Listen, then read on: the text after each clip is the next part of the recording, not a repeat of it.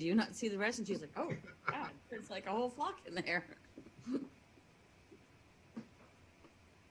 Yeah, so the time zone thing is getting me. If you've seen some of the most recent themed entertainment TEA events, they list time on there, PDT and EDT, Pacific and Eastern, but then they also list CST and CEST, which is Central Europe and China. But most Americans presume CST is Central time zone. So I just pinged actually the head of communications. I'm like, could you spell that out? Because people are not going to events because they're like, why is that at 1 a.m.?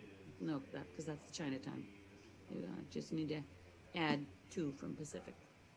But it's weird that they, after years of not listing at all, just listing East Coast and West Coast and people doing their own math, they added CST, which has caused some confusion.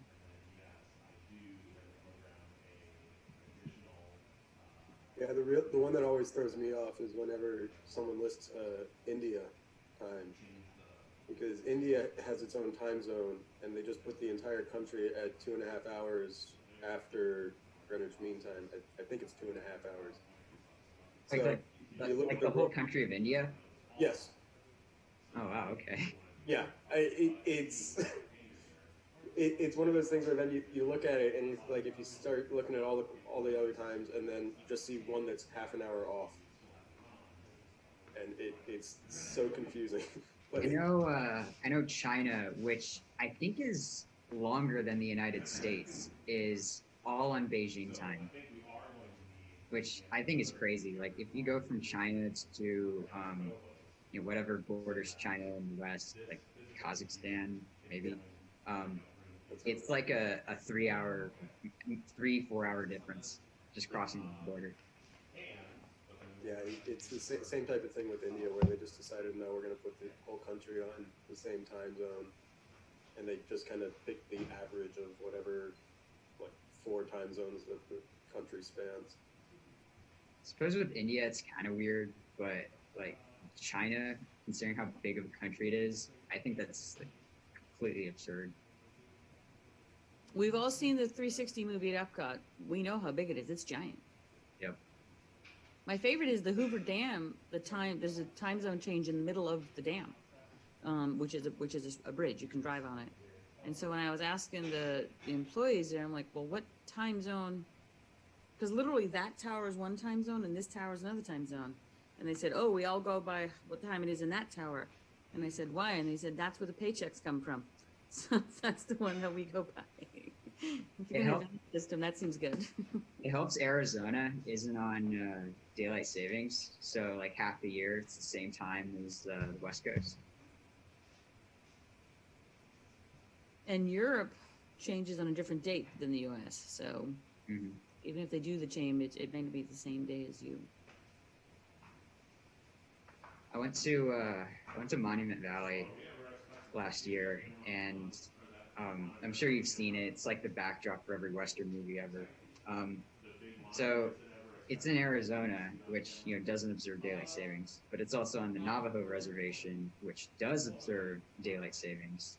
And inside that reservation is another reservation that doesn't observe daylight savings. So it's just sort of this, confusing switch of time if you drive through everything.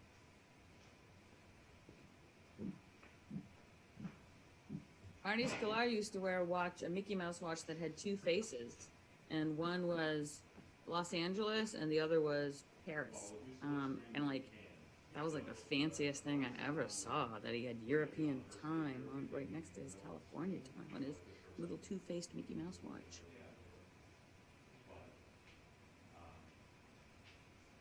Was it like, uh, you know, the same like watch, or was it like two different watches with two It different was it was one arms? Or... band. It was one band and 2 square faces. Oh, okay, It was made to tell 2 different times. got it.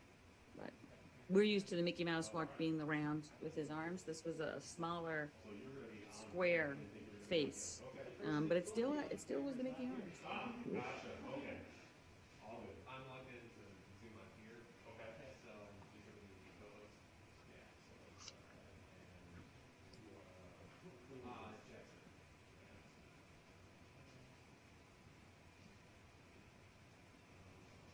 So we saw a note in the chat that the introduction will start at about 8:15. I assume that means that gives me some time to go make another pot of coffee.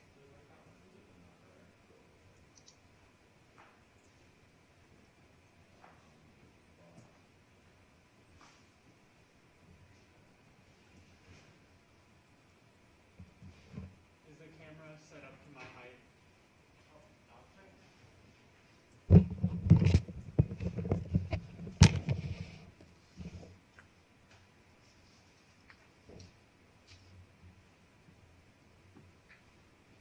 Are any of the students in finals yet, or are we a bit away from that, a couple weeks away from that yet? And did anyone finagle school credit for this project? Because that would have been genius. I can't.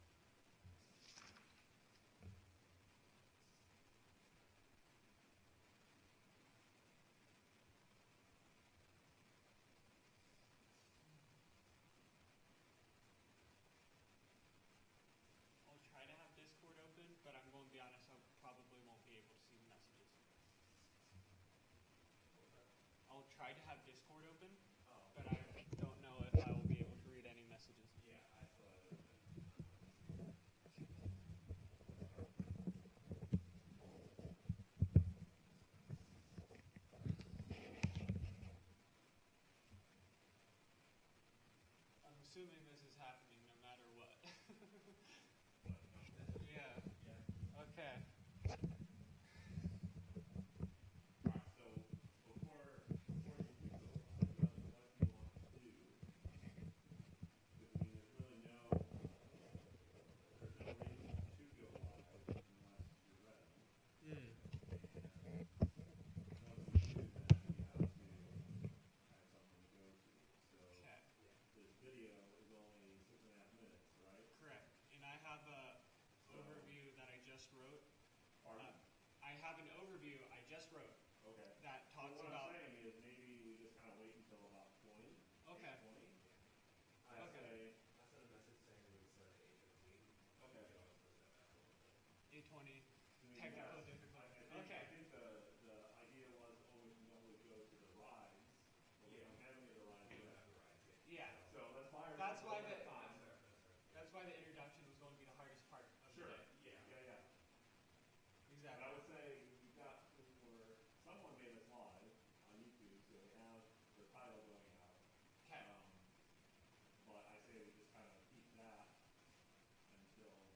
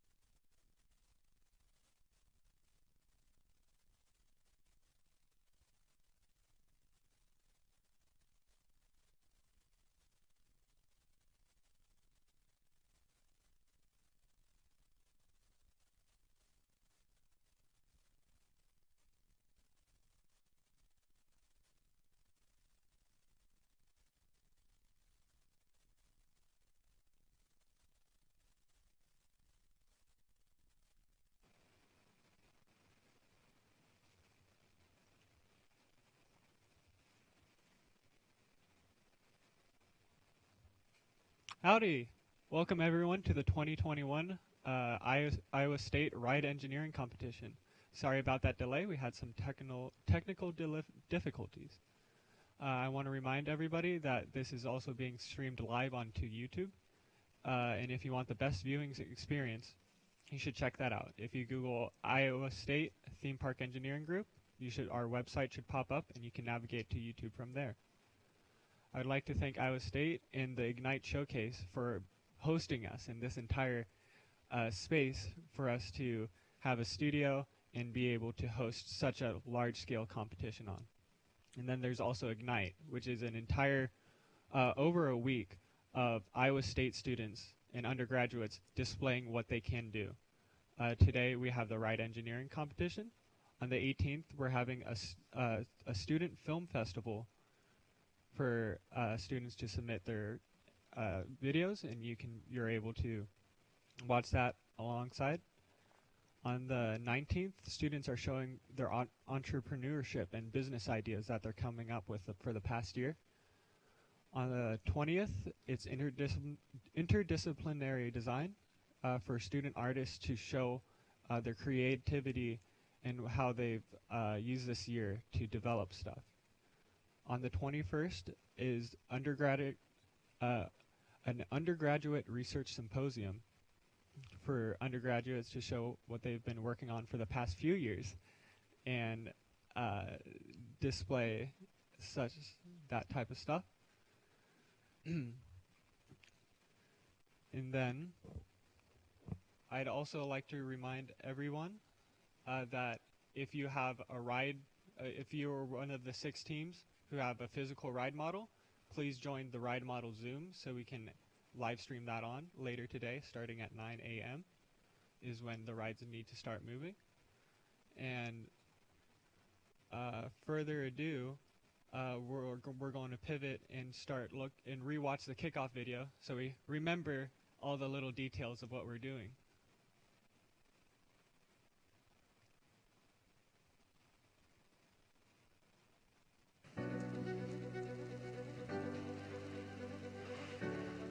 Hello, everyone, and welcome to the first annual Ride Engineering Competition. Our planning committee within the Theme Park Engineering Group at Iowa State University has spent the past 6 months designing this competition to help students like you gain real-life skills and become more qualified engineers and designers. The competition will culminate in a hybrid event where teams can be present virtually or in person socially distanced on April 16th and 17th, 2021. Here at Iowa State University's brand new Student Innovation Center. Registration opens today and is open until December 4th. Teams that register receive the full rulebook and additional documents and can start working immediately. There's a $20 fee per person to register for the competition. This does not include the final event. Non-registered students may not participate in the competition. Teams may register additional students to their team before December 4th. Registered teams will also be granted access to the Ride Engineering Competition team in Microsoft Teams. This will be the central hub for questions, updates, and news about the competition. This is the pilot year, so there are bound to be wrinkles to iron out. If you have any questions, suggestions, or problems, please contact the REC Planning Committee at MS Teams or by email. We want to build a strong connection with industry partners throughout this year and are actively growing our connections. We are excited to announce that teams this year will be granted access to the Advantis Risk Assessment software. We will be hosting webinars throughout the season and recording them for anyone who cannot attend at the specific time. Teams are invited to a webinar this upcoming Wednesday at noon Eastern, 9 a.m. Western by Advantis CEO Philip Gehring. The registration is available on the Microsoft team. The next session will be on the functional safety management process from Linda Freeman of Rockwell Automation on Tuesday, November 3rd. Now for a look at some of the technical aspects of this year's competition. Teams will have up to 6 months to design, analyze, and manufacture their ride. Teams will only consider the literal ride they are creating in terms of its riders, dynamics, and operation. Teams will first create and deliver a project charter to organize their team, then get to work developing the concept and risk assessment for their ride, along with starting a compliance analysis with the ASTM F2291 standard in conjunction with a provided ASTM adaptation document by the planning committee. After a preliminary design review on the risk assessment and concept, they will finish developing their ride systems, have one final design review, and spend the rest of the time completing their ride, their documentation, and presentation. Teams that register later this fall will have their deliverable schedule scaled accordingly. At the final event, teams will run their ride for a total of 8 hours, with riders replaced every hour on the hour. If something goes wrong with a ride, teams are responsible for servicing their rides and returning them to operation. Teams will also present their process and final ride to our panel of industry judges. Teams can participate in the ride engineering competition event in person at Iowa State University or by virtually streaming their ride and team members. A vital skill as engineers is being thrifty. For your final ride design, you will record all the materials and labor that went into it and evaluate a bid price. This bid will be submitted blind. The team with the least expensive bid at the final competition event will keep their final score, but the team with the most expensive bid will receive a deduction of 100 points.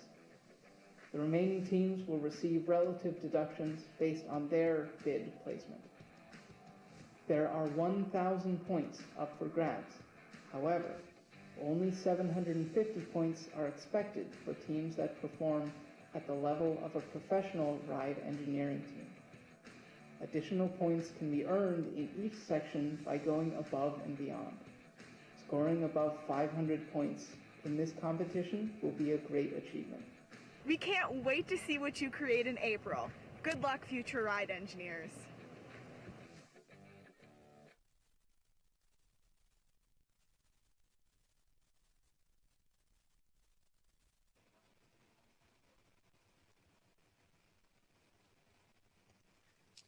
After checking out the kickoff video, and now we're reminded on how this whole event will work, I'm going to give the schedule for the day. For the morning, from 9 a.m. to 12 a.m.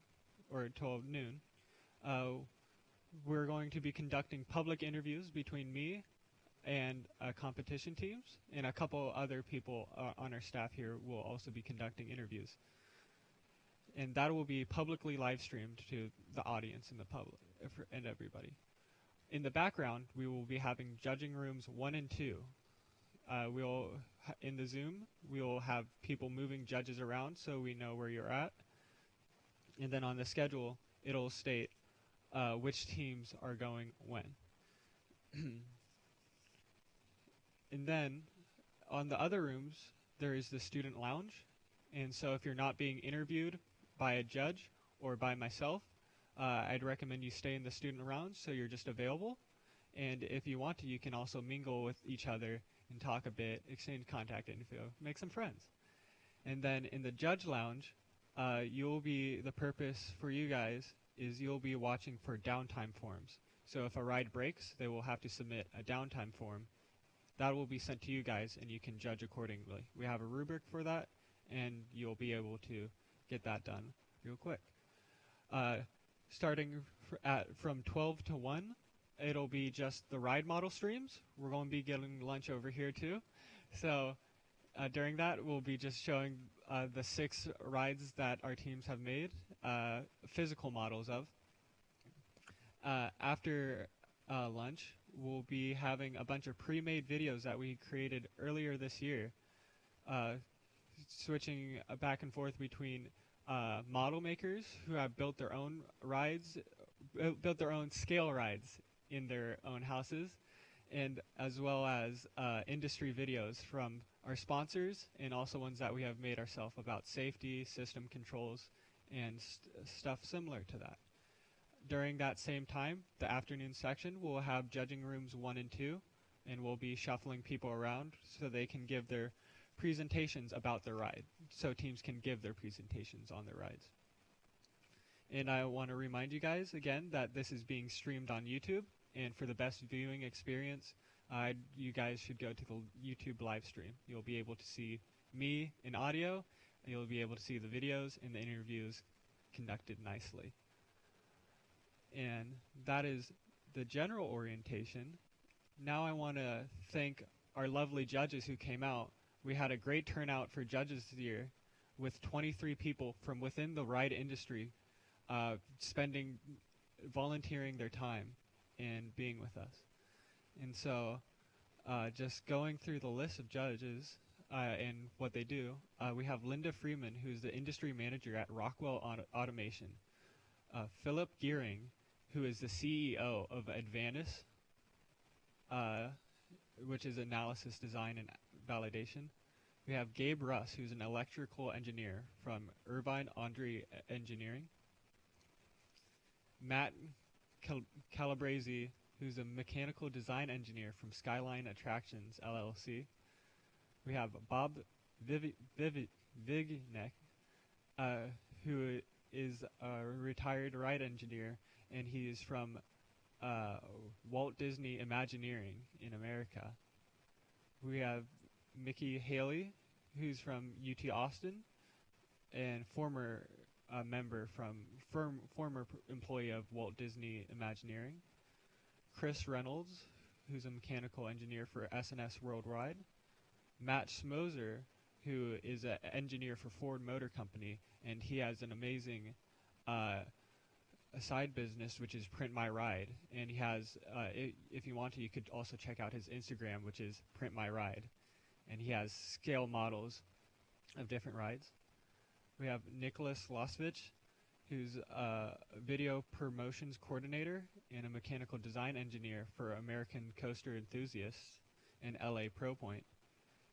Kevin Russell, who's the corporate director of maintenance and engineering at the Hershend Family Entertainment. Amado Said Castillo, who's a technical design lead for Scenario. Jeff Savelsky, who's the president of Attraction Solutions LLC. Richard Sidley, who's the president of Safe Reliable Systems Inc. Reese Watcher, who's a ride and attraction consulting engineer for DRA Safety. Jeff Pike, who's the president of Skyline Attractions LLC. Harrison Katz, who's an engineer at ATA Engineering. Ryan O'Neill, who's a mechanical and controls engineer at Burkett Engineering. John Byrne, who's a ride marketing engineer for Premier Rides Inc. Michael Trios, who's a mechanical designer for Tiet. Jake Butcher, who's a CAD technician for Birmingham and Taylor, and a former veteran mechanical engineer for Premier Rides Inc. Brian Kozmak, who's an engineer for the Gravity Group. Robert Dank, who's a mechanical engineer for Dynamic Attractions. Timothy Lee, who's a mechatronics engineer for Dynamic Attractions.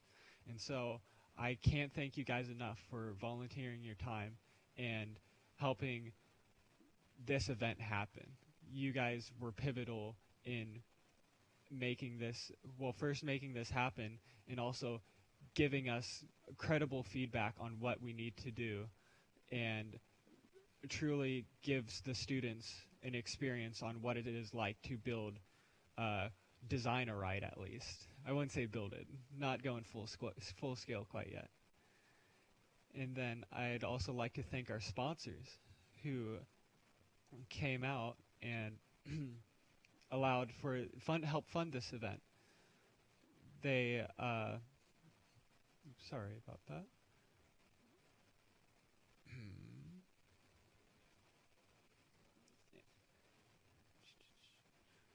Sorry.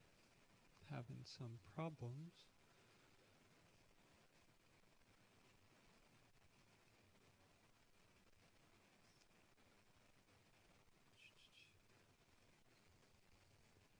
Such as Cyride, Rockwell Automation was also a massive partner for this.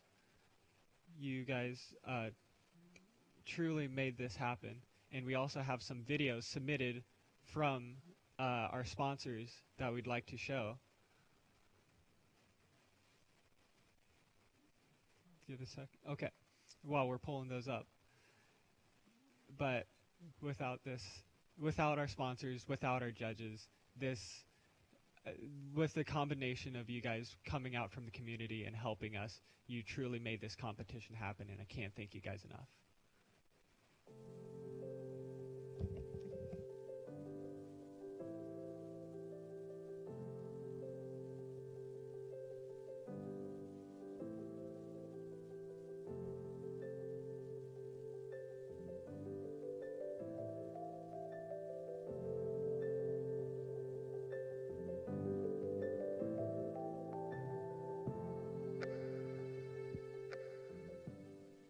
The breakthrough with the Enthrall system is that it allows a guest needing listening assistance or maybe multi-language assistance to see text captioning as an overlay to their normal vision.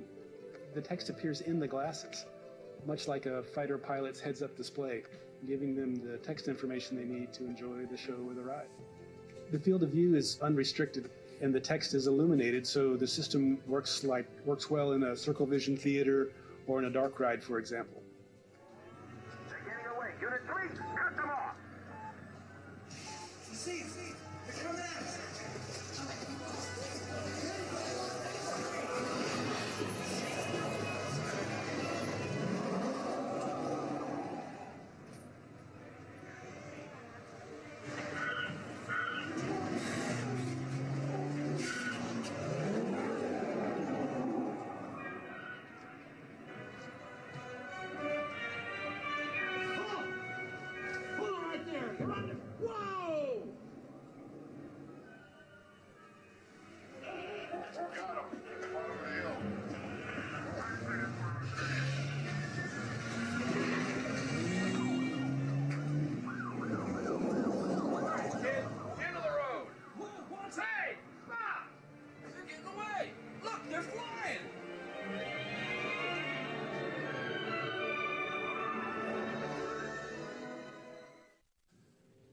The guest desiring listening assistance enters a theater and is given Enthrall glasses or tablets. A beaconing system provides for unique text depending on the guest's location in the venue. Text can vary from lobby to pre-show to main show or scene to scene, as in a dark ride.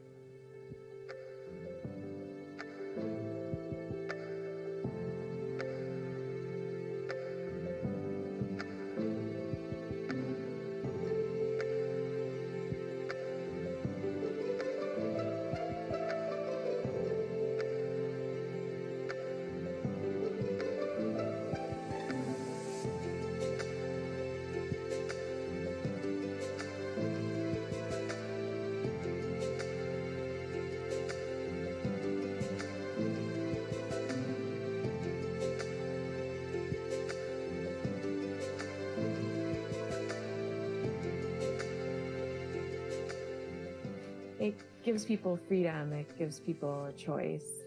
It gives you the ability to look wherever you want, not at a captioning device in a fixed location. You don't have to look away from the action.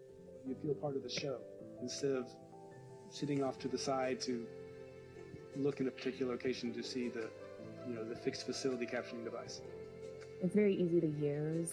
The text, font size, and color are configurable. It's all in one, very inclusive. You feel part of the show. The possibilities of broadening the audience, of including the audience, of serving the audience is fantastic.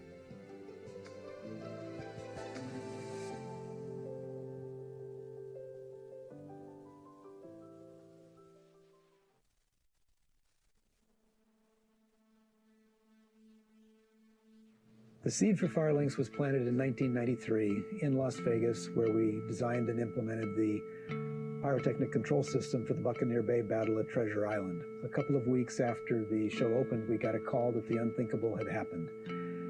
2 actors had been injured by an unintended ignition of a pyrotechnic device beneath their feet. Fortunately, they recovered, but this shouldn't have happened. I got on a plane that day, and I spent over a week in Las Vegas trying to figure out how this had happened. It turned out that the local staff had made a pair of seemingly harmless modifications, accidentally introducing a pair of ground faults. They had created an unintended electrical path through the earth that made it possible for the shot underneath of the actor's feet to go off when an intentionally commanded shot was initiated far away. We realized that this could happen to anyone. It could even happen using a modern pyrotechnic control system implemented by the best operators, completely knowledgeable about how they should be implementing the system, following the best practices of the NFPA standards. And it does happen. People in the pyrotechnic business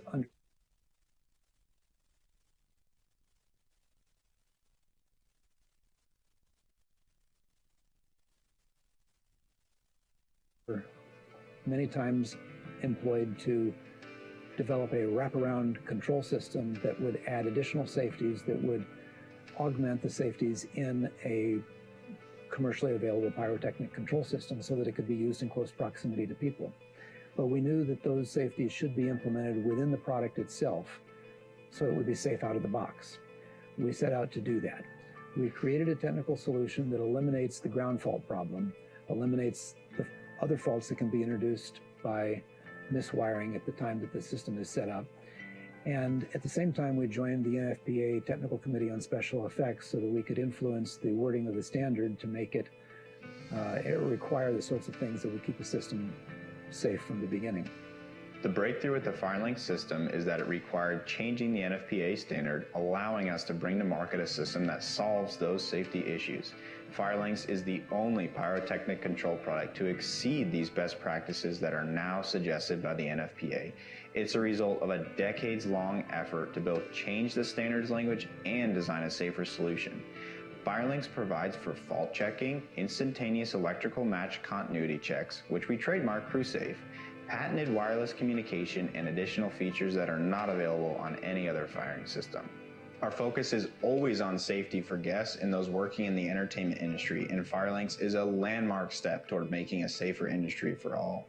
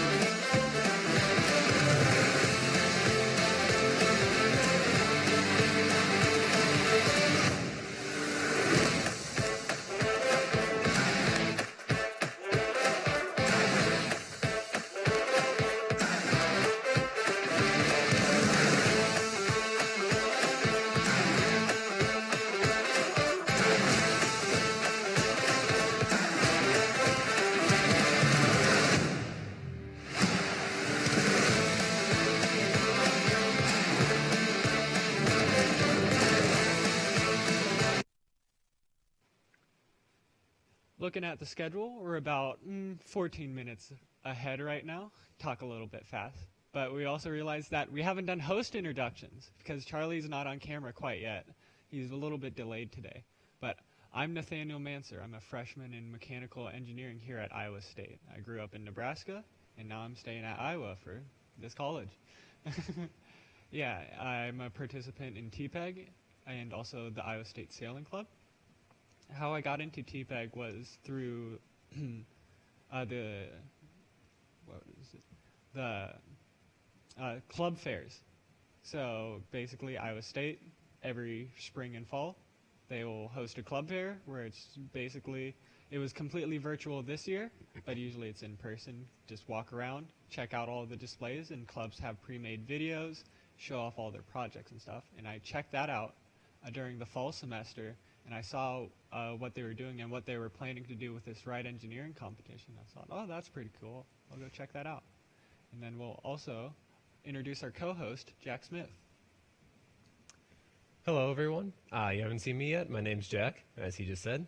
I am a sophomore in mechanical engineering, and I got into this club. It was kind of weird.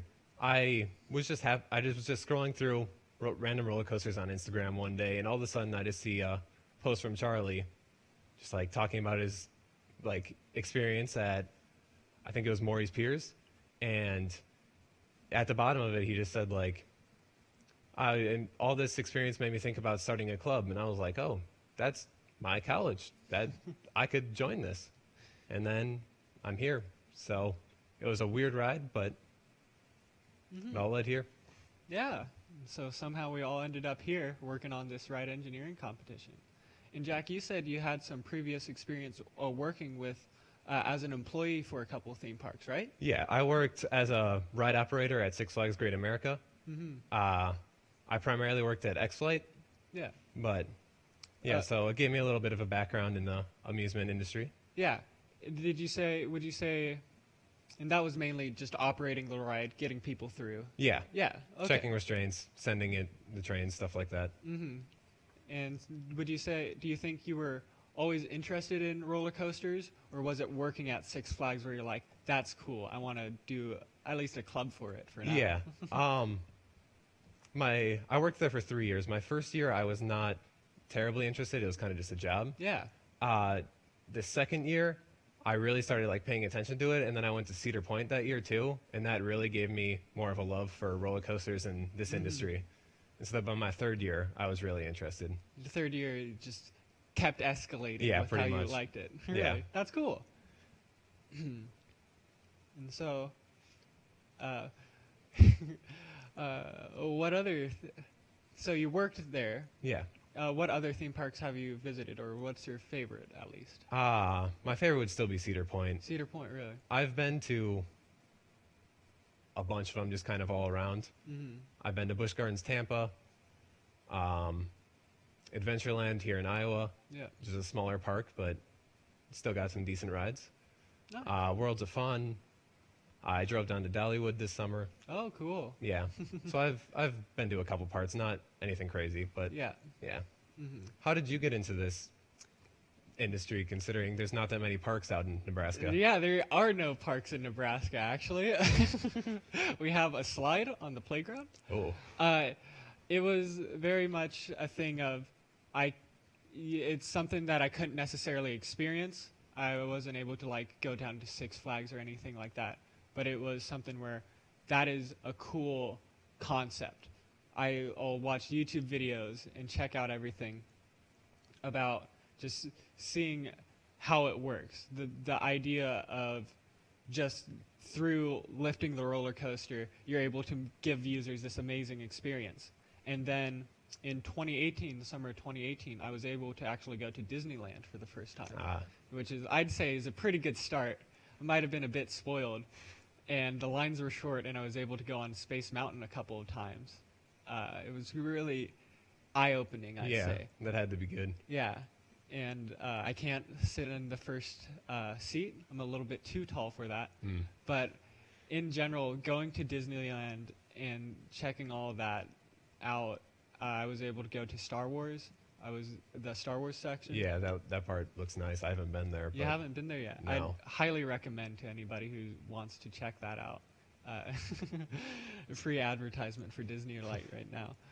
But other than that, that's mainly where I came from, is just general interest going to Disneyland, which just piqued my interest of being like, you can build this?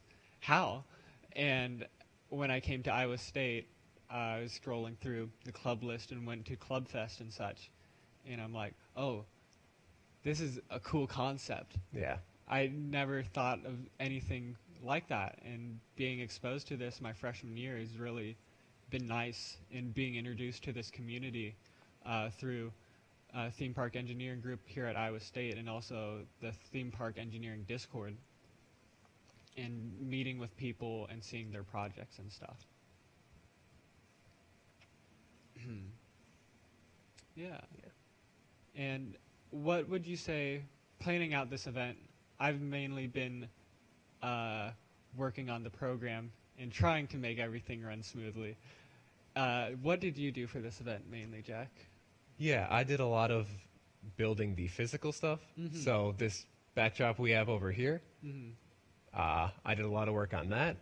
I did a lot of work on the trophies, getting those. If you can see them, I don't know how well you can, Yeah, but bit we have small a on camera. Yeah, we have a 3D printed model of like 3D version of our logo, and then that is mounted onto a plaque.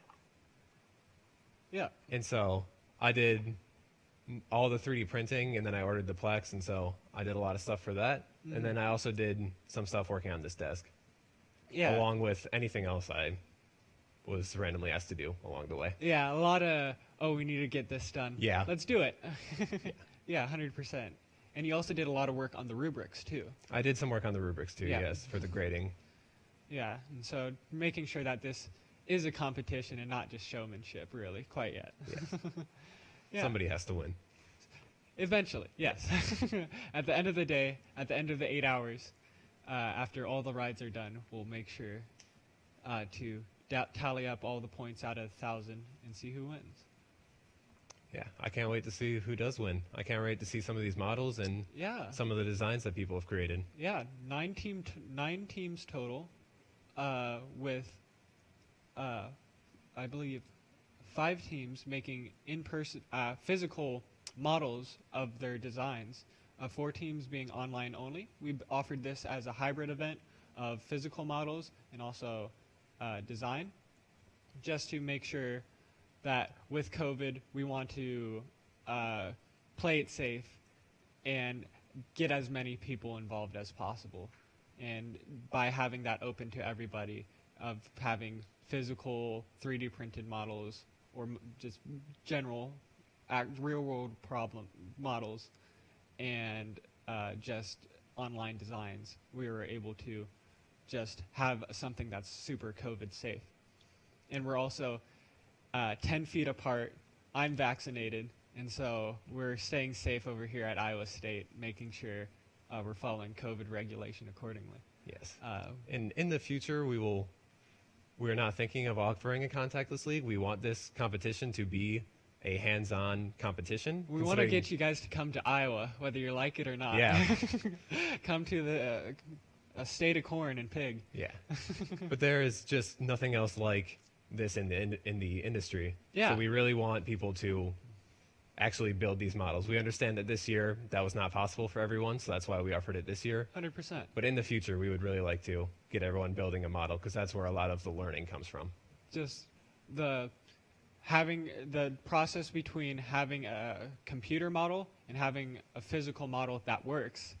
You're able to go through the full design process improvement of come up with a problem, find a solution, and reiterate on that multiple times till you have something that's a good product. And these ride models, it'll take some troubleshooting, I'd assume, for the people who built it earlier this year. And we're able to just go through the full engineering process and make sure that, and give students an outlet for, I want to build something. Yeah, And building hearing- stuff is always fun. Yeah. Especially something you've never really done before. I don't think a lot of us have made a I haven't- working ride model of some sort. Yeah, I haven't made a roller coaster yet. Yeah. So I think it's definitely a new experience for a lot of people. And I Yeah. think that's why it's so beneficial. Just the exposure to what it's like to do it, and that's why we also try to make it so that it's somewhat real world, where you're trying to comply with safety standards and all that stuff. Yeah, all of these models have complied with ASTM standards, and are judged accordingly. So yes, we got to make sure that our riders, which are the size of Starburst, stay safe. Yeah. And there's no injuries. We would not want any Starbursts to be injured today. Well, yeah. They're not actually Starbursts, but unfortunately. The size of Starburst, Yeah. at least. 100%. And so the safety is extremely priority, especially in the ride industry. Safety is important everywhere, at least. Yeah, safety is important everywhere, but specifically in the rides industry Yeah. and amusement industry, safety is the utmost priority. Yep. And our responsibility as engineers is to create the best product possible while still being as safe as possible. Yeah. Within the range, the budget, and the requirements of what we're doing. We have about... sorry. What were you going to say? Oh, we have about 2 minutes before the live models go live. And so we want to so I want to remind everybody, join the ride model Zoom and make sure that it's in frame, so then we can see it. And then starting at 9, we'll just have a 15-minute block of watching them go and seeing what they can do. Yeah, I can't wait. Yeah, it'll be super fun. Yeah. It's going to be a long live stream today, but we'll get through it. It will be long, and I hope judges and students and participants are ready, pretty prepared for this. Yeah. We've been working on this for a while now. It's been everybody, between us creating this and also the students putting in the hours. I'm proud of you guys for what you've done.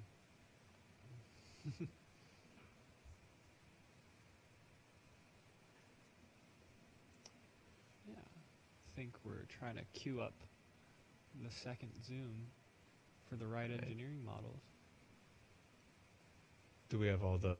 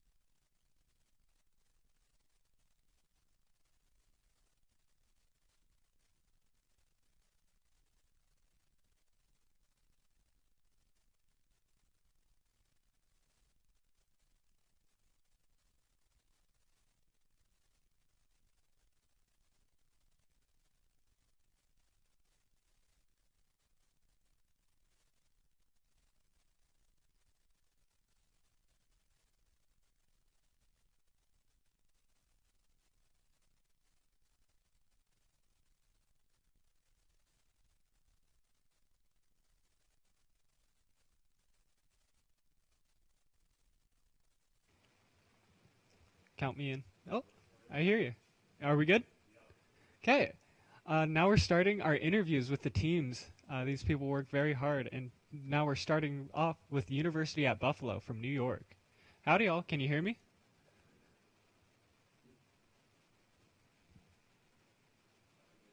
I think they can. I can't hear them, but okay. Oh, there we go. Yes, I hear you guys now. Perfect. Alrighty. Let's just get started with the interview, and then after we're done with the interview, we'll show your promo video. Yeah, awesome. Thank you guys for showing up. I know you guys worked very hard. And so let's get into it. Talk about your design. What were the challenges you came up with, and what's the general concept? So our ride is a new take on a pendulum ride. So our twist on it is that riders will be sent into the flying position while they're on the ride. Cool. So you get to fly in circles like you're a superhero. Oh, wow. Awesome. And so you just go face down and you're able to. How many riders do you have on each pass of the ride? We have 21 riders on each cycle, and we estimate 2 cycles per minute. Oh, cool.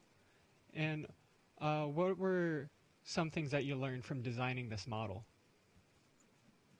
We definitely learned a lot about how to actually apply some of the knowledge from our classes to real-life problems. And do you want to talk a little bit? Well, I guess like there's like kind of like a couple of like different things about it. Because I mean, like, well, we did like kind of like encounter like just like a bunch of different problems. I mean, like some of this was like, you know, we had to not only did we like incorporate like some of the things from our classrooms, we had to actually learn a bunch of different fields. Like, you know, because all of us are either mechanical or civil engineering, we never really dealt with Arduinos before, so we had to learn that entire program and come up with like the code for it. We also had to, you know, as Emma was mentioning earlier, use our knowledge from the classroom and apply this to here. And because this is like one of the first times that we're like entering this sort of competition, all of this is brand new. And so no matter what we do, whether we succeed or fail, it all culminates into a very rewarding and a very huge learning experience. Oh, absolutely. Did you, when you say applying stuff that you learned from the classroom to real world and then applying new knowledge you guys had to learn on the fly while building this or while designing this, what do you think about when applying like the safety standards and making sure that it's compliant with our rules and with what we're trying to simulate the real world will be like? Did you guys have any challenges about this? Yeah, we definitely had some challenges in trying to apply the safety standards, and it was always in the back of our mind whenever we were trying to design a new feature, and we were like, oh wait, hey, that might not be compliant. So it definitely limited some of our ideas in a way. You got to make sure that the ride's safe in order to have it exist, 100%. And so you just kept the idea of making sure it's safe while going along the full design process. Yeah, exactly. And then if you guys were to do, I know there's several iterations in your design already, but if you guys were able to code back to the start, and you guys learned a lot from this, but if you were able to go back to the start maybe next year, if you decide to do it again, what would you want to improve? Like when it comes to either like team organization or just general design philosophy?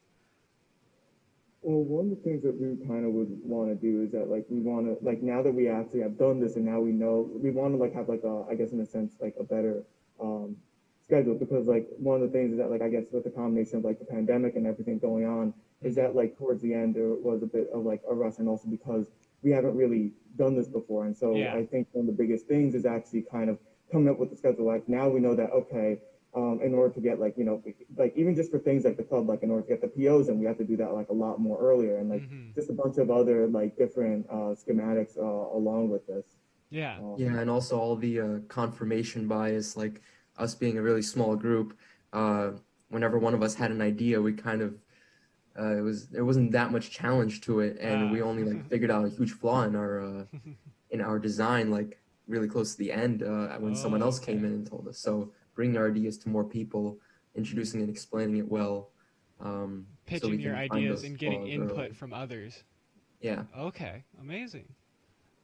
Yeah, next year we definitely want to try and get more of a variety of students Okay. involved in the project. One of our struggles was definitely the fact that none of our team members have much experience at all with control systems or electrical engineering whatsoever. So that was a big problem we encountered. Yeah, and so you guys want to diversify your team when it comes to majors and skill sets and life experiences, right? Yeah. Okay. Yep, Absolutely. Awesome. Let's see. We still got a couple more minutes before we air your video. I don't know. What are some highlights you guys thought about when either in your ride or just along the path? Any fun stories and stuff alike? So originally, what we were actually planning on for this ride going to be was that we were planning on having where instead of starting from the bottom, it's actually going to start from the top, and then unlike normal what's called power trip rides, it was going to actually spin down. It's going to have like a really fast sort of acceleration, then gradually slow down, then like spin all the way back up to get to the top. Okay, yeah. Yeah, but the problem with that is that one of the requirements for this is that it has to have like a net gain in height of 300 feet, and so this would actually just like, this wouldn't actually work inside of this because we wouldn't actually gaining height. If anything, we'd be losing height. Yeah, going in the negative. Yeah, we also had an idea early on to incorporate an LED panel underneath the curve because the seats would be facing downwards, so they'd be looking down the whole time. So if we had an LED panel, that would be really interesting for the theming, that it could change all the time pretty much. Change up the attitude of the ride almost. Awesome. Okay, and thank you guys for coming out. We're about to show your promotional video that you guys made, another requirement. And so thank you guys for the interview, and I hope you do well later on today. Thank you. Thank you so much. Yeah. Have you ever wanted to fly like a superhero? Have you ever found yourself locked up in an asylum? Well, fear not. We have a solution to both of these problems. Introducing Flight Asylum, a non-stop flight to break out you and all your friends from the asylum. The brand new thrill ride that inverts and oscillates you as you fly to start your new life on the run. Flight Asylum incorporates springs on the back of the seats, which allow you to swing back and forth while the ride is in motion. A truly unique experience. Experience 2 Gs of force as you force your way out of the shackles of your captors. Powered by an Arduino and a 12-volt motor gear system. You'll be head over heels over 12 times. You'll soar to heights of over 600 millimeters. Opening this fall, only at UB. But be wary, if you ride for too long, you might just go insane.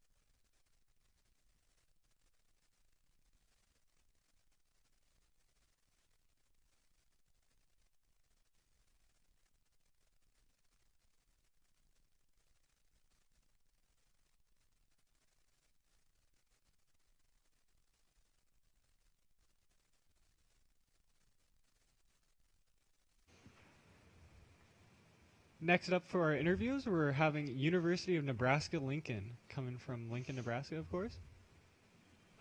Can you guys hear us? Yes, we can hear you. Awesome. Awesome. Thank you guys for showing up. I'm from Nebraska. Shout out to Dawson and Kale. I heard they were on your guys' team. They are. Yeah, I went to high school with them. It's nice interacting with them again. So let's get on with the interview. So when you guys were designing, when you guys joined this competition and were designing your ride, what were some challenges you guys encountered along the way? I'd say one of our main challenges was the mechanical design behind how we were going to get our ride to function. We combined the drop tower attraction with like a swinging carousel type ride. So just the mechanical design behind integrating the two into one ride system was a bit of a challenge for us. Cool. Cool. Why did you decide to go this route with your model? I'm just curious. I think we decided to not do the model mainly because of time constraints and just the mechanical systems not working as well as we wanted them to. Along with this COVID scheduling, it was kind of hard for us all to meet up together and sadly to build the final model. Oh yeah, 100%. And so how has COVID affected your guys' design process and making sure that you guys stay safe while also interacting as a team? Luckily, UNL has allowed us to meet in person. So we've had in-person design meetings pretty much every Wednesday. So we've gotten to hash out our design in person and make those changes we needed to, which has been lucky for us. Lovely. Awesome. Is there anything specific you'd like to highlight about what you made? So our ride concept is called Skydive. As I said earlier, it combines a drop tower and a swinging carousel. So we were really excited about the theming that we got to incorporate into our attraction. We kind of took the sky, like the above, and dive like down below, and integrated that into our final ride, which has a neat theming to it. Awesome. Absolutely. And how would you guys describe the composition of your team? Are you guys mostly mechanical engineers? What are your mix of? We have a mix of people, mostly, I guess none of us are the same. So Kylie's an electrical engineer.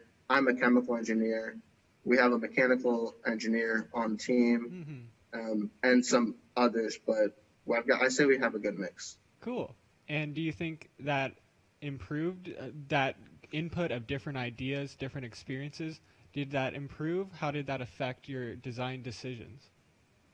It very much did. So one of our team members is also like into set design.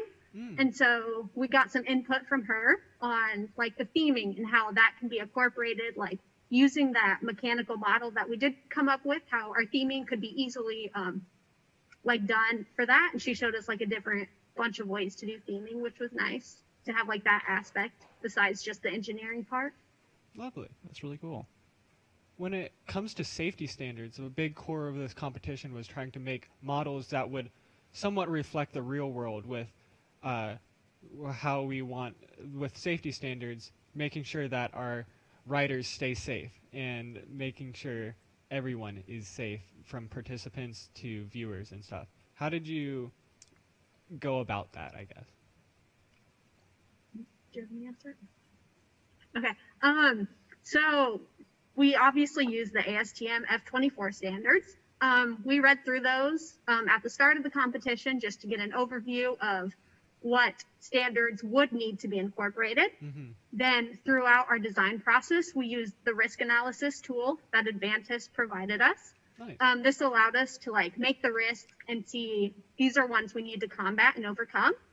Then we kind of went back, looked through the ASTM standards, said, how can we combat these risks using those standards? And just throughout our design process, they were constantly on our mind. Yeah. Was there anything within the standards that you thought was challenging? I myself kind of went through the standards and kind of wrote up that adaptation document. So is there anything that you thought was pretty challenging when it came to the standards? The standard I always have trouble with is like the gravity ones, like how many G's you can have in like the forward facing direction and all that stuff is a little difficult for my brain to comprehend, but yeah. Looking forward to next year, or if you guys were to just redo this year, what would you guys change when it comes to design process, team structure, recruiting? I would just say trying to get more time for us to, I guess, bounce ideas off of each other and just come up with a better, not ride, but come up with more ideas so we can incorporate them all into a better ride and then have time to make those dreams a reality. Yeah. I don't really have anything else to add. Do you have Okay, any yeah. more questions, Nate? Thank you guys for competing in this competition. I know it's first of time, and I hope you guys come back next year. I wish you guys best of luck for later today, and we're about to start showing your promotional video that you guys submitted to us earlier this year. Yeah, thank you guys. Thank you for coming Thank out. you.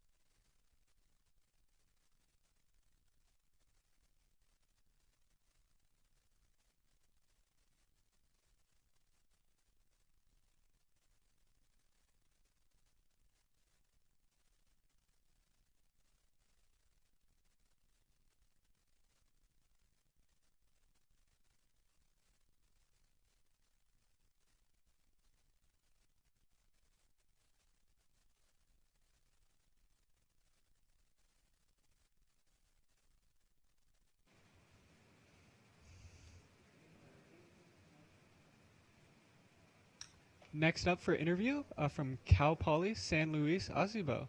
Howdy, how are you doing? Hi there. Hi, glad to be here. Well, thanks for coming out. Thanks for participating in the competition. And let's get started with the interview. Tell us about your ride.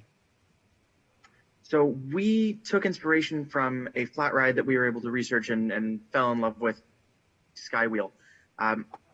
It's a double Ferris wheel system that rotates around a central axis and creates an experience unlike any other type of Ferris wheel attraction. That's really cool. So what were some of the challenges you guys had with designing your model? Or I guess since you kind of took inspiration from the Skywheel, you kind of knew how it worked already, but what were some challenges for you guys? So while we did take inspiration from that model, all of the kind of design work and all of that stuff kind of came directly from us. We knew what we wanted the ride to look like, but that was kind of the only inspiration we drew from that.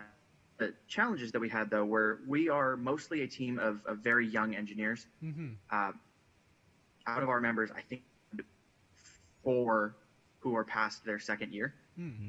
So when we came into this competition, we came in with the knowledge that we were going to have to kind of bring up a group of engineering students up to speed to, a second and third level design curriculum from the beginning. So that was kind of a fun way to condense a lot and try to pass that on. A lot of learning through the process of this, and then talking about stuff that you haven't been exposed to yet, but you have to learn about. Let's talk about safety in the ASTM standards. Yeah, so what was your most difficult part of this, applying the standards with the adaptation document? I know reading through that's a lot of work. Just kind of how do you guys approach that? So one of our biggest challenges with that was being able to make sure that all of our other sub-teams were able to understand the standard. So our team was organized into 3 sub-teams, and I took the lead on the standard sub-team. And our group read the standard, but then had to make sure that the applicable parts of it were shared with other team members across other sub-teams. And so that was one of our biggest challenges, is distilling what information did we actually need to care about at what point in the process. So early in the process, we were very focused on material strength and stiffness and making sure that we'd hit factors of safety. While later in the process, we were looking more towards our fasteners and our coatings materials up to speed, and do those fit in with the standards. And so really trying to figure out what we needed to care about and what we didn't necessarily need to focus on was one of the biggest challenges, at least from the standards perspective. Yeah, and it sounds like when you guys were designing your ride, you had to incorporate the standards along the way. Is that correct? That's something that we tried to do, at least. Advantis, which is the risk analysis system that we're supposed to be using, is set up to be more of an iterative process. So you do a first risk analysis and propose solutions to lower risk, and then come back and reevaluate that. Because of our accelerated ride timeline, we didn't really have a chance to do that second iteration. And so lots of our solutions are proposed, but haven't necessarily been implemented. And so that's something that we found difficult to try and work in at the last minute. Yeah, fighting up against time constraints and making sure that the ride is safe no matter what. Yeah. Very much so. Yeah. If you guys had one thing to change or have feedback for us, what would that be? I think one of the kind of challenges that we faced that we would kind of want to look at again is when we started the competition, we started just up on the deadline of when you could sign up. We as a team kind of thought that the program would start on that day and run. We only found out later that you could start earlier and have that more time. So I think as a team we started like at the beginning of January. So we had to rush a lot of the things that we did. Yeah. Of course, we put the quality forward that we're proud of, and but spreading that out over a few more months may have been nice on our part. Absolutely. Reiterating on that and going back next year, and you guys have more time, or if you were to do this earlier, how would you guys have changed the structure of your team or your design process, incorporating like more iterations into it? Incorporating kind of iteration would have been what we had to do because of these time constraints. was to make sure that we hit the standards that were provided. So we made sure everything was over-engineered. To make sure that we hit the safety requirements that we set for ourselves and that are required in any sort of project in industry. But looking back on that, if we have the ability to iterate from the beginning, we may be able to save weight, save cost, while still hitting the same factors of safety that we hit, maybe in a more efficient manner. Yes. If you were to do this again, is there anything that you guys would change, what you would do better? Kind of like what thing did you come up with your model and be like, if I had to do this again, we wouldn't do it this way? I think if we had to kind of reorganize how our ride system is very heavily based on being able to control on moving parts. It's very broken down. Creating one structure that can kind of unify a ride experience for everyone, I think would have saved us a lot of time in the process, as opposed to trying to manufacture and analyze for a number of ride profiles across the whole system. How did you guys go about forming a team, recruiting people, or did you guys already have a club organized? Yeah, so we are part of CAPE, the Cal Poly Amusement Park Engineers and Designers. And one of the things about Cal Poly is that we are a polytechnic school. So we are an engineering kind of focused school. And because of that, we're kind of an engineering focused club. So when we put out a call to our members that we had a ride engineering competition, a place for them to learn engineering skills and practice, they'll learn by doing philosophy that Cal Poly is kind of known for, people jumped on it. We were able to get signups incredibly quickly, and people were very excited to begin. Lovely. Well, thank you guys for coming out. Do you have any fun memories or stories from coming out of this, crazy items or anything? Inside jokes that we might not be able to catch up on. If you ask any of our members what a meat apple is, they will have very painful, very fun memories.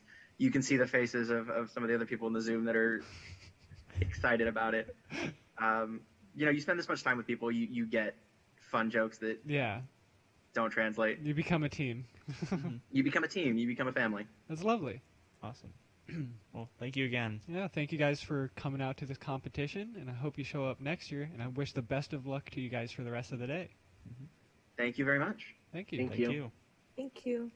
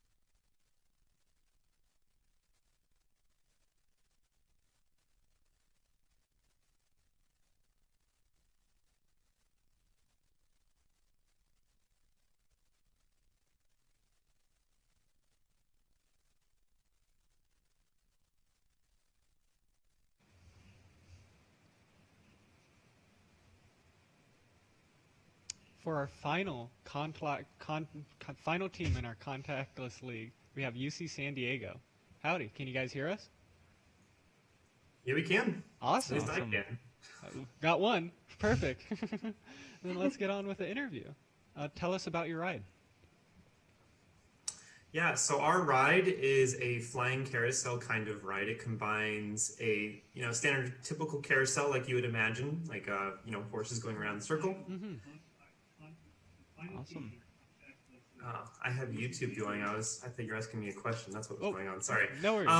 And it's also a drop tower experience as well as an aerial carousel like the Dumbo ride found at Disneyland, and there are many other rides like that. And so we combined that all into one experience. Why did you guys decide to go down this route with your design and ride? Brendan, do you want to answer that? Yeah, sure. Yeah, it was very much a multi-stage process. At first, we wanted to collect all of our team members' ideas, and we compiled them into a Google form, and we wanted to look at all of our concept designs. And it seemed like we all collectively either had a drop tower, a carousel, or something like that. So we said, well, we all like these ideas, so let's just combine them. So that's where that idea came from. That's awesome. Lovely. When designing this model, what did you learn about the process and going through it? You said you were incorporating everything that you could in, right? Yeah, definitely there were some things that we eventually had to get rid of. There were certain, especially, aesthetic choices that we had to either change or get rid of just due to, CAD constraints, time constraints, and things like that. But in the end, we were happy with the things we were able to incorporate, even if it wasn't everything that we had from Blue Sky, because, Blue Sky, you come up with tons of different ideas. All the ideas. Yeah. Well, what was the hardest part about incorporating the ASTM adaptation document with the F24 standards? And is there any suggestions you guys would make as to changes to that for the future competitions? Yeah, definitely. I think the hardest part for us was, since we're in the contactless league, we weren't exactly sure which standards applied to us because we didn't have a physical model. For example, we couldn't do any of the empirical testing because we didn't have anything to actually, use sensors on or whatnot. So I think figuring out what was within our scope and staying consistent with our assumptions, for example, the riders being inanimate objects. So trying to stay within our scope, figuring out what our scope is, and applying it to a ride that doesn't actually exist. I think that was the hardest part.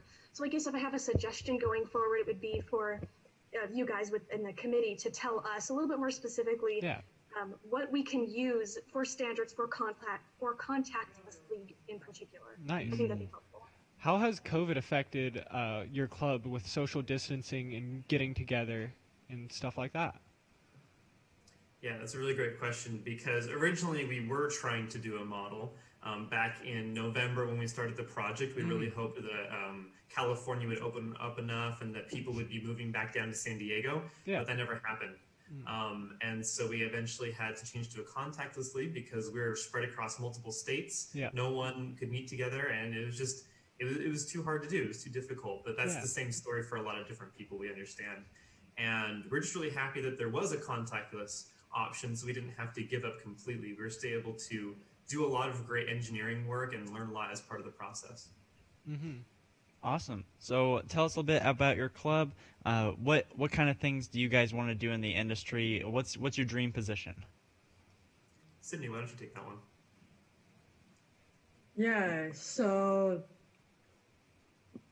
I guess since we're all like engineers, I can't really say for everyone, but for myself, I'm trying to like go into like ride engineering. So this competition was like pretty much a perfect opportunity for those who have like the same goal as myself, and for like Jared and Brenda.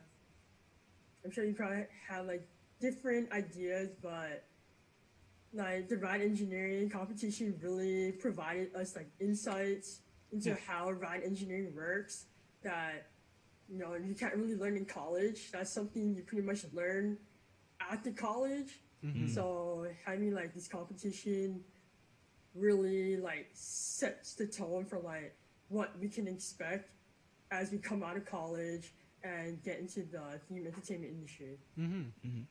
Talking about being a part of a team, and you guys, and what's the composition of your team? Are you guys mostly mechanical engineers? Are you just engineers? What are you guys made of? Yeah, I think currently all of our members are engineers. We did have a little bit of help, so I guess she's technically a member from someone who is doing more like the art side and stuff like that. So I guess she's not an engineer, but she does a lot of technical art, so like digital drawing. But the rest of us doing all the design work, we were all engineers.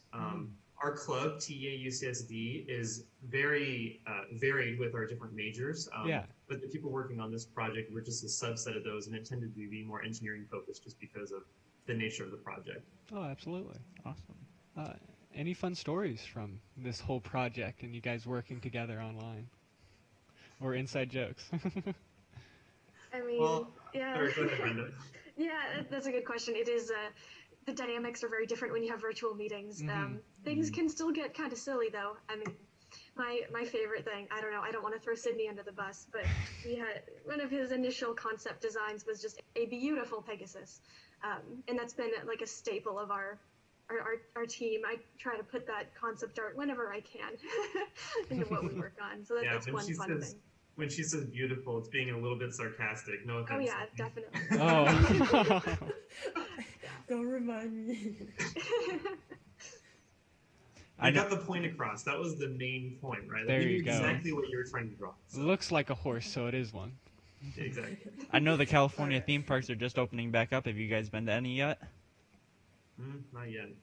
Okay. Nope, I have not. Yeah, I think Disneyland is slated to open April 30th or something. Yeah, I live in Anaheim, a couple miles from Disneyland, actually. Jeez. So that'll be interesting to see how that goes. Yeah. Yeah, definitely. Looking forward to next year. If you guys decide to participate, how would you change either design process, team dynamics, and all that? I think one thing I noticed is I almost feel like we spent too much time in Blue Sky. We spent a lot of time getting different ideas and trying to make sure that everyone was happy on the team. But the thing is that certain ideas have to get thrown out, and you know, certain people have to make decisions on what's good and bad. And I think that once we moved into more of the design portion, you know, doing the CAD and things like that, we were all able to be a lot more involved instead of it just being kind of like one mass team working on one decision at a time. We're able to get a lot of individual things working simultaneously. And that's when I really saw our team members shine. And I just wish we had started that earlier, because I think we could have done even more iterations and more individual work, which I really appreciated from everyone. Awesome. Nice. You have anything else to add, Nate? Further questions? Let me check the document. Let's see. I guess we also hope to actually build a ride model in the future. There you go. Yeah. Absolutely. When you guys, when it comes, we talk about analysis of the rides and going through several iterations through a computer design. How did you guys do that necessarily? What was your thought process, or were you able to get some of that through time and such? Yeah, we were. Basically, every different way we could, we did. Yeah. So, for example, for the control system, we didn't really have to actually do Arduino code for everything, but we tried to pick certain parts of the Arduino code that would be most important. Yeah. And then I just had a little LED hooked up. So, I mean, it just showed that, it got brighter or darker, but I knew exactly what that translated to, if it was connected to a motor and a whole ride system. Yeah. So we were able to test certain parts. We used finite element analysis to test our CAD design, and we did a lot of different calculations and tests that we could. You know, we tried to do as much real life stuff we could without actually building the ride model, because we knew that that wouldn't happen. Yeah. That's really cool. That's really cool. That's all the questions we have for this interview. Thank you guys for coming out. Yeah, thank you guys very much. That'll be thank you. Yeah. Yeah, thank you. Thank you. That'll be the last team for Contactless League. We're going to take a short break for around 15 minutes, and then we'll be back soon at 10:30 with the University of Cincinnati. See you guys soon.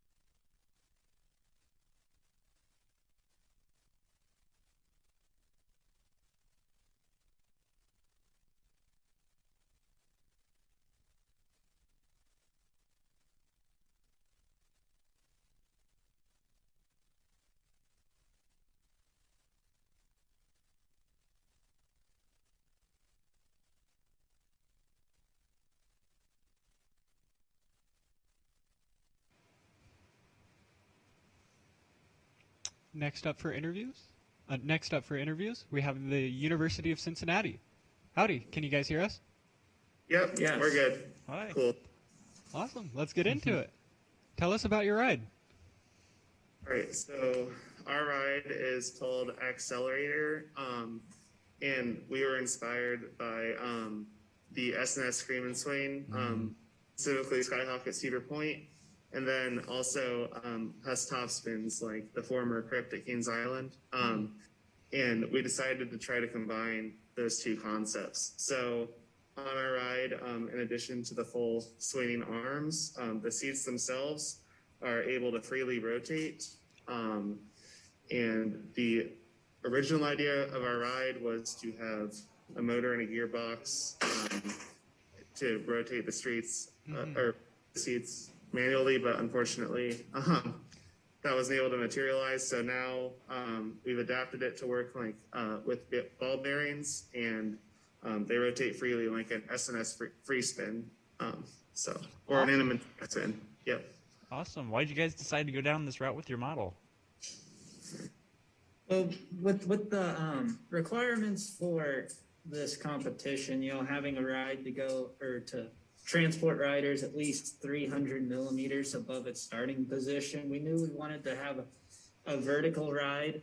And with the rider capacity, having 32 riders per minute, you need one that can house a lot of guests in a short amount of time. And the SNS Scream and Swing, you can have 2 arms, and we've got 16 riders on each arm for 32 to meet that requirement. So, yeah, that's the basic reason we chose this type of ride. Yeah. Awesome. How did you guys incorporate safety and the ASTM standards that we gave you guys into your ride? So we did risk assessments, obviously, and we put safety precautions like an e-stop is one of them. So it'll reset the riders back smoothly if we recognize anything is going or is malfunctioning with our ride, and that way no one would get injured. Yep. And we made sure the proper spacing was there for everything, including for the riders' arms on the ride, even though they don't really exist. With the stuff. And yeah, we designed our restraints to be foolproof, like the riders can't get out in any way, just to the shape of the riders. And we designed them to, there's a applicable enough space between them and the floor so they don't, bonk. Hit the floor. Yeah, exactly. So, yeah, just a lot of planning. Yeah. That's really cool. If you guys had to change one thing or had feedback for us on what we could improve with the competition, what would that be? For the competition itself, maybe just more resources on where to find stuff. We had a lot of trouble finding a motor that would work for this competition. None of us had a lot of background on that, so I think resources, maybe have someone who's built a ride model before give a presentation. I think that would have been extremely beneficial. That's probably the biggest thing I can think of. So thank you very much for the feedback. Could you guys tell us about the composition of your team, whether that's degrees or backgrounds and all that? Yep. So our team consists of 2 mechanical engineers and 3 civil engineers. And both mechanicals and 1 civil, Brett, are in their 4th year of 5 at Cincinnati due to our program. And then Will is our senior, he's a civil, and then Matt Novak is a 2nd year civil. And so it was definitely a challenge for mechanicals and civils to come up with the Arduino and the coding and everything. Brett really stepped up and did that. So this project really allowed us to work cross-disciplinary, with stuff we don't normally touch in our classes, and that helped us learn a lot more about like the full ride system rather than just parts of it that we can take things from our specific classes. what are the people in your club looking for in the industry? What kind of jobs do you guys looking for eventually? Mainly, I guess, really a lot of ride or attraction design and especially roller coaster design. Because there's a lot of roller coaster enthusiasts in our club. Yeah, and we have some business majors too. Yeah, actually, we have some people in our club that are looking at the marketing side of the industry and like the operations side too. So we've had speakers come, that have nothing to do with engineering to our club. We're a TEA club, not a TPEG club. So we're a little broader than that as a general club. And I think that's more fun because, again, you get to see more of the industry there too. And yeah, I think I would personally also like to go into ride design. Right now I'm working at Kings Island, and I'm learning a lot more about the rides in the off season, doing maintenance on them, and awesome. It's got me a lot more interested. So yeah, that's awesome. Thank you guys so much. Looking forward to next year. What would you guys want to change about this, whether that's your project group or design philosophy? You can go ahead. Probably more the, I guess, design philosophy, because first time this competition's ever been done, we not know what to expect at all, or how hard, and especially in this COVID year, trying to find ways to gain resources or meet. That's definitely a big aspect, especially along the lines of if 3D printing parts. Of learning process to getting those to fit smoothly and cooperate with your ride. And then another thing we'd want is probably ideally a couple more disciplines and like a more diverse group with different fields of study, because we had the civil and mechanical systems down pretty well, but like a lot of other stuff we were just doing our best to research and figure out how to do it. So yeah. Tell me a bit about the theme of your design. I'm just kind of curious. Yeah. It's a lumberjack theme, and we had it because since our arms are going to be swinging, lumberjack swing down onto, chopping wood, so it would just look like two giant axes moving back and forth. Yeah. A very visual ride. And I don't know if you guys have seen our video yet, but part of the marketability with this ride is it can be rethemed so easily, because we came up with a lot of ideas for other things that swing. And in that video, we have a couple of our other concept ideas that lost out to the axes ultimately, but we also thought were really cool. So. Absolutely. Awesome. And we'll be airing your video right after this interview. How has COVID affected how your team is organized? It's made it definitely more online. Obviously, we've worked in OneDrive a lot and just made sure we all let each other know when the most updated version of stuff is in. We modeled our entire ride in SolidWorks and did all the lines in there. And so we were able to collaborate pretty well on that. And then just meeting up to do calls to write the risk assessment together and everything. Then meeting was a big challenge. At UC, we're very fortunate. We just got a new center put in on campus that's essentially an innovation hub. But due to COVID, they have very limited hours and very limited capacity. And so we got in there when we could and got 3D printing done when we could, but that definitely made it more challenging. And hopefully next year, their hours will be as flexible as they were before. So awesome. Yeah, that's really cool.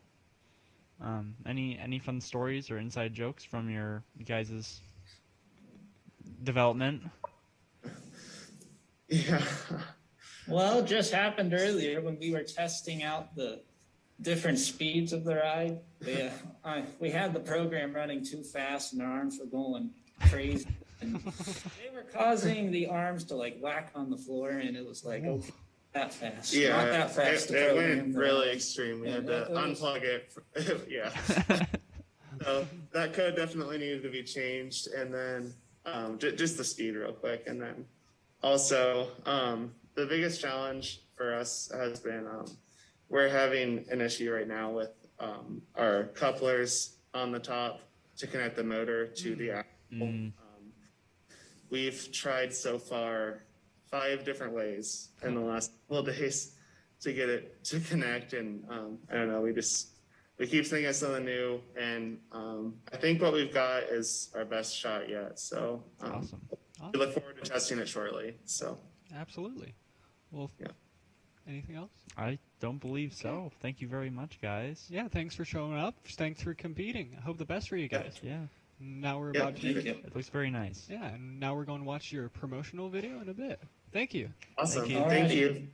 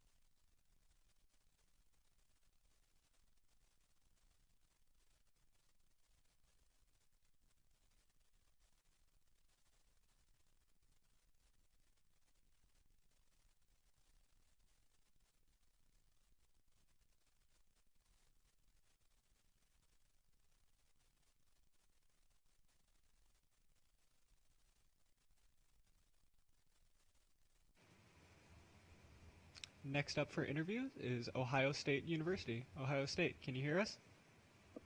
I'm clear. Awesome. Howdy, how are you guys doing? Doing all right. How are you guys? Doing good, getting by. It's a Saturday. Yeah. All right, let's get into the interview. Tell us about your ride. All right. So our ride is based off of a Zamperla Nebulaz, but it has rocking seats that have the ability to invert, and it's themed to cows getting sucked up by a tornado. Yeah, we went through a lot of ideas in the theming process. Like we basically, because if you know the original Nebulaz ride, the cars are a little like plain looking. We wanted something more creative that would stand out more. Went through various iterations, and then we were eventually inspired by a tornado and that famous scene in Wizard of Oz where you see all those things flying around. We're like, oh, there's cows. That's kind of funny. I think that's cool. We should run with that. And then we made the cow cars that you see. Yeah, I think we're most proud of our theming because it's something that you remember, even if just to think that it's funny, and then you want to try it out, and it actually ends up being more thrilling than you would think. Awesome. That's really cool. What did you guys learn from designing your model? It looks very detail-oriented, like you said. Yeah. On the other side of that, though, we had a couple of issues that we learned. So for one, it's not a good idea to have a round hole with a round rod to try to get it to rotate. You're going to have to use a key stock or like a cross section or something because we're having a few issues with that. We had a lot of issues last minute when assembling the thing. Things weren't turning properly. Things were coming loose. The glue wasn't tight enough. Pretty much, it could have been a lot better planned. But we also had a few places to learn with the motor and the capability of the motor that we had last minute. We realized it wasn't generating as much power as it should have. But we were able to kind of come up on the fly with a bunch of new stuff. And so it operates whenever we push it manually. So we're super proud of what we have so far. That is awesome. Could you tell us about safety and incorporating the ASTM standards that we gave you guys? Well, obviously, the first thing to do with that, with safety, is restraints, because it can invert. It needs, I believe, a class 5 restraint with or class 4 at least, with 2 points of contact. So what we do is we have the rubber band that emulates a lap bar and shoulder harness, so it goes across the front of the riders and on top. So there you go. It can be both, really. Yeah, those are very secure in those keys. Another thing we had to keep in mind was making sure the arms were staying attached properly. We were not having any collisions. The spinning mechanisms of the Nebulaz are very complex, and they have to be aligned almost perfectly before you start moving it, or else they're going to knock into each other. So that was something we also really had taken into consideration. Also, clearance with the ground and the staircases for loading was important as well. The gear train, so if one gear moves, then they all move, and so there's less room for error there because they're all going to be moving together as a system. Awesome. As well. Tell us a bit about Teabag OSU. I know you guys just had Sightlight a little while ago. How did that go? All right, so I was actually on the planning committee of that. So we basically just had to make a virtual event of Sight just to keep the name out there and also to connect students again after this year of not really many connections happening because IAPA got canceled. There was no real ASTM. It was all virtual. So we just wanted to have a network focused on students so that we can keep connections kindled for years to come. That's really cool. Overall, it was a great success. It was a really fun time, and meeting new people is always fun. What are the people in your team and a part of your club looking for further on after college? So we'll just start with us three. So personally, I'm a mechanical engineering major, and I'm looking obviously to get into the industry, specifically on the ride side of the industry. Yeah. So hopefully we can pursue that in the future. I'm also a mechanical engineering major. I'm a sophomore this year, and I too am interested in themed entertainment, but I think more on the theme side of it, where I really like a lot of design stuff, but I'm also very fascinated with how it works in mechanics. I am the only electrical engineering major, and I too am also much more into theming, but from joining this club, I've had a lot more exposure to like the thrill side and like the roller coaster, and I'm very eager to learn more because there's so much I don't know. Like being next to Ryan is like very intimidating because he knows like literally everything. He is a genius, and I have so much to learn from like him and other people in the group, and I'm very eager to learn more of stuff I don't know because there is a lot I don't know, and I want to get into the industry in some way, whether theme or like thrill side. I'm kind of fine with either, but I am pretty like interested in like electronics and like that kind of side of the industry as well. Awesome. Do you have any inside jokes or anything fun that happened while Fun designing, or stories?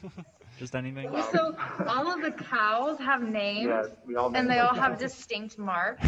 So we each got to name 2 cows. So there's just some kind of funny jokes between some funny references, and we have Muhammad is one, Maurice. We have a Bessie, a Cowrie Bradshaw, Milky Beth. Milky Beth. One of mine, because my name's Connor. I named one Phil after Phil Connors from the movie Groundhog Day. I named one Sarah Connor after Sarah Connor from Terminator. Oh my gosh, that's awesome. Could you guys tell us about the composition of your team and your club in general? Are you guys mostly engineers? So our club we started off mostly as engineers, but this year we've branched out where a lot more business majors have joined. Yeah. So we're also extending our arm to like business majors and having some content for them to do as well. So we actually just had a project that was focused on business majors. I can't speak for it because I didn't really take part in it, but from what I heard, it was a big success. Awesome. That's awesome. How many members do you guys have this year in TPEG OSU? First semester, we had a lot more. We were regularly getting like 35 to 40 people. Jeez, that's a lot. Yeah. Holy crap. This semester, it's been this year, being online, people have like less motivation to go to weekly meetings, that sort of thing. But the people who have gone, like I go to pretty much every weekly meeting. It's a really good time. We all have some great discussions about the industry and just talk about life in general and have fun with each other. We usually have a group of about 15 now. Yeah. One of the reasons I like it so much is because you can always stop by any meeting and you never really feel like you missed anything. So you can kind of step in on any bit. So it's awesome because people can continue to be added even if they felt like they missed it at the beginning of the year. Because every week is sort of its own unique thing. Like sometimes we have guest speakers, sometimes we just kind of generally socialize and talk about stuff. Sometimes we have fun games planned.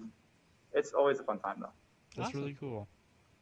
Could you guys tell us about how COVID has affected you guys when you're planning and doing and Okay, well, executing one of the biggest setbacks we had was like cooperation with OSU and getting access into like these buildings Yeah. and access to lab space to actually do work. Like we went into our lab like one time last semester, and then after that they were like, no more clubs in-person meetings. We were all virtual, and then we didn't get the key to our lab until very recently.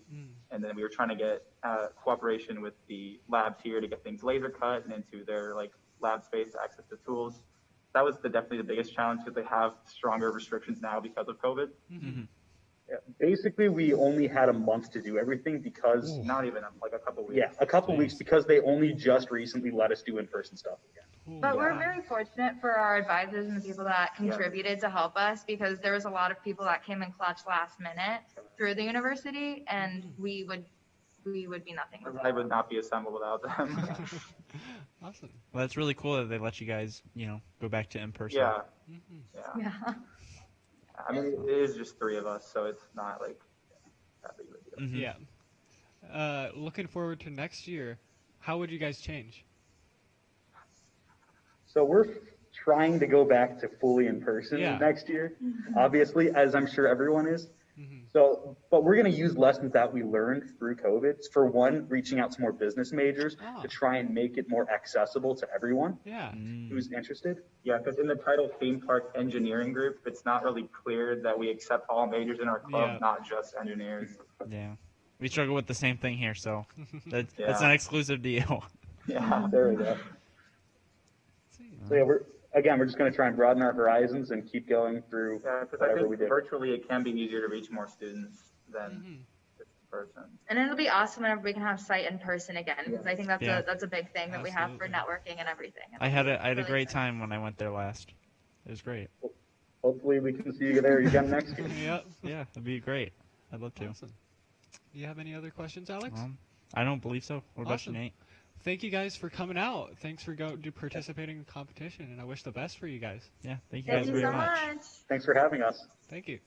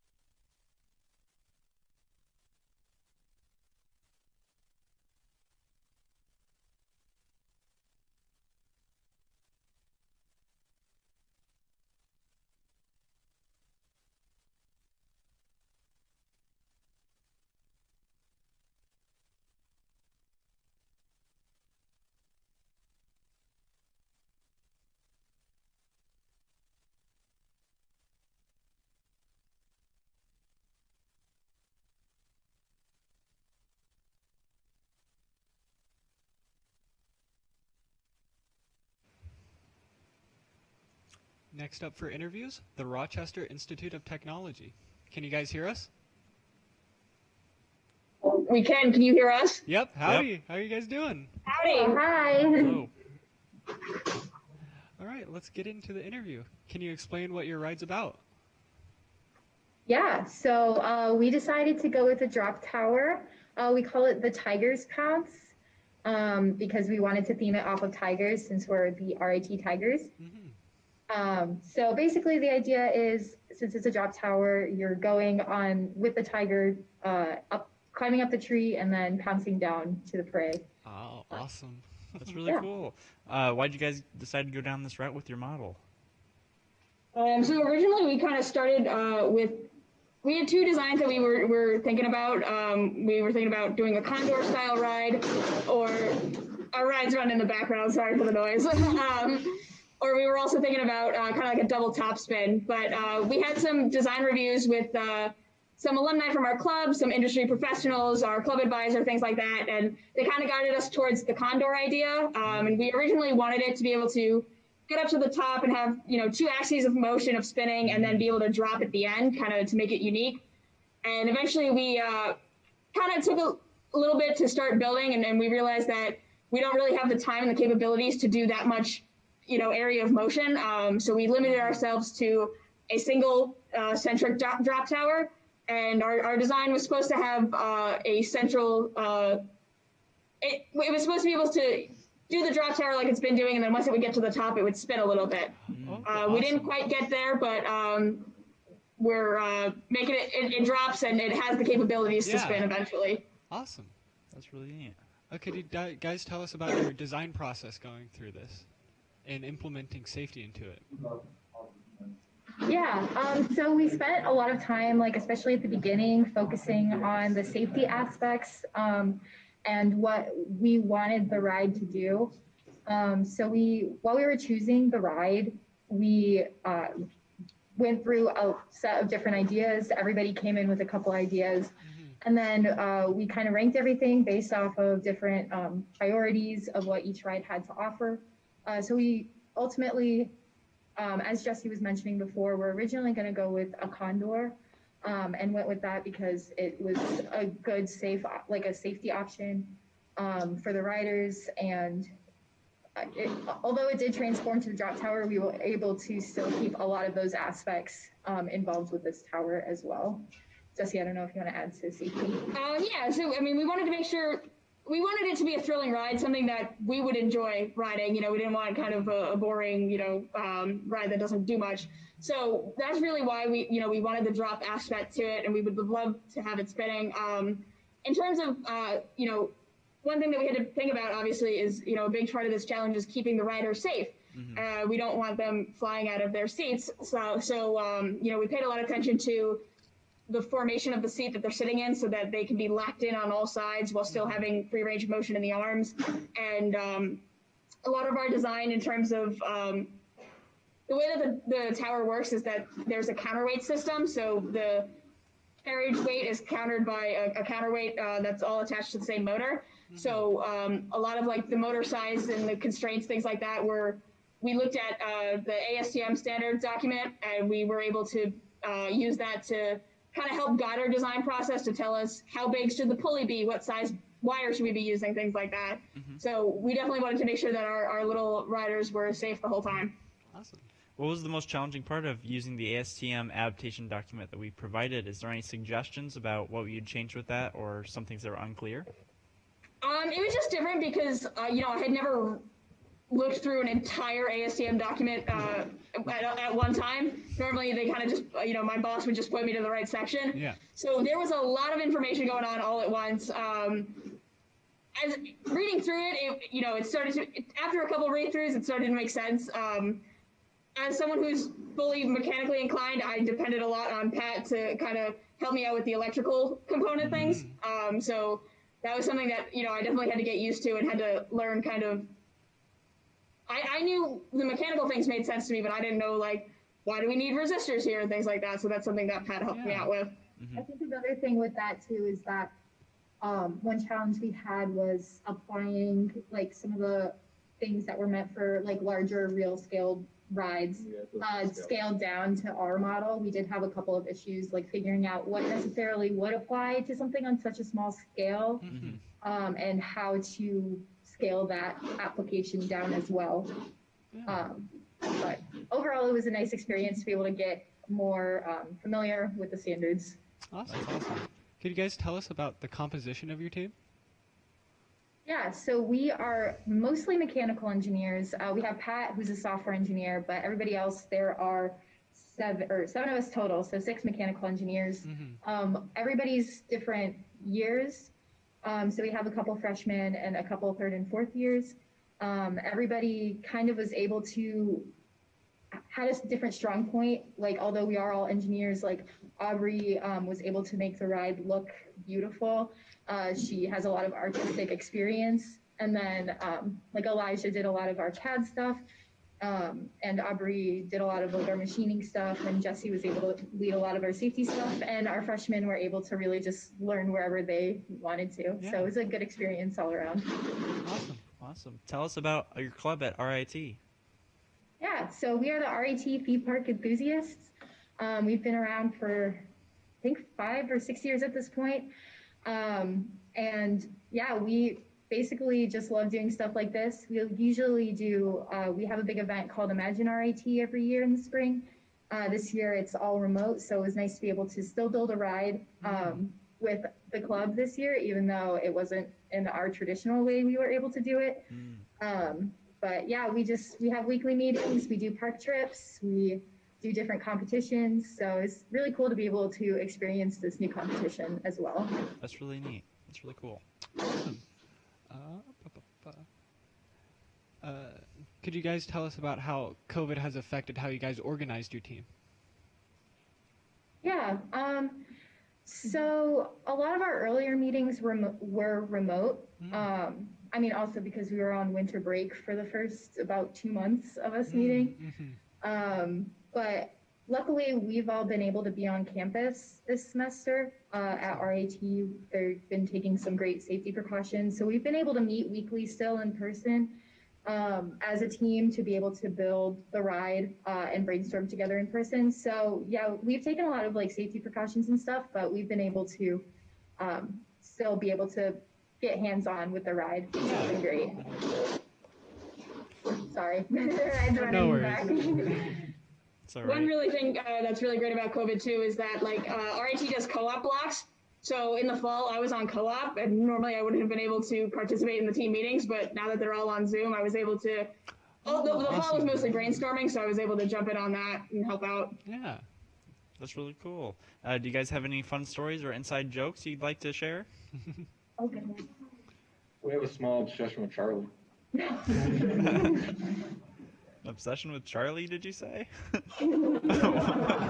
He is on set. He will grace us with his presence in a little while. Very blessed.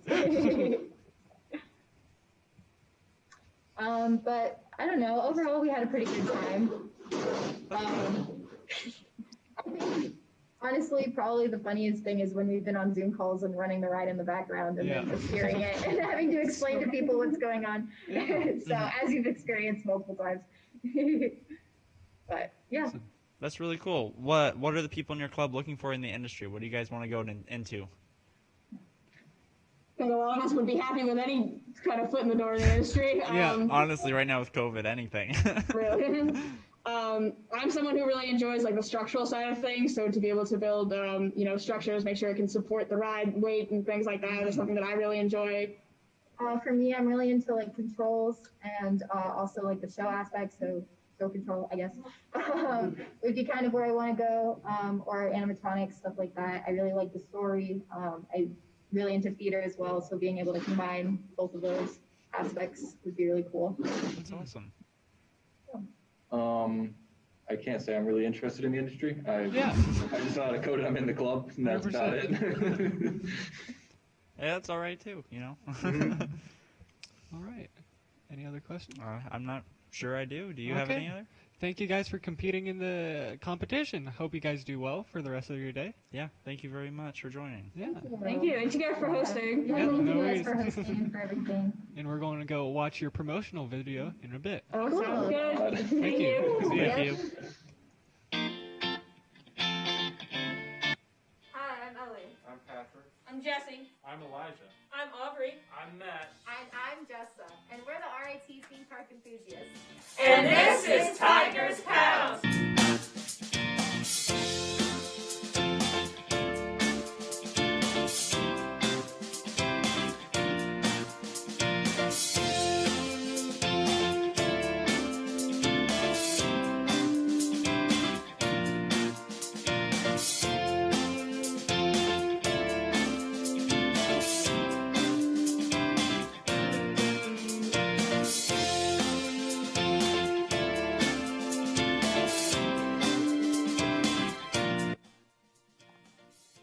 This is our ride, the Tiger Pounce. It's a drop tower kind of ride where our carriage can lift to the top, and then at the end of the ride, it will drop down. The main mechanism here is a motor, which carries a pulley drum, and we have a counterweight so that it can balance out the weight of the carriage, similar to how an elevator would work.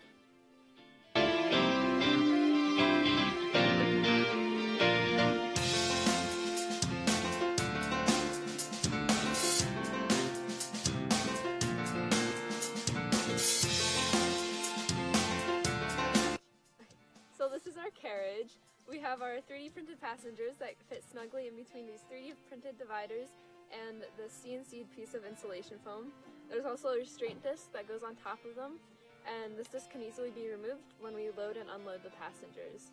On top and bottom of this layer is 2 layers of wood, and in between these layers is a bearing track so that the carriage can spin.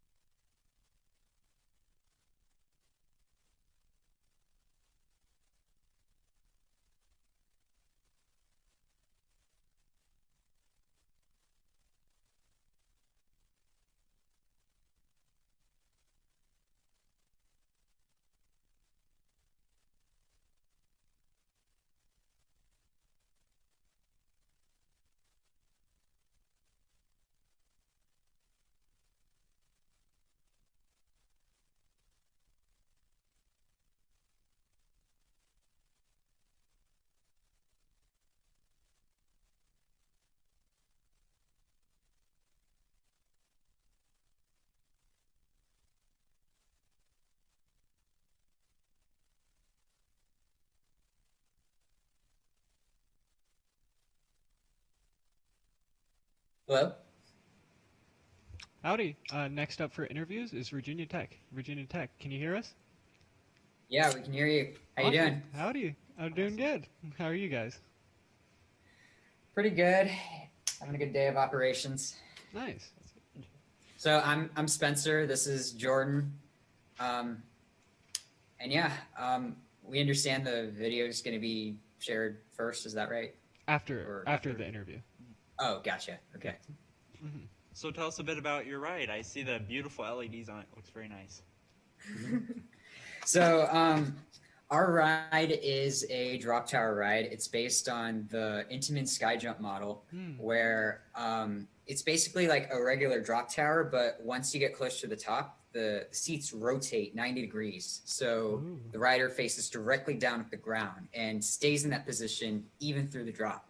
So what we decided to do is we themed this particular drop tower off of being abducted by aliens. So the title is Investigation Drop Circle, and it's sort of has a retro 50s vibe to it, where investigators, like private investigators, are suspicious about a closed off area where there's a crop circle that appeared in a local cornfield. Yeah. Curious what's going on, they decide to enter the queue, or the little entrance in the crop circle. Yeah. They follow it around looking for answers, and eventually they reach the center, which is the loading platform. So then they reach the center, they get into the ride vehicle. At this point, they still have no idea what's going on. They're still exploring, but this is when the aliens come in. All the lights turn on, and that's when they're about to be abducted. So then they slowly rise up to the top, almost entering the ship, almost entering. The seats start to tilt a little bit. We intended for lights to flash a little bit during this time, but this signifies that the tractor beam is too weak and cannot properly abduct the riders. So it looks like they're going to make it out just in time, and they do. Right before they reach the ship, all the lights go out, and the ride drops straight down to the ground. Amazing. They make it out safe and sound. Awesome. So this was a really exciting project we did. The tower stands at 880 millimeters, which doesn't sound too tall, but given the scale, that comes out to around 150 feet. This ride is expected to pull 2.5 Gs, hitting the brakes. So the kind of braking system we implemented was a mix of a few things. So the primary one was magnetic eddy current brakes. So even though they're magnetic, they actually don't use any sort of electromagnetism. So the way it works is it uses something called eddy currents, where there's magnets situated on the ride vehicle. There's a little gap, and on the tower, there's a thin piece of conducting metal. It could be a lot of different things, aluminum, brass. In our case, it's copper, which is actually the strongest available conductor that we could find. The only thing stronger is silver, but I think it's kind of obvious why we didn't invest in that. Bit pricey. Yeah. But yeah, we put that on our ride vehicle. And what's great about magnetic brakes is they're increasingly used in not just thrill rides, but roller coasters, because they have a lot of benefits. There's no physical contact with the brakes, but they never wear out. They never have to be adjusted. They never have to be replaced. They're 100% reliable, 100% of the time. The only downside to magnetic brakes is that they don't slow the vehicle down to a complete stop. However, that's never what we intended, because all we wanted was just for the vehicle to come to a speed that's near stop, so then it could gently rest onto the foam mount right on the ground. Lovely. That's really cool. Now we actually used different types of brakes as well. We call them track brakes. They serve as sort of an assistant to the magnetic brakes. What they do is they're placed on some of the rails of the track and basically expand the width. So it provides it puts a little more friction on the wheels. And this is a very adjustable, very effective system that you can do to increase the braking force and make sure the ride comes to a complete stop, which is something that we put high priorities into.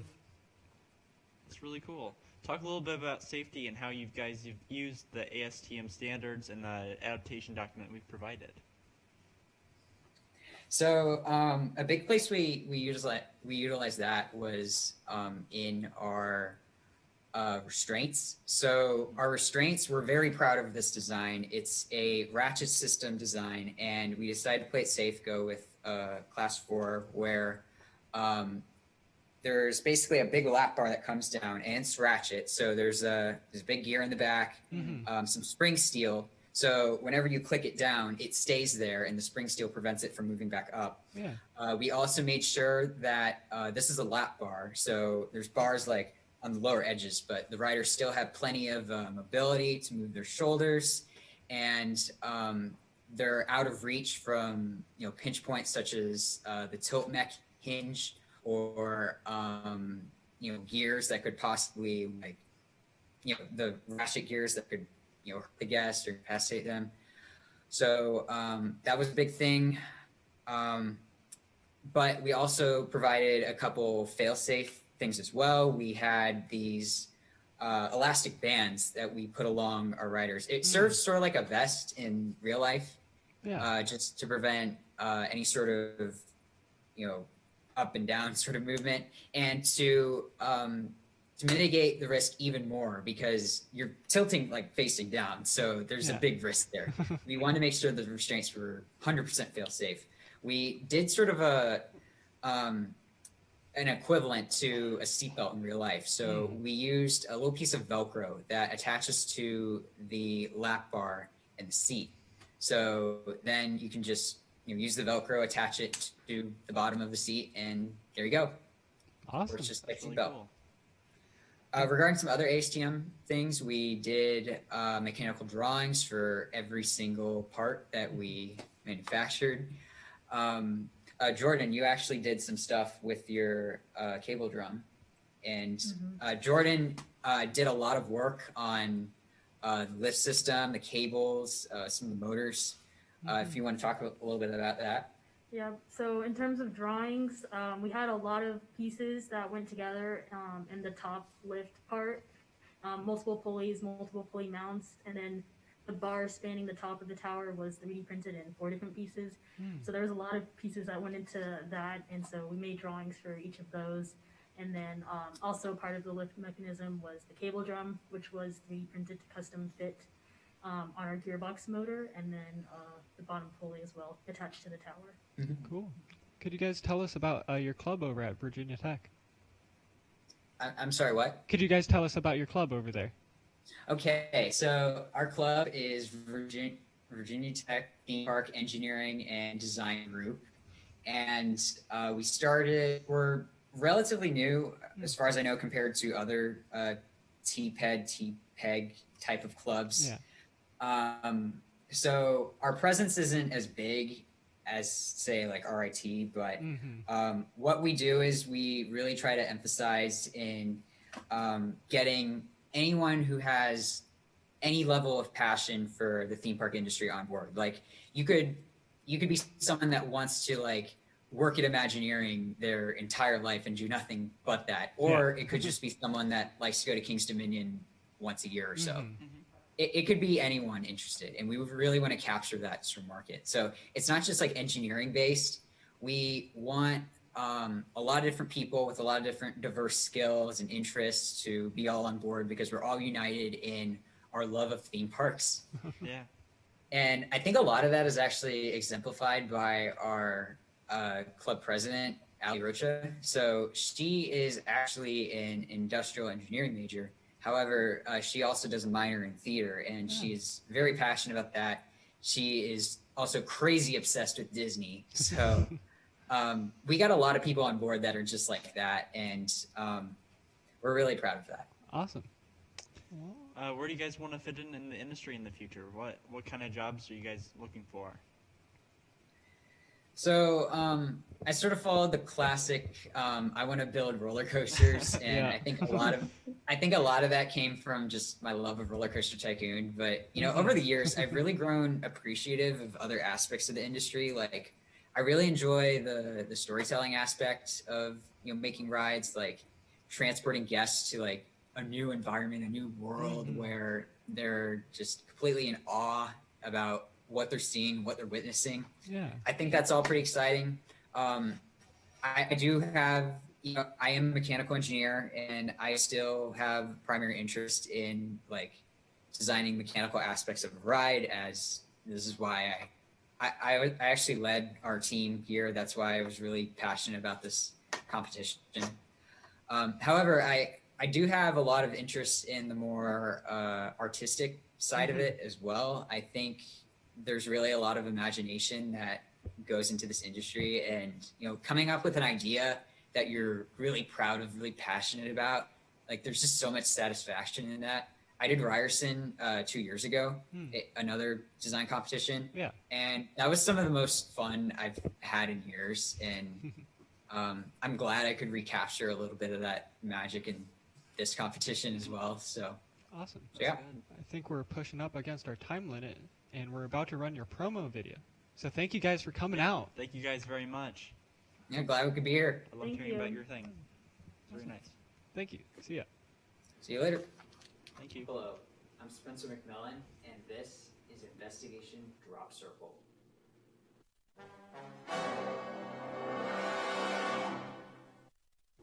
Right near Highway 51, unusual and complex patterns have appeared in a cornfield. Investigators of the Virginia Tech Hokies have decided to take matters into their own hands to find the cause. What could be the source? A tornado? A farmer? Or something else? We'll now join the team of 5 professional investigators as they uncover this mystery. Gee whiz, this crop circle sure is weird. I wonder what caused it. Let's investigate by going through that entrance in the crop circle. And so our investigators walked in a line, or queue, if you will, to find answers. The members of this team all have specialized skills in developing the investigation drop circle. Each plays a vital role and takes their position incredibly seriously. Finally, the team has reached the center. We made it to the center of the crop circle, but what's that? I don't know, but it looks like a comfortable place to sit. Yes, I concur. Let's sit in that comfortable place to sit.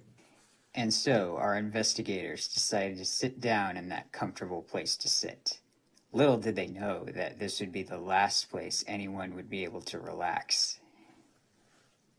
What's going on? I don't know, I'm locked in tight. It's like some sort of ratchet system was used. Hey, how about you? Are you locked in tight? It only got worse.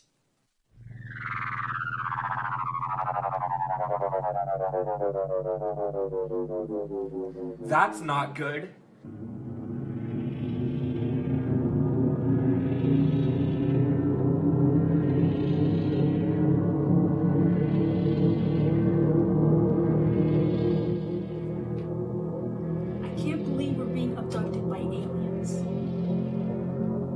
Yeah, I am not digging this. Now don't you worry. They'll all dig what happens next.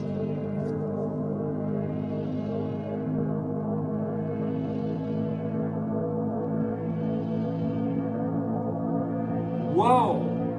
What's going on? It seems the alien tractor beam is weakening, so we are starting to tilt and the UFO can't hold us.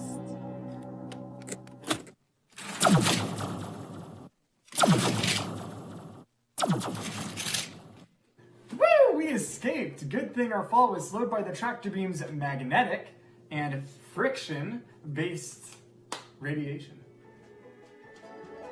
And so our team solved the mystery of Investigation Drop Circle while narrowly and safely escaping alien abduction.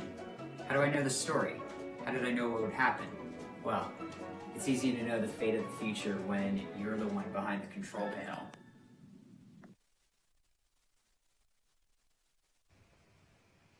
next up for interviews, we have the Riders. Can you guys hear us? Oh, they're having some technical difficulties. Well, since we're having some technical difficulties, I'll introduce myself real quick. I'm Alex Stein. I'm the acting president of TPEG ISU. I'm very fortunate for Charlie for putting this together. He did a great job, at least so far. I mean, I'm just kidding. But I'm very excited to be here, and these teams are just doing spectacular, and I can't wait to see what the final results are at the end of the day. Yeah, no, the competition has been going great, and I'm excited about these interviews. Hello. Howdy, can you guys hear us? Hi. Is my ride too loud? I don't know if you can hear it. No, you're perfect. Okay, great. So, if you can hear us and we can get on with the interview, tell us about your ride.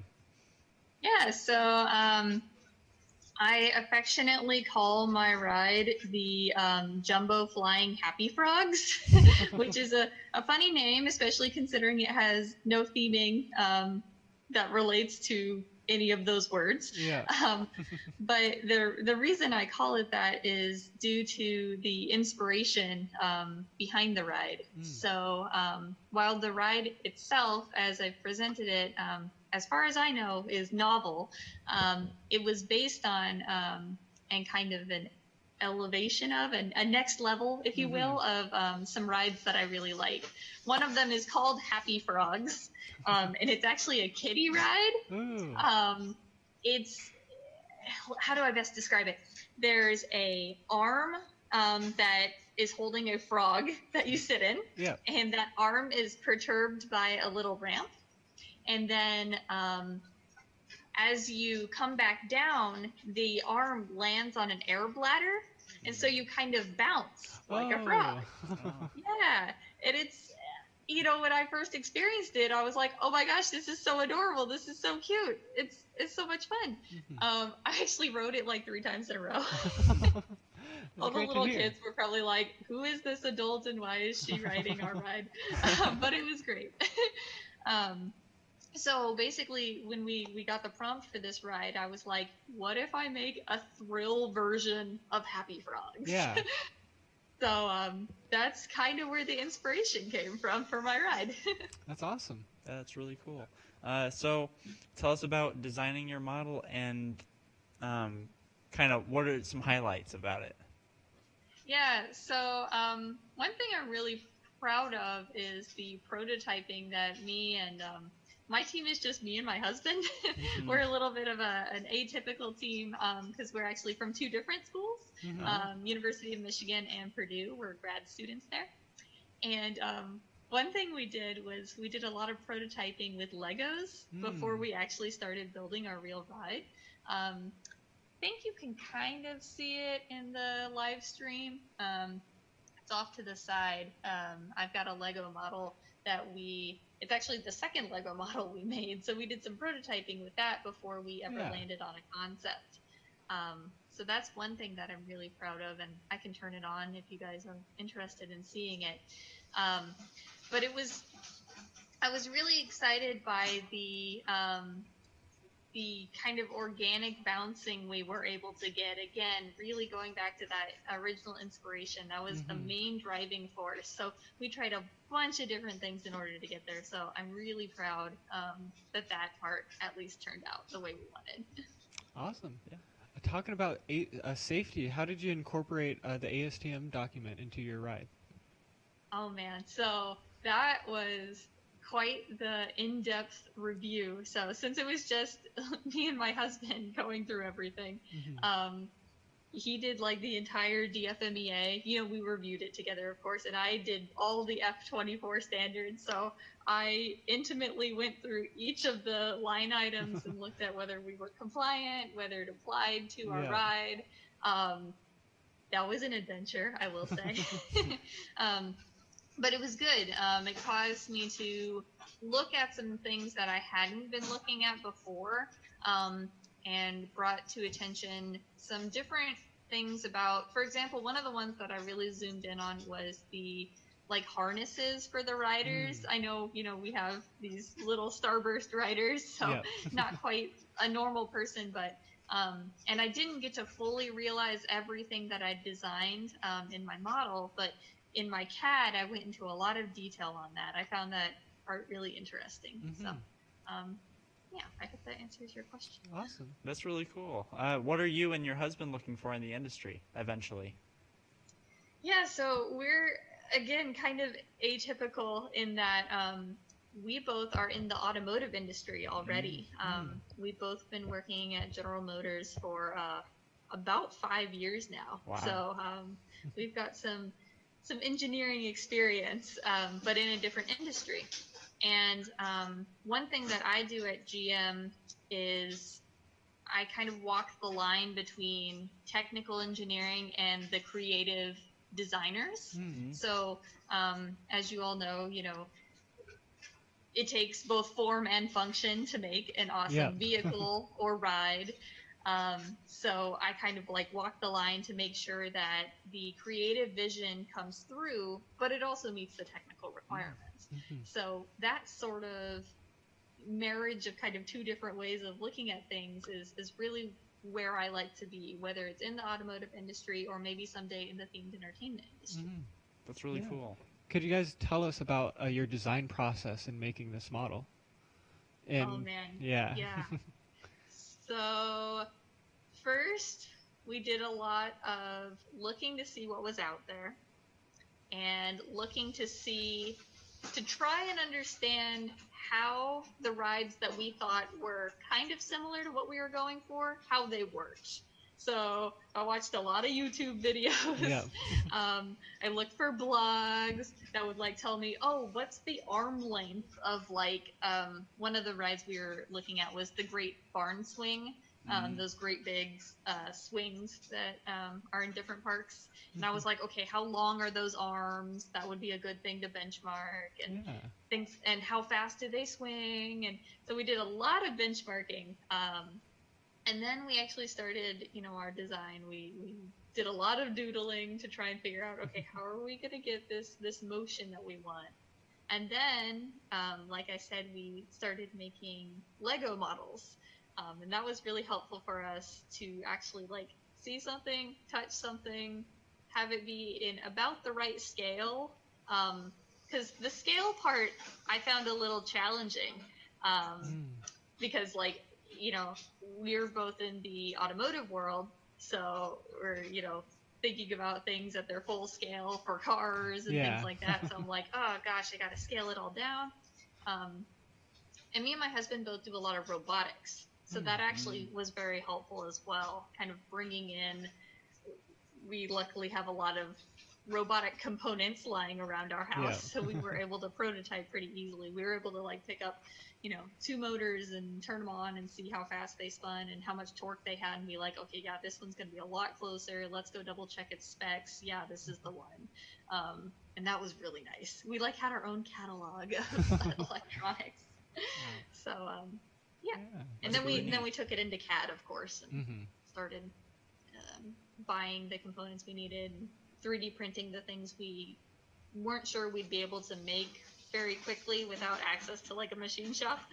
So that was our process. Do you guys have any feedback for us? Anything that was confusing? Any difficulties? Let's see. So far, it's been pretty good. I had some technical difficulties at the beginning of the session, just getting my other Zoom to work. But that's not your fault. That's just the nature of, being remote. So I also am looking forward to, hopefully we can all be in person next year. That would be wonderful. I'd really enjoy that. That would be cool. Well, awesome. Thank you for competing and coming to this interview. Yeah, thank you so much. Yeah, thanks for having me, and thanks for hosting this awesome competition. 100%. And we're about to show your promotional video that you submitted for us. Oh man, that'll show everybody the Lego models. Yeah, absolutely. Awesome. Yeah. Sweet. All right. Thank you. See ya. Thank you. Thank you. Presenting the Jumbo Flying Happy Frogs by Ryder Riders, the husband and wife team of Alex and Paige Ryder. Before we show you our final model, we want to tell you about how we got to our final ride concept by prototyping with Legos. Our first concept utilized the restoring force of spring-loaded arms. Let's watch that again in slow motion. A rubber band was stretched when the black wheel rode under the red ramp, and when the wheel was released, riders were flung into the air. Our second concept replaced the rubber band and added a second arm to counterbalance the first through the use of a 4-bar linkage. The wheel now rides on top of the ramp instead of under it in order to push riders up. While we loved the visuals of this design, we simplified the final concept by using counterweights instead of linked arms. We won't be showing off our final ride model today. You'll have to tune into the Ride Engineering Competition on April 17th to see the premiere of the Jumbo Flying Happy Frogs.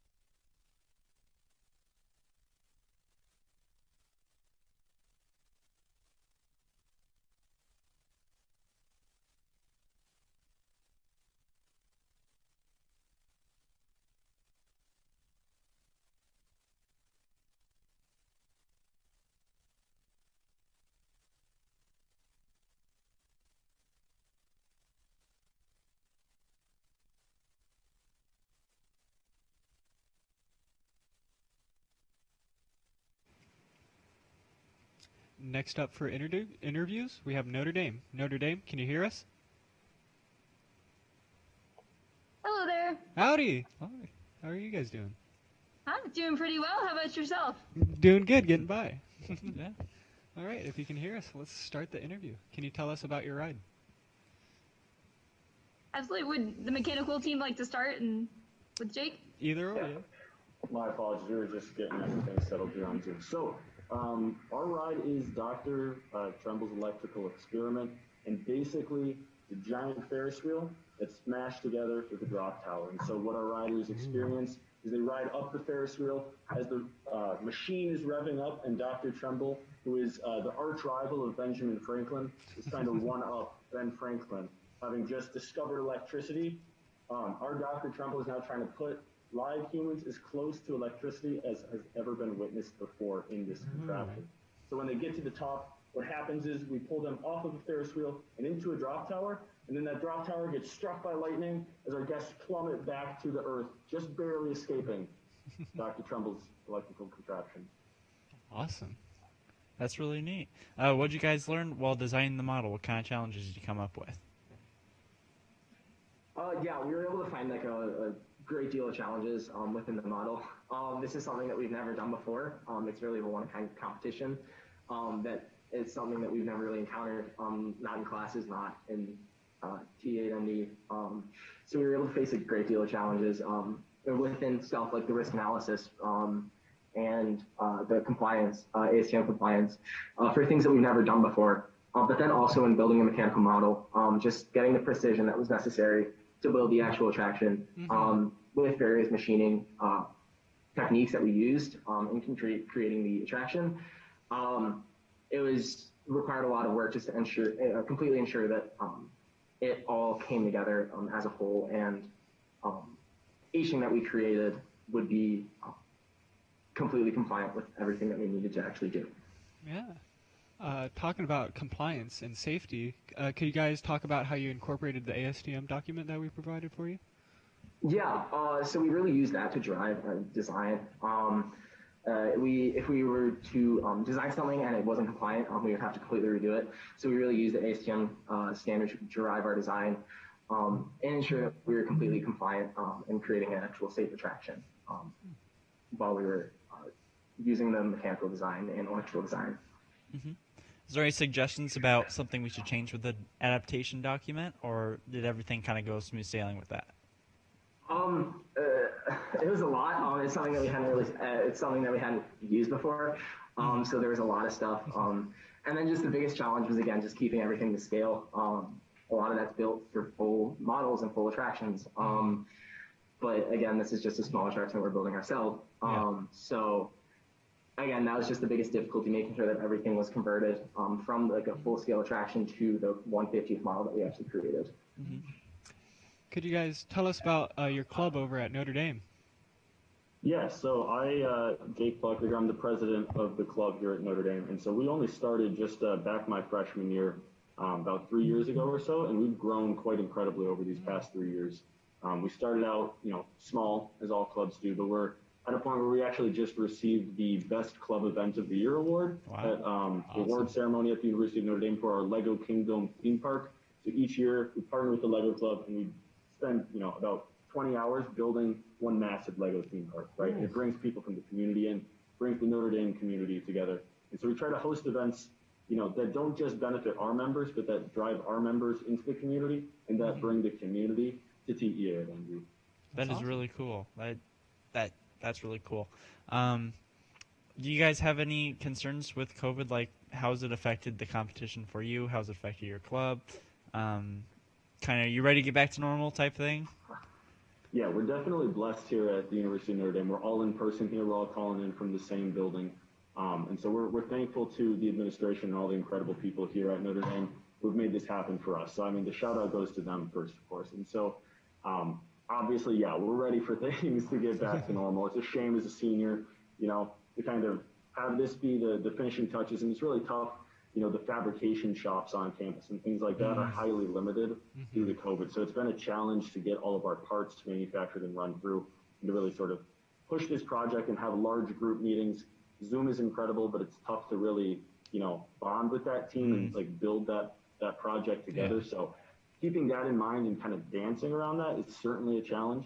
But I think we've, over the past year learned to master that dance, all of us in this earth. So it's a pleasure to present our work of that here for ISU. Yeah. We're very thankful for you guys, even with COVID doing this. Yeah. Could you guys tell us about the composition of your team? Yeah, so we had 12 members partake in our team. I don't know the exact numbers based on like majors and stuff, but we had multiple members from the College of Engineering here at ND, consisting of mechanical engineers, electrical engineers, computer science, and all sorts of things. Along with, we had industrial designers join the team and a business majors as well. Awesome. So we really had a diverse team that we're able to use, and that was really helpful as we were able to kind of recognize that each of us had a unique skill set that we were able to bring to each meeting. So we were able to use business student skills in the bid estimation and stuff like that, along with creative skills from students in the College of Arts, and then of course the mechanical skills of students in the College of Engineering. So yeah, we had a really diverse team composed of people of all different ages. So we had seniors, juniors, but we also had freshmen involved, which was great to be able to get them involved and like get them hands-on experience in a unique field. 7, 8 months into their college life, and stuff that you wouldn't even see in a class event. Awesome. Where do you guys want to fit into the industry? Where are your guys' passions? Yeah, I mean, that's such a crazy question. It's tough for me. Yeah, I mean, you can go with the classic answer. I just want to be seeing people smile. And that's kind of the core of it. Is how can I bring that joy that so many have brought to me through themed entertainment? How can I pass that on to the next generation of folks? Right? So that's kind of the core of it. For me, I'm actually highly involved in the robotic football club here at Notre Dame. So robotics are a passion of mine as well. So animatronics are quite fascinating to me, and kind of finding ways to bring those even further to life. Definitely where I'd love to be. That's awesome. Yeah, for myself, I'm a mechanical engineer. I love making things work. I love being able to kind of create stuff, kind of like we've done here in this competition. So I just know in the industry, I want to be able to kind of build and create, work through various engineering tasks to create something physical, and again, make people smile. One of my favorite things about TPE is learning people want to incorporate their various majors into something in the field. Ever since I was a kid, I've known I wanted to be an engineer, so I always kind of thought that, this is like what you do as a ride engineer and whatnot. But learning about how kids in computer science or electrical engineering want to become involved in game entertainment is just great, and it's really interesting to see. Well, that's awesome to hear. That's awesome. For those of you who are coming back next year, what would you guys want to change about your process? Yeah, there's a lot that we've learned. Definitely, again, using the risk analysis and the compliance again to drive our design process even more. Along with just kind of making sure that we work ahead and don't have the long nights that we've had the past few weeks, and just keep everything manageable. And one of the challenges that we had was that just the primary phases of the competition, we were all from home and we weren't back at school for the second semester. So kind of working, I think that's something that'll really improve in the next year as we're able to work throughout all of the winter, the month of January, and all of December as well, to create our attraction. And then just again, working ahead and working forwards, so that we don't have kind of the late nights that we've had, and just making sure that we're on top of everything. It's definitely been a really good learning experience for all of us. And we've encountered quite a few challenges, but we've really learned how to overcome those, and create a successful attraction. Yeah, there may have been a set of parts coming in at 8 p.m. last night that we had to kind of start to slap together. So hey, it's moving though. To get those a little earlier than 8 p.m. the night before next year. Thank you guys for coming out. Thank you for coming on. That's a pleasure. Thank you for having us. Yeah, thank you. Hope you guys do well for the rest of the competition. We're about to start playing your promotional video that you guys submitted us. Thank you very much. Perfect. Thank you. Thank you. Have a great rest of your day. So I was able to lead the thematic design team for the ISU competition. One of the members of our group came to us with the idea of combining a Ferris wheel and a drop tower. We settled on this steampunk theme with an amazing story that we came up with. The center character around our story is Dr. Tremble. He's a evil, mad steampunk scientist from the 1750s, back before even the founding of America. The scientific arch nemesis Benjamin Franklin has just discovered electricity with his kite and key experiment.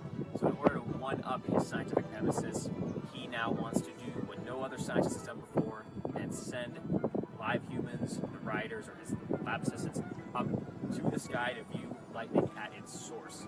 So we took that story and we turned that into kind of a ride sequence. So the riders will spin around our wheel as Dr. Tremble is cranking up and charging his contraption. He'll then pull out into the drop tower, which they will then be struck by lightning, which is going to be the climax of the ride. They will then fall down back into the station. So we were really in charge of the thematic direction of what the ride was going to look like. So we chose a bunch of different steampunk colors. The goal was to make this contraption look as kind of put together with many different moving parts as possible. So our Ferris wheel is driven by a planetary gear train. So we have a 12-volt motor from Banebots operating a sprocket chain system that drives to the center sun gear. The sun gear on the backside of the Ferris wheel then operates the 4 planetary gears around it, which in turn drive the ring gear to give our guests the motion of the Ferris wheel. Our elevator serves as the drop tower section of our ride. And so that dropping motion is achieved with an elevator cup that we use to pull the gondola into. When the gondola has been engaged within that cup, we then have 2 cables that are attached to the top and bottom that are then running over pulleys on the top and bottom of the tower itself. Over those pulleys and onto the outside, we have those ropes attached to a winch drum, which is going to reel the rope in the sort of the same direction. So they're wound in opposite directions around the drum. So when we spin the drum, it'll pull one rope down and the other rope down, so they'll move in the same direction, leading to the lifting and dropping of the ride vehicle. The controls team has been working closely with the mechanical team to ensure all systems are functioning and functioning safely on our ride. The control team consists of 2 sub-teams, the electrical and the programming teams. The electrical team has been working on circuit analysis, as well as working with programming and mechanical teams to determine the best materials for the job. For instance, after deliberation, the team decided to use an Arduino microcontroller rather than a Raspberry Pi, as its capabilities were more closely in line with what we needed to make the system run. For instance, a Raspberry Pi might have been able to connect with the internet. However, as we do not need this functionality for our ride to work, this was one of the factors that influenced our decision to select the Arduino. The programming team has been working to assemble the circuit and ensure all of the components are controllable with the code, as expected, and to the level of precision necessary for the ride to accomplish the transition between the Ferris wheel and the drop towers successfully. We have also been working with the mechanical team to develop the pacing of the ride, as well as necessary safety checks. I had the pleasure of leading the finance team in the ISU competition, and so I collaborated with members across different teams to make sure that we had all the items we needed to be successful and to make decisions with our budget and various purchases. I analyzed different costs and compared many different factors that went into our decisions, such as the cost of the Ferris wheel as compared to the drop tower. I kept track of manufacturing and assembly time, as well as 3D printing costs. I made sure that all the teams were kind of working together. My name is John Foltz, and I'm the leader of the safety team for TE8ND's team. As part of the risk analysis, we've been working to minimize various risks that we've associated with the project that we've created. Whether it be experiencing the attraction, viewing it, or maintaining it, we've been able to identify risks that could cause potential hazards, and we've been working to minimize these hazards using the Advantage software. I've been leading our team in the ASTM F24 compliance analysis. Throughout our project, we've been working to design our attraction to be compliant with F24 standards so that it meets those standards that would apply if we were to create the real-world attraction.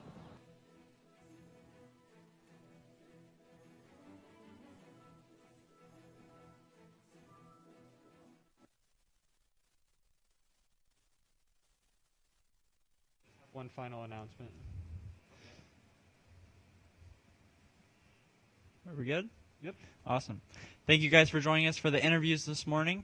We're going to take a quick lunch break. We'll be back at 1 p.m. with some other videos. Thank you to all the teams that are participating, and thank you again for presenting it in the Zoom calls so we can all watch your guys' rides. It's very nice. Thank you to the teams, and thank you to the judges, who you're not seeing it on the public live stream, but they are working behind the scenes doing grading and all that such. We will be back at 1 p.m. From 12 to 1. We'll be just watching the ride model stream. Grab some Chick-fil-A with your friends. Yeah, get some lunch. Thank you.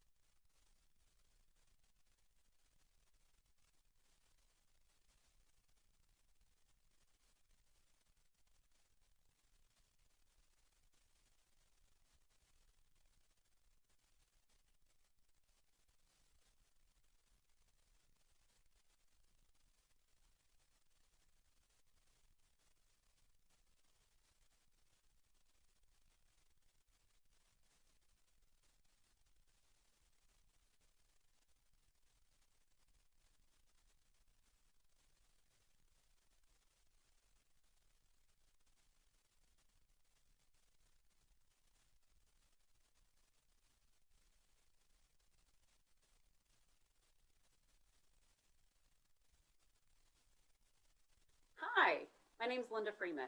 I work with Rockwell Automation. We're an industrial automation company.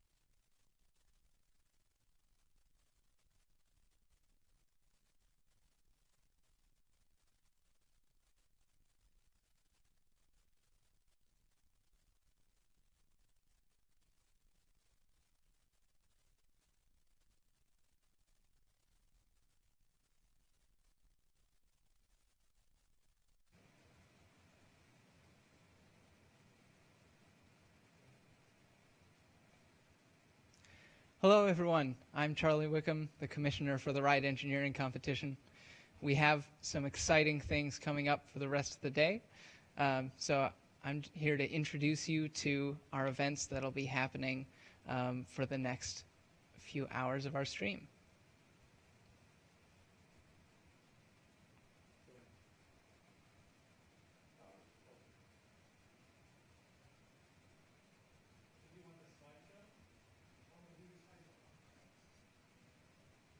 To stock our shelves, power our communities, Okay. care for those who feel pain, Yeah. and experience times of great joy. At Rockwell Automation, we make all these things possible. For all of life's moments, milestones, and celebrations. We are there, helping the world work better, faster, stronger, to be more connected and more intelligent. Because we know that when we combine the imaginations of people with the power of machines, anything is possible. Together with the world's innovators, makers, and problem solvers, we stand ready to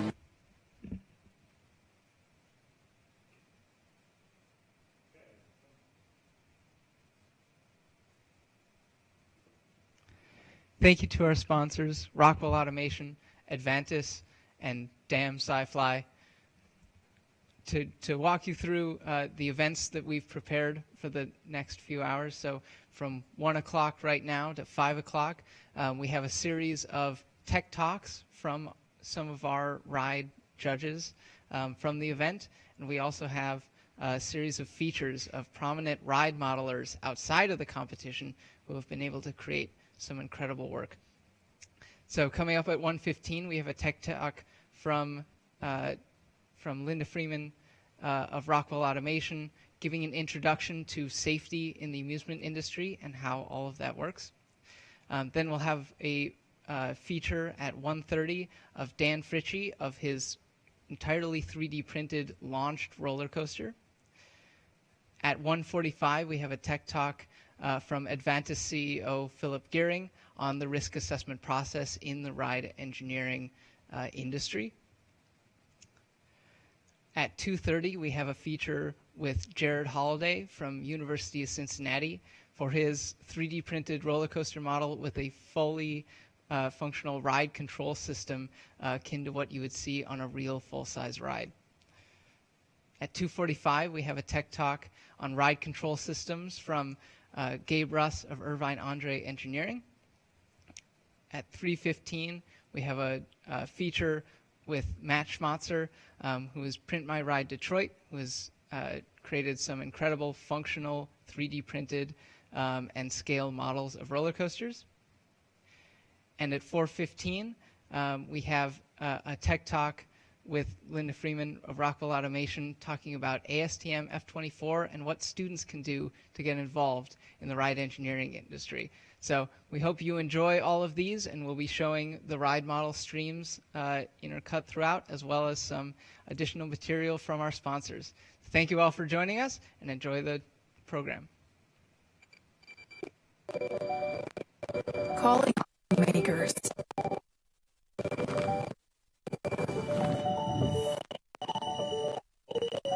Playmakers and makers.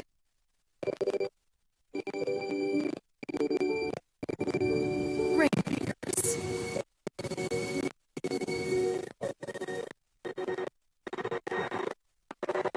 Noise maker and makers. Names makers.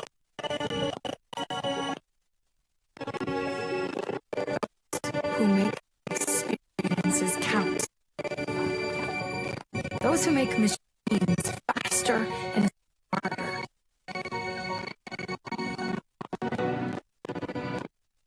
Call on those who want to make an impact by experimenting, pushing, questioning, persisting.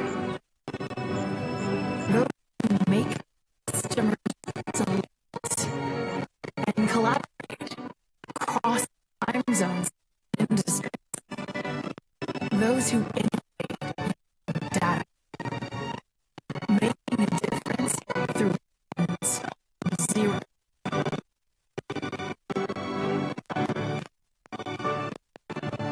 Those who desire to make the impossible possible. Join us. Makers Wanted.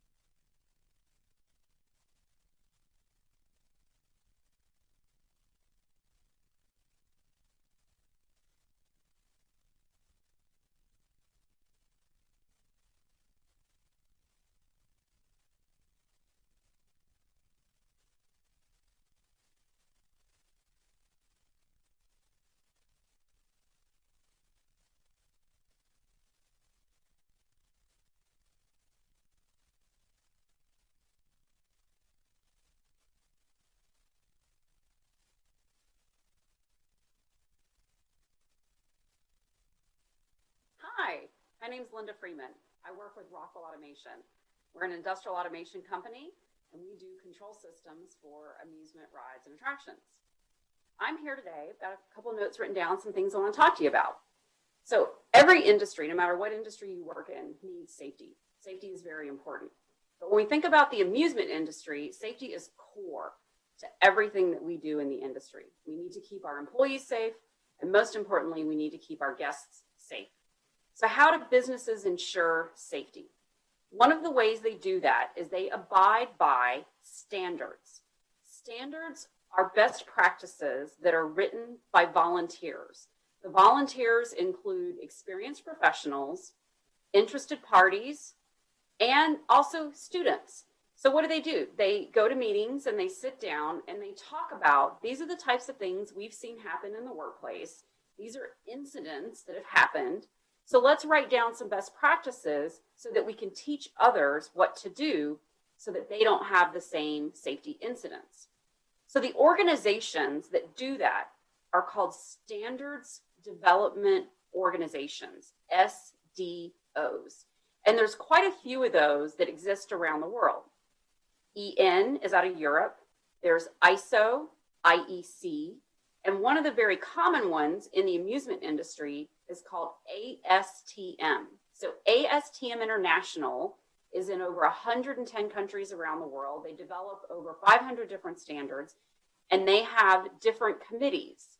And the committee for amusement rides and devices is called F24. So ASTM F24. That's what you want to go Google. And you will find the Amusement Rides and Devices Committee. And then within that committee, they publish a lot of different standards.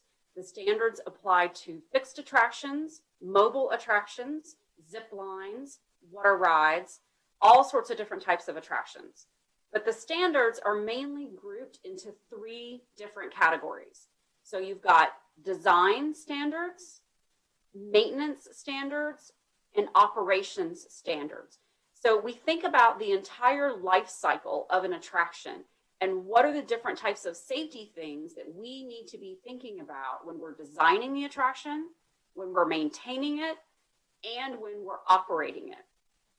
So if you want to get involved in those organizations, like I said, it can be experienced professionals that have worked in the industry for many years. It can just be interested parties. We have some people that come to the meetings that just love the industry and they want to contribute. We also have lots of students.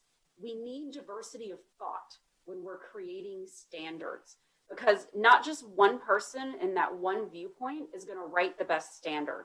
When you look at it from all different perspectives, all different job functions, different experiences, that's when we can write the best practices, because we want someone to be able to pick up this standard who knows nothing about it, read the standard, understand what the best practice is, and then ensure safety in their operations and in their designs. So I encourage you, if you're a professional listening to this and you want to learn more, go check out in your industry who are the standard development organizations that write safety standards for the field that you work in. If you're a student and you want to learn more about the amusement industry, go look up ASTM F24, become a student member. A lot of universities actually have a subscription where you can get all of the standards and you can download them and read them. You will learn so much.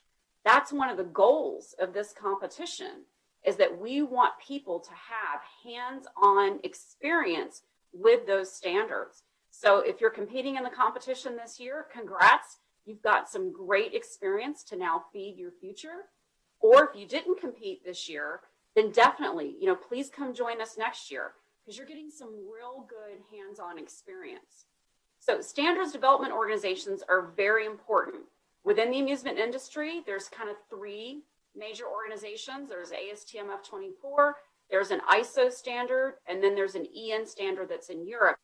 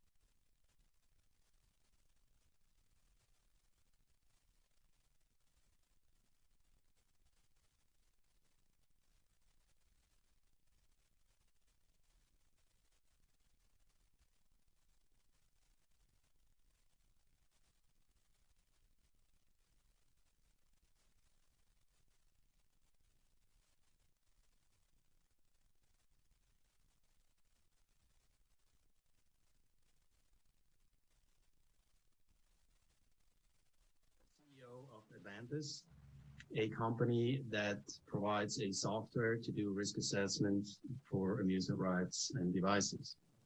My background is controls. I've been in the industry for 25 years, worked for several ride manufacturers, worked for Rockwell Automation for a while, and now have my own company. Besides Advantis, gearing engineering, doing control system design work and risk assessment. I'm also a member of the IAAPA Safety Subcommittee here in Europe, and I'm an ASTM member, and I'm the co-chair of the new Foreign Risk Assessment Task Group, responsible for the new risk assessment standard coming out, let's say, within the next 12 months. So. All right, so what is a risk assessment? A risk assessment is basically a formal approach to look at any kind of machinery. It doesn't have to be a ride, because risk assessments are conducted in numerous industries, in order to get an understanding of the risks associated with that machine.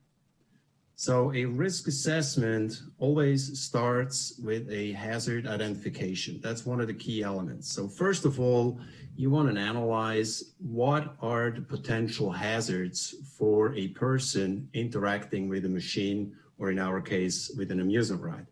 And these persons can be obviously the guests, operators, and maintenance personnel. So in a risk assessment, you want to look at all three people involved, and you want to identify where can these people get potentially injured.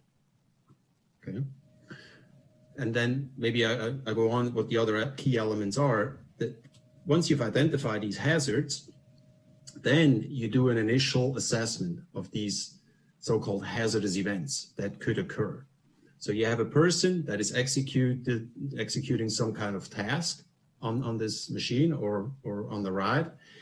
You look at the hazardous event that could occur. So now you look at what is the severity of the outcome, how bad is it, how bad could that person be injured, and what's the probability of occurrence that the event is happening and that that person gets harmed. That's your initial assessment. Then if you find out this is an intolerable risk, you should look into risk reduction measures. And you can have multiple risk reduction measures, and after each measure, you do a reassessment. You look at how bad is it now, or what's the probability of occurrence now. And so you want to get down to a tolerable residual risk. So the process is always the same. For any given hazardous event, the process is always the same. We call that a case. In Advantis, in our software, we call that a single case. So in the amusement ride industry, who is doing risk assessments? Good question.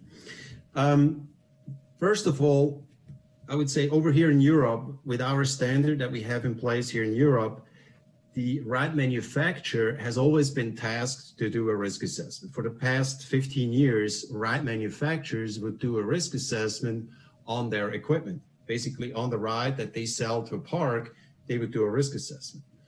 Now we've changed the standard in a way that the park also needs to do a risk assessment. So now we distinguish between a DRA, a design risk assessment, and an OURA, operation use risk assessment. So the one that OURA that the park needs to do focuses much more on the operator and on maintenance, because these are the folks that a ride manufacturer would not necessarily focus on. So we're getting more and more comprehensive to make sure we cover all the risks associated with a ride. All right, so why is risk assessment important? Why is it important? First of all, we've been talking about risk assessments lately more and more, but even before, you got to think, people have always done a risk assessment. They've just done it in their head. They've never written it down, and then they did a design based on what they thought. They're like, well, you know, this is kind of critical. Let's put 2 sensors here, or let's beef this up. Let's put a bigger safety factor to this piece, because I think it's kind of important that this, whatever, wheel doesn't snap off, or that this this coach coupling doesn't snap. I think it's kind of not good if a coach coupling breaks. So let's beef it up. So people have always done it. It's just never been written down formally, and that's basically what we're doing now. We're setting it up on the standard side. We're setting the process up, what needs to be documented and how it needs to be documented, so that we can actually compare these risk assessments and have a clear process and a clear form. So in order to do the design correct, you have to do a risk assessment. Whether you write it down or not, you're doing it anyway. So it is very important that you do your risk assessment beforehand. Only on a conceptual design, you should already start with your risk assessment. You should not be doing a detailed design before you have a first round of your risk assessment done. This is absolutely crucial, or you don't have a target to design towards in your design. Okay. All right. How have students in this competition been able to be introduced to risk assessment? Well, because we introduced them back in October, thanks to our connection, we introduced them through a webinar to Advantis, the software. I gave a 1-hour introduction, and we've given all these teams an account, a free trial account. That's part of our sponsorship here, that these students were able to use Advantis with all the features, no limitations at all, over the last 6 months. And we've given them some guidance through the webinar, through collateral, such as manuals, and then also a template project. They had a template project in their folder, so they had some ways to look at it, and that's how we introduced them to this. And that just started my review as a judge, and I have to say, they look pretty promising. They've definitely put some effort in here, so looking promising.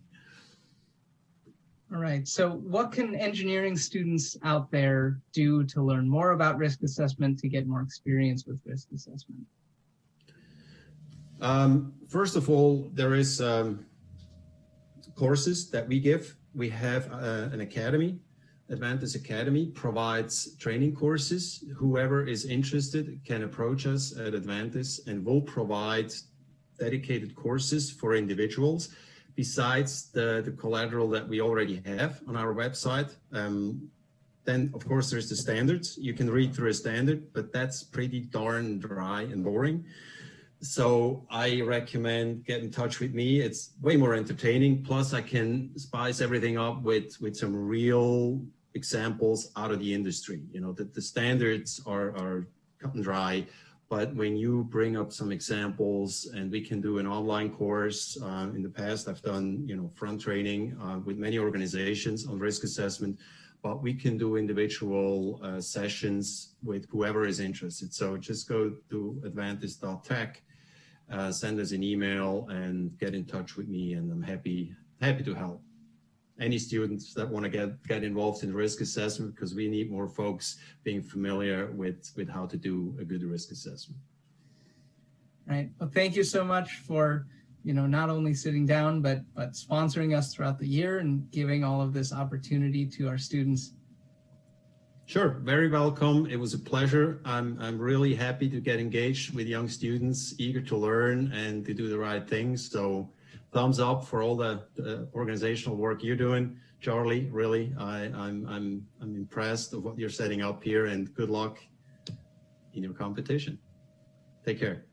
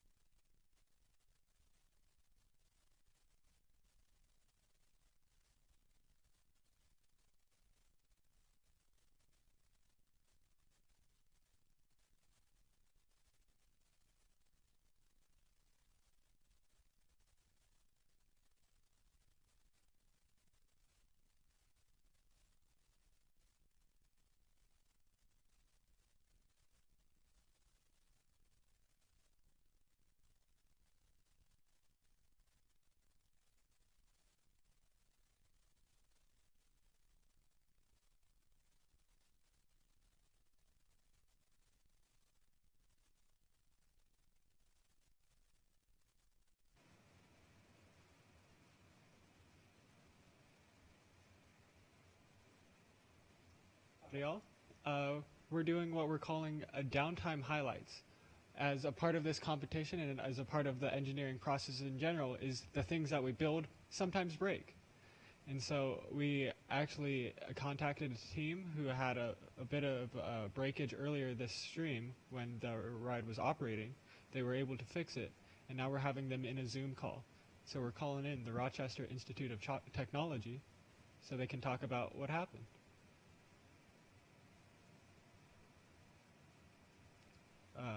RIT, can you hear me? Sorry, let me see. Oh, I can hear you. Yeah, I can hear you. Yes. Hey, okay, perfect. Nice, cool. Well, thank you Hello. guys. Thank you guys for making even more time for this competition for this type of shindig. So, could you just walk us through what happened with your ride? Yeah, do you want to do it? Okay, so our ride uses a string to pull the carriage up and down, wrapped around a pulley, and one of the strings stretched more than the other string, and it was causing unequal forces being pulled up on either side of the carriage. And that was causing it to bind on one side, and we were experiencing more friction. Okay. So our motor wasn't programmed to deal with that friction, and so we took it apart and rebalanced the wires, and it worked fine after that. Nice. And so, through that uneven tension force in your ride, did that result in a safe stoppage? Were the riders harmed at all? No. No. Perfect. And did you anticipate anything like this when it came to that? Yeah, we were expecting, so since we are using a rope, we were expecting it to kind of stretch out as the day goes on, and we actually have extra rope on hand, but luckily this scenario, we just had to retie the rope so that it was a little bit tighter on the side that had become more loose, and that evened out everything. Yeah, so you expected something similar to this, and so that was, Yeah. so you had it written down, something like that. Yep. That's good to hear. Let's see. Were you able to get your ride operating again? Yeah, it Yeah. took about 20 to 30 minutes, but we were able to get it. Yeah. And we had a couple of minor stoppages as well. I don't know if you want to talk about. Took 26 minutes. Yeah, 26 minutes for, that was our main stop. But we have a removable section at the top, and one of our panels is removable as well, so it's easy to access the counterweight in the center for us to fix.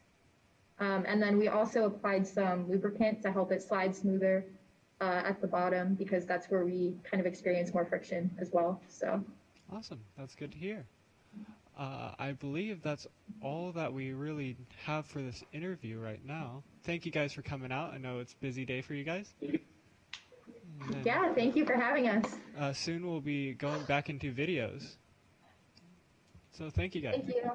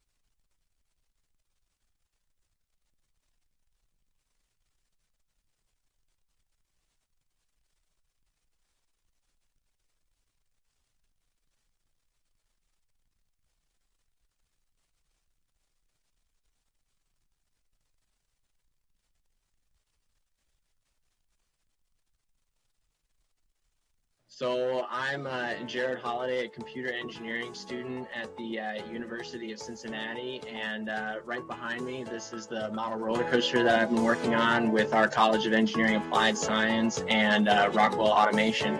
It's been a super fun project to put together, and I'm super excited to talk about it today.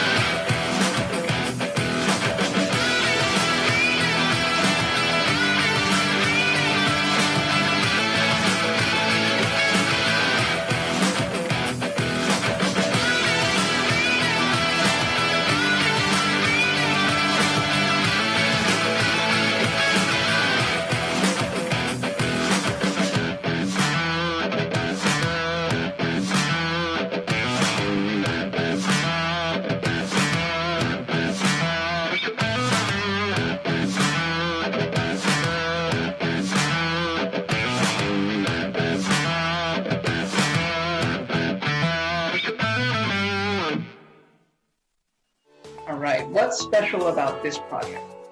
So the coolest part about this model roller coaster is definitely the control system over here. So the control system is definitely a super interesting portion of this project because it's all PLC controlled just like the real ride would be. So we've got, a safety PLC that is ensuring that the trains are in the right spot at all times. We've got sensors that are detecting where the trains are on the track, and then, a bunch of motors on there that are all moving the trains to their proper location. And it's basically set up to have a block system just like a real roller coaster. So it's keeping the trains separated, making sure that none of the trains are entering those block zones when they're not supposed to be. And then also the system is monitoring the whole operation of the ride.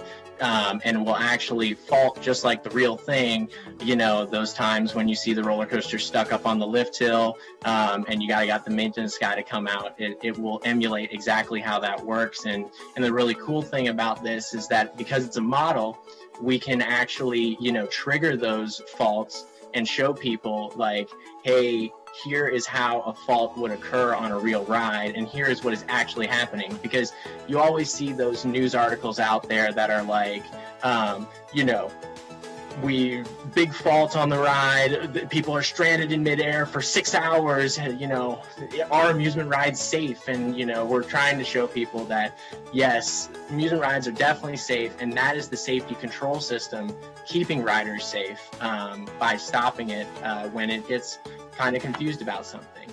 And the ride system can get confused about any number of things, right? Like a faulty sensor on the track. I mean, you could literally, have something fly in front of a sensor at the wrong time. And the ride system, for all it knows, right, is that there's a train there. And we don't want to send a train full of passengers into a zone that we're not 100% sure about. So we just stop everything and allow, a human person to come out and check and make sure everything's all right, and then turn the ride back on.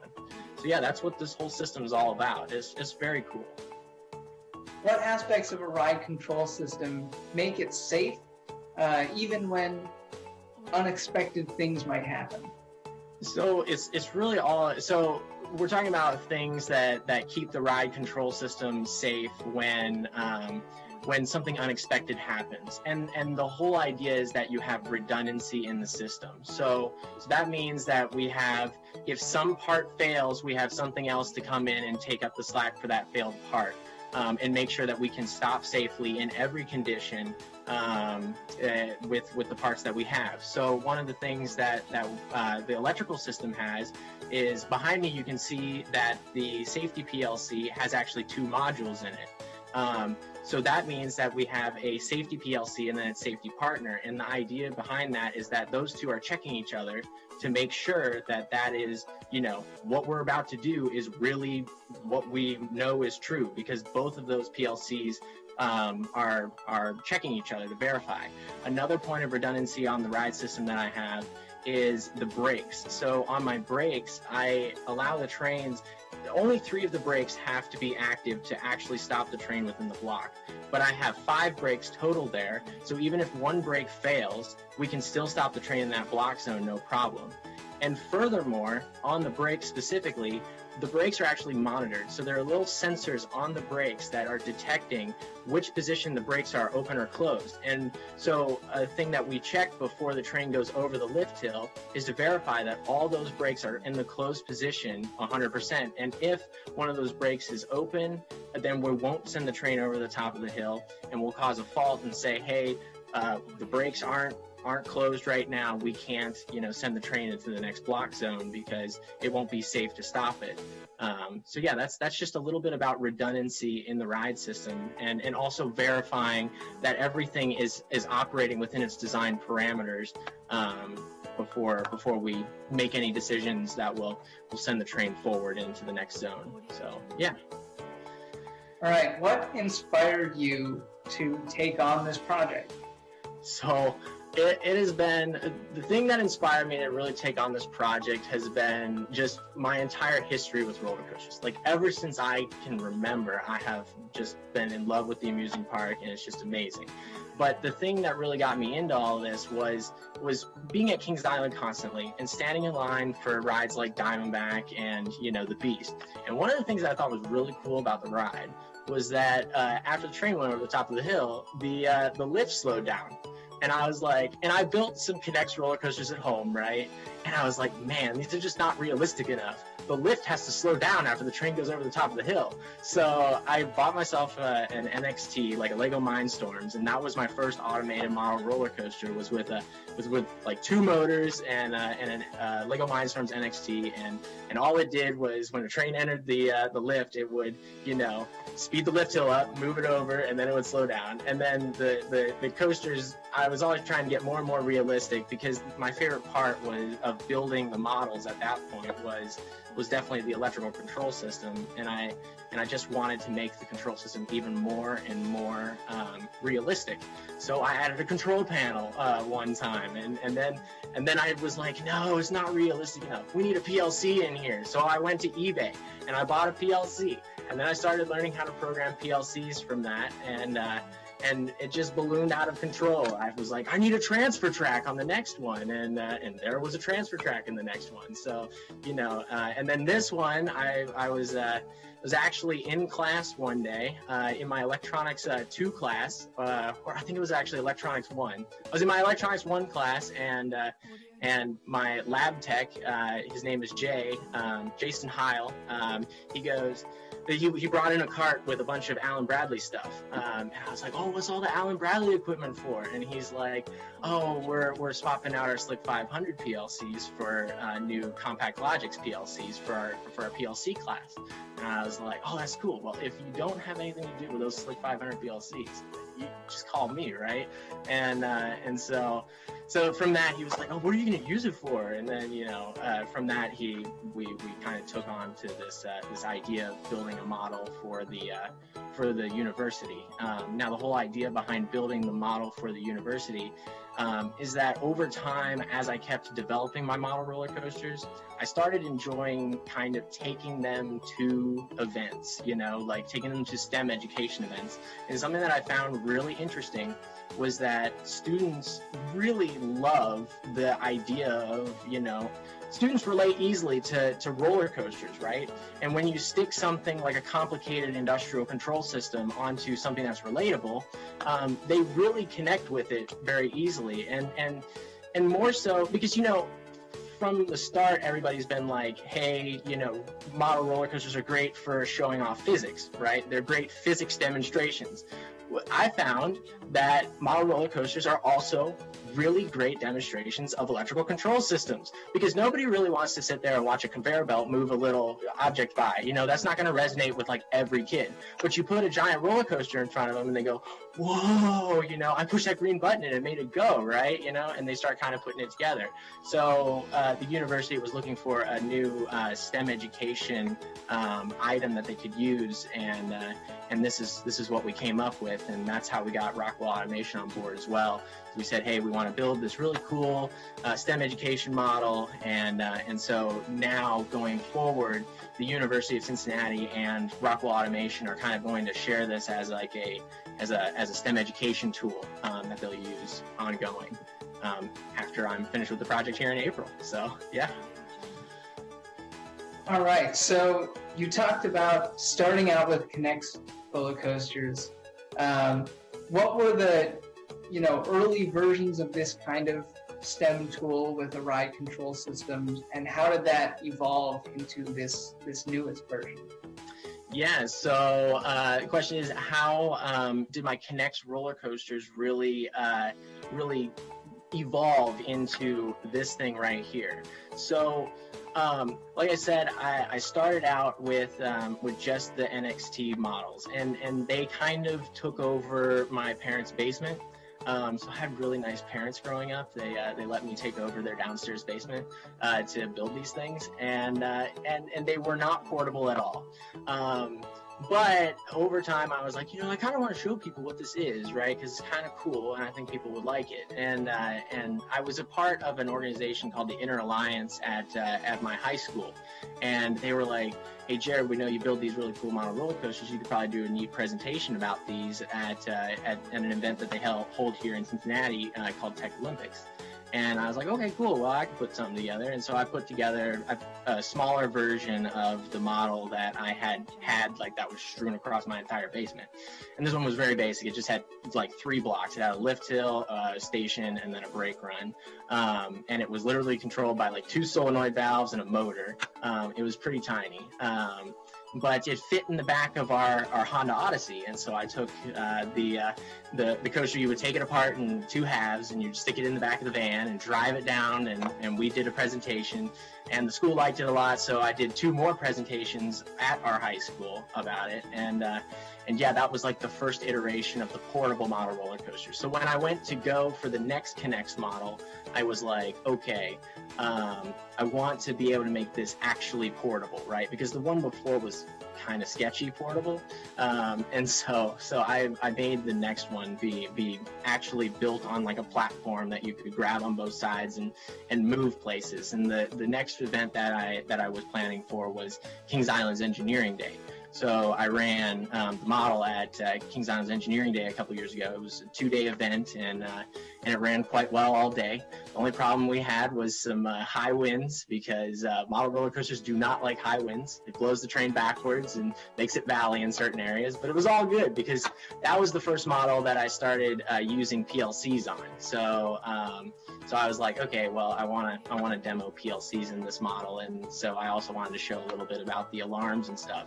And so we were able to show students a little bit about how a roller coaster will fault, and it was kind of interesting to see, because it wasn't me triggering the faults, it was the ride valleying in the areas, and I was like, well, guys, see, the system is performing exactly as it should be. We can look at it on the screen here. It says the train is has not made it back, and so at this point they would go out and do this, and it was a really nice learning experience, right?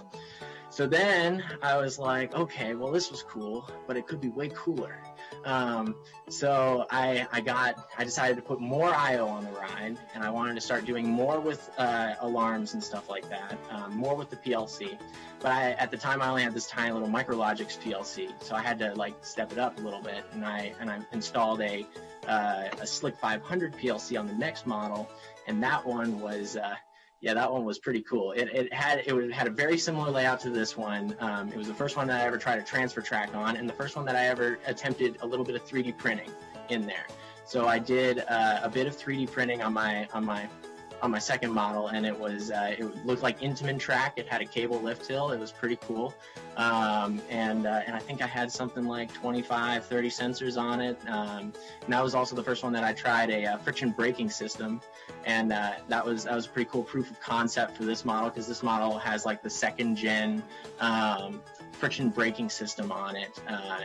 And so that was kind of how this thing like evolved. And then of course at the end of the model with the friction braking system and the transfer track and the 3D printing one, that was the one that I demoed for the University of Cincinnati, and that's where they kind of got super excited about this thing. We're like, okay, yeah, we need one of these. That's pretty cool. So yeah. Does that answer your question? Yeah, all right. One more, and then we'll run around and take a look at things. How long have you been working on this iteration of it, and what were the milestones along the way? Yeah, so this iteration has been going for about 2 years now. I started in fall of 2019, and it was just after I had gotten back from Walt Disney Imagineering, and I was all hyped up on building, cool roller coasters and stuff like that. And so I sat down and I was like, I don't need Kinects. I can really go all out on this thing, and I was like, all right, I'm going to do this entirely 3D printed, with the exception of the track, because I'm not a mechanical engineer at heart. I'm a computer engineer. I love the technology. So I was going to skip over the whole developing a train and developing, the track and stuff like that, and just go with a pre-built track design. So the track on this thing is CDX Blocks track from Coaster Dynamics, and then the standard stock CDX trains. And so that saved a lot of time there. But I was going to design the model in computer-aided design software. So I was going to use No Limits to actually, lay it out and stuff like that. And one of the things that I kind of figured out over the years about building models is that they don't perform exactly the same as real roller coasters. So when you go into No Limits and you're trying to figure out how to, make a model roller coaster, it's not guaranteed to work because the physics don't scale perfectly, right? Like you can't build a one-to-one scale, like a scale model of Millennium Force and expect it to go. I mean, you could, but you'd probably have to do a lot of work on the mechanical side to get it to work. So I was using the stock CDX trains, so I actually designed a little test bench that allowed me to figure out the constants that you throw into No Limits to say, here's the new friction profile and here's how it's going to work. So that I knew when I built it after 3 months of printing that, it's going to work. So once I finished the design in No Limits, I brought it into Fusion 360 and I designed all the track pieces and the whole tabletop, and I designed the electrical system and all that stuff. And then we started printing, and we printed and printed and printed and printed and printed for like 3 months. It was crazy. We had like 3 printers running like almost 24/7. It was insane. And that was, the time that COVID-19 hit. So now we're passing parts between each other because I was working with my advisor on printing everything. And so, we're printing, and then I'm getting to the point where I'm going to do the table. And one of the biggest challenges of the model was actually the tabletop. The tabletop was supposed to be, CNC machined. So I was supposed to take it into campus, and I was going to lay it down on this 4x8 CNC machine, and I was going to cut all the holes, because I had designed the whole model so that you could, cut the holes in the table and then, bolt down the supports. Well, that didn't happen because of COVID, right? I can't go down to campus because we're not letting anyone down to campus. It's all closed. So I came up with this idea. I don't have a plotter either, so I can't make like a giant full-scale drawing to put on top of it. But I was like, that's the only way to do it and make sure it's dimensionally accurate. So I printed off like 100 sheets of paper and then cut them all perfectly and laid them down in a giant grid on top of this board, right? And then went through and hand drilled like 250 holes or something like that, and yeah, it was a fun time, but it came out perfect. I was super happy with the end result. And then of course, you know, I built it and put it all together over the summer, and then that was about the point that Rockwell Automation had gotten all of the electrical stuff in, and I you know, installed the electrical system. And over Christmas break this year, I think I spent oh my gosh, just an insane amount of hours programming this thing to make sure that it works perfectly. And now we're in the final stages of the project where I'm documenting everything. I'm writing up a maintenance manual so that because at the end of the day, it's not me who's going to be using this thing, it's the university that's going to be using it. So someone who has not designed this model needs to be able to maintain it. So it's literally like the full project life cycle that you would see at an amusement park coming together here for the end, because you know, then we're going to have a training day coming up here soon too. So we're going to be training on how to run the model with as I hand off the model to the end users, and then they're going to take it away and do with what they want to with it. So it's going to be neat to see what happens with it in the end. So yeah. All right, so what's next for you? What are your plans after this model? So my plans as far as the models go after this one is to start developing the next one, of course. Like, I want to get more into the whole 3D design thing. I had a great time like actually modeling everything. I want to make my own trains next for it, and then of course get more advanced in the control system. So you never know, you might start seeing some interesting track elements that you know, are closer to rides that you see on, you know, like Hagrid's and that kind of stuff. Some of those like rides like Hagrid absolutely fascinate me because that thing is just a machine the way it runs. It is amazing. Like, you know, the super short dispatch intervals and the amount of technology that's involved with the track switches and drop tracks and all that. And I want to see how well I can replicate something similar to that on a small scale like this. So yeah, getting more into the technology of ride control systems, less than, you know, more so than just like a block system, right? So yeah, that's kind of what's next, I guess. And then of course, you know, getting into the amusement industry at the end of the day, like that's my end goal. My end goal is to really work on actual ride control systems out there. So hopefully one day when COVID-19 is a distant memory, I'll be out there working on the real stuff. So yeah. All right. Well, thank you very much, Jared, for sitting down and explaining this to all of us, and good luck with your next model. Yeah, thank you so much. Really appreciate it. Had a great time.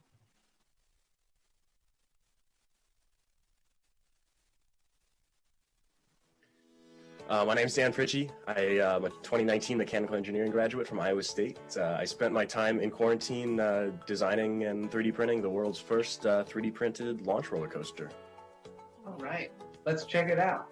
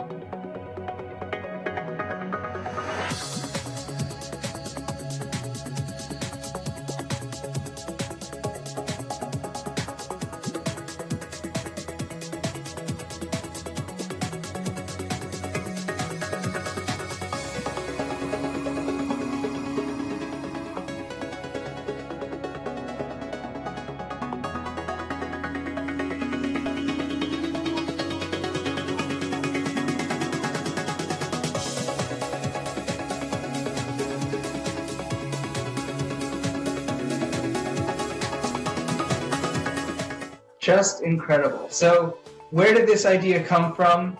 How did this come to be?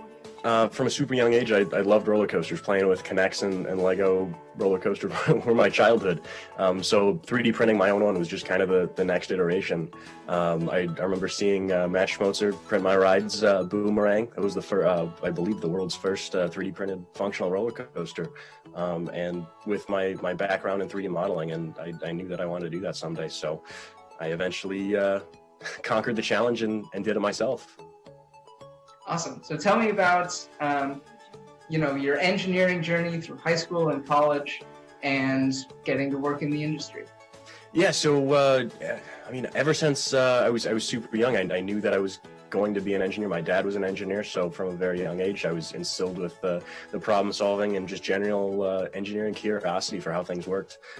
So going to Iowa State after having an engineering class in high school just really solidified my plan, and going to Iowa State knowing that I wanted to pursue a career in the amusement industry.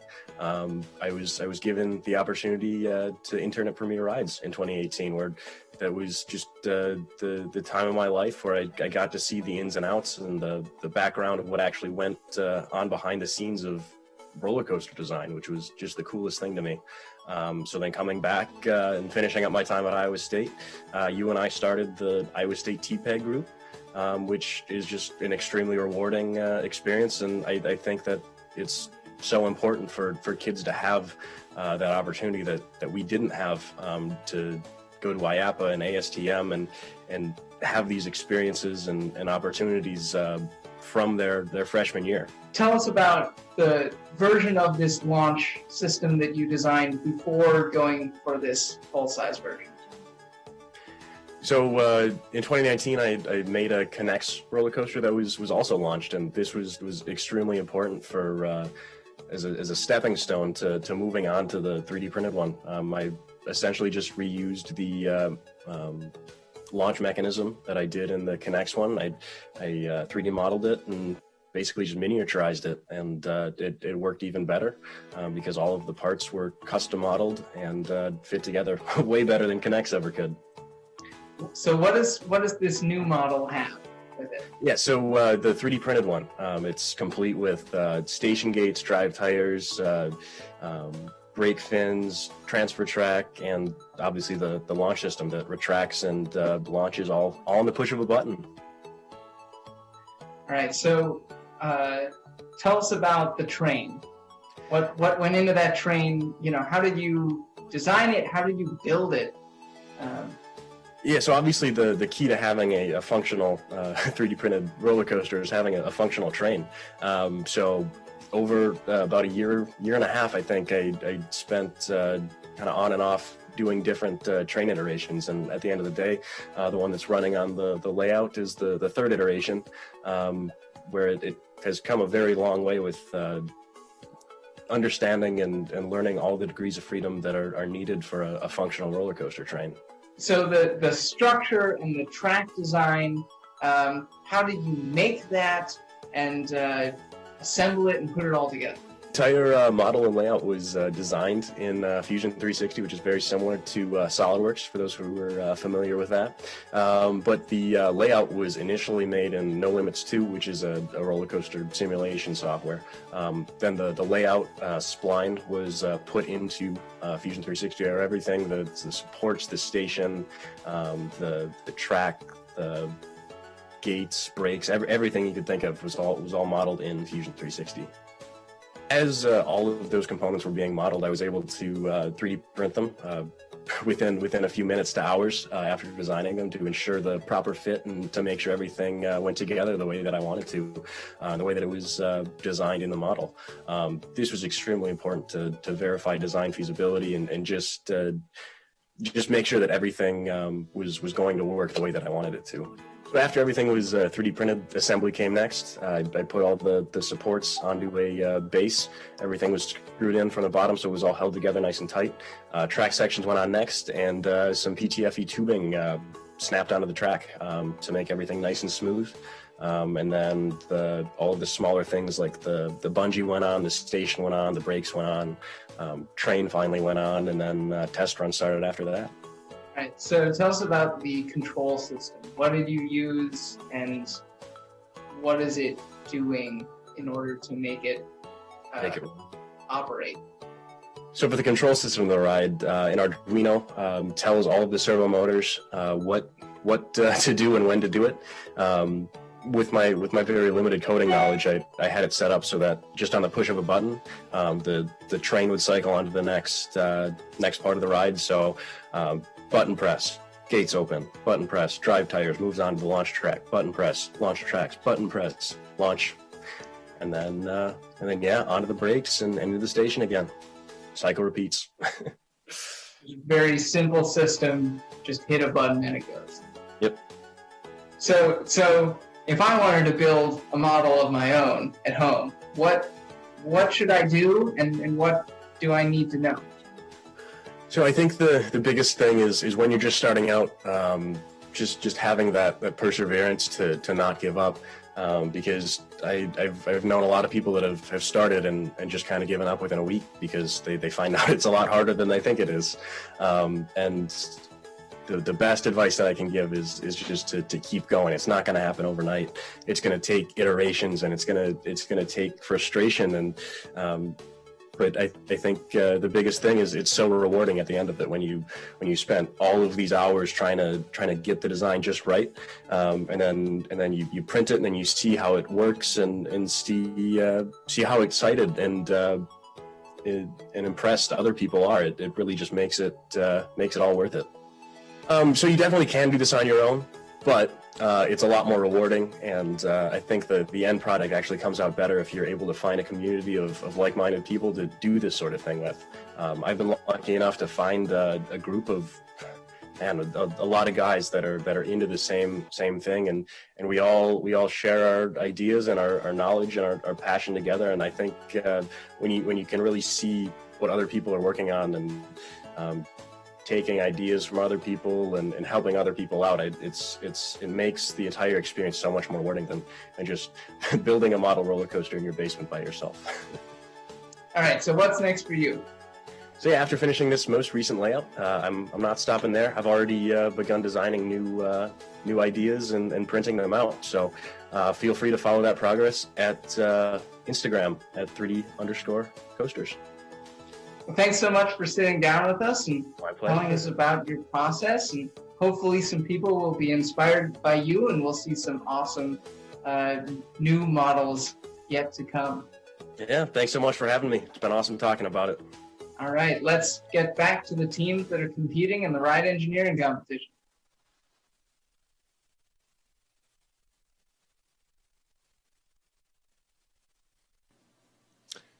Hey everyone, my name's Gabriel Russ. I'm an electrical engineer with Irvine Andre Engineering, and I create the computer-operated systems that control and safeguard roller coasters, amusement park rides, and all sorts of other attractions. Or in other words, I'm a professional roller coaster tester. That picture's from me and my boss Ann Irvine when we were doing our commissioning of Steel Vengeance up at Cedar Point.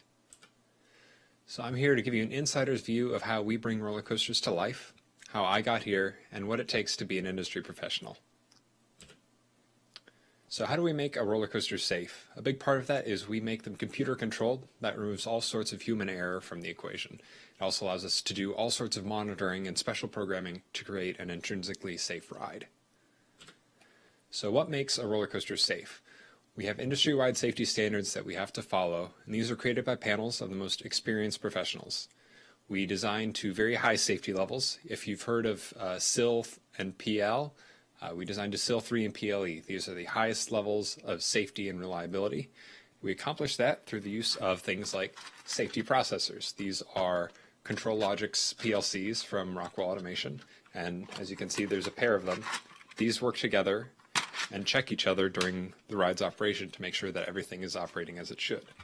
We also use safety I/O, so cards like this you'll see all around the ride. This is what reads proximity switches, causes brakes to open. All of the critical systems are controlled by these parts. We also use a variety of other parts. These are safety relays. Rockwell Automation makes it real easy. If you see red, generally it's a safety rated part. We also use safe torque off with our drives. That's a way of making sure that a drive is not going to suddenly start moving without the proper authorization. We specialize in simulated danger, and we try and make incidents as rare as possible because any event will become very high profile. If you've ever seen the news, you'll see it makes the news just for having to take people down off the lift, or even sometimes if it just stops on the lift. And we don't want to have any incidents worse than that. And we've been doing good work there because the actual risk at a fixed site park is 1 in 15.5 million. This is from a 2019 IAPA survey, and as you can see, over the last 20 years, the injury rate has been trending down, and we hope to keep it that way. So the main way that we accomplish that is through block logic. It's very similar to how old railroads used to operate and still do. That's how we safely are able to run multiple trains. And we design rides to stop everything if there's an error or it sees something that it's not familiar with. That can be accomplished by trains stopping out on a brake run or stopping on a lift. It's not necessarily a computer glitch, it's the ride seeing something that it doesn't like and responding to it in a safe manner. The overall view of block logic will look something like this. You'll have the ride separated into a few blocks. Things like the station, the lift, the ride course, and the transfer track are generally all examples of blocks. The ride will have a way to stop the ride stop the train at the end of each block, as well as a series of sensors, sometimes at the entrance and the exit, or just at the exit, so that the PLC is able to know where around the ride vehicles are located. And the way that we program these, if you've ever heard of computer programming languages like C, we go something a little more basic than that. All the movement and computer-controlled safety comes from the PLC. One of these, as you can see, this is from another one of our attractions. It's called a programmable logic controller. Inside, it's running ladder logic, which is the descendant of old relay logic from the 1940s. We still have it. We've just computerized it so that we can run way more logic on these processors. It's called ladder logic because the code looks like the rungs of a ladder. You'll have hundreds or thousands of these, and the PLC, as it's running, it's just constantly stepping down the line and checking each one. And the way it operates is, as you look at a rung, you check if all of these bits are turned on and it's able to get through the rung, then the circle there, that bit or that output will be turned on. And these are able to run extremely fast, generally between 10 and 20 milliseconds a cycle. So we're constantly running this logic, constantly checking everything for proper operation. The other neat thing with ladder logic is you can create custom instructions to simplify your programming. This on the right is one that Rockwell Automation provides for us. This is a redundant input. That's how we look at the power switch. And this is one that we've written. So this lets us greatly simplify and speed up our programming, since a lift stop button is very common, and that makes the programming of it run a lot faster. So the inputs and outputs are sensors and our actuators.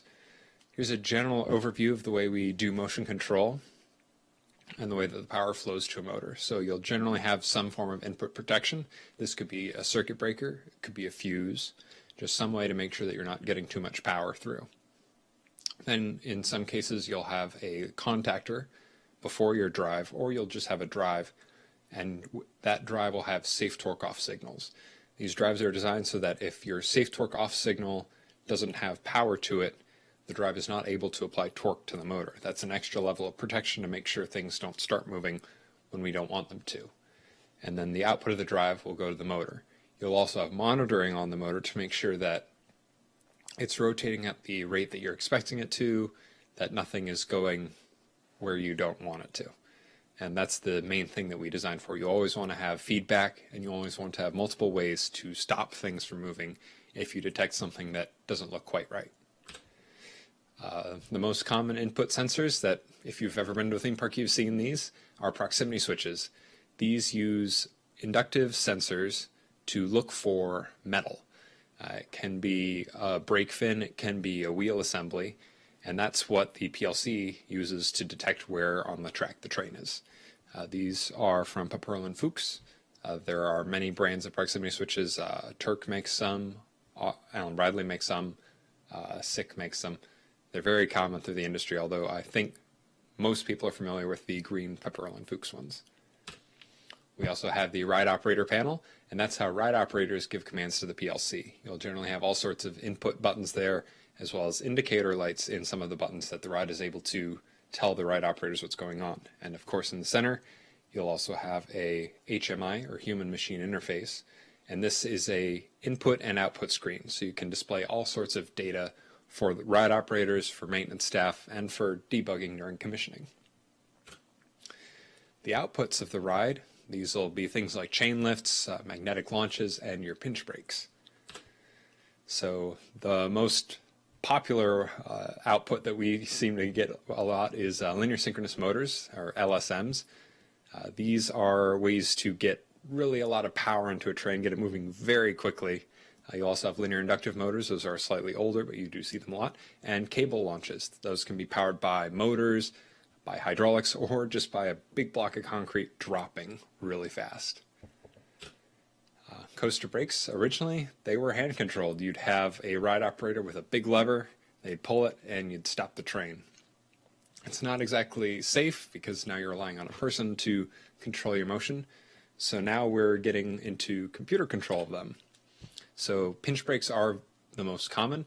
These use air pressure to pinch on a fin on the bottom of the train, and that can slow the train by pulsing it, or by holding it shut, you can stop a train.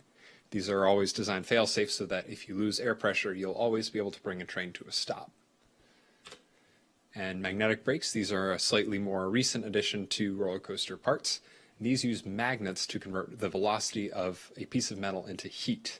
So by having a metallic fin move through these magnets, you actually generate heat inside of the fin. It's a very fascinating bit of technology there. So some coaster safety information. So we start the creation of these control systems sometimes years in advance, and that is creating drawings, writing the code, getting everything ready for when we first go to site. We have panel shops that build these cabinets for us, and then we ship everything as a unit. The park installs it, and then we come out for our commissioning. This is a typical control systems drawing. You'll have your push buttons, and this is actually one of these input cards. So this is a way that the electricians can know how to wire up the panel, and that the maintenance staff will be able to maintain the panel after it's been installed. Before humans ride, we weight down the train to simulate heavy loads. As you can see here, this is a water dummy. You fill it up with water and it weighs about as much as a person. That way you can make sure that the forces on the ride are what we expect. So how did we get here? We generally try and say avoid being completely focused and I want to design roller coasters, because there are very few, unfortunately, positions like this in the world, but there are a lot of other very awesome and interesting jobs too. Before I started working with Irvine Andre Engineering, I used to work at Rockwell Automation and American Electric Power, back when my hair was a little bit shorter. An engineering degree is very versatile. You can take your skills to many locations. However, if you're coming to a thing like this, you're probably not going to be dissuaded that easily. So here are our general tips. We say always keep your goal in view. You never know where your path is going to take you. When I started working with those other companies, I wasn't sure if I was going to come back to the industry. But I saw it as a good path. You know, AEP is a great company, Rockwell is a great company. I wound up coming back in. Meet as many people as you can in the industry. All of us do love meeting new people. We like talking with people. Our job is to have fun, so we try and have fun with others. If friend us on LinkedIn, shoot us messages, we all appreciate it. Live your passion. We love to see passionate people join this industry. We don't want, you know, if you're in this job, we want you to really, really love it. Look for opportunities and don't be afraid to take risks. You're always going to be learning. You never are going to be done, and we love seeing people who will take those chances, because that's where you learn the most. Great ways to get in: networking. You know, like I said, reach out to all of us. We do love talking with people. Coming to events like this is very helpful.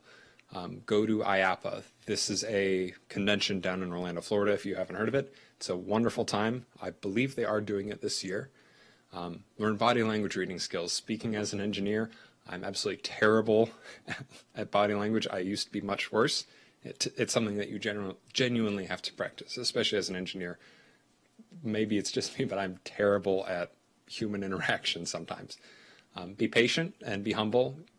We love to see people who are raring to go, and look fear in the face and know that you can handle it, because all of us are rooting for you, just like that. And if you stick with it, dreams can come true. This job has taken me literally all over the world.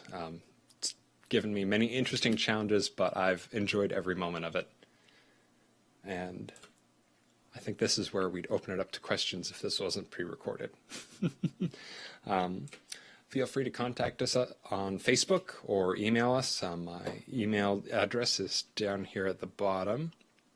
And there's our Facebook page and our website. Thanks very much. Ta-da! And bye.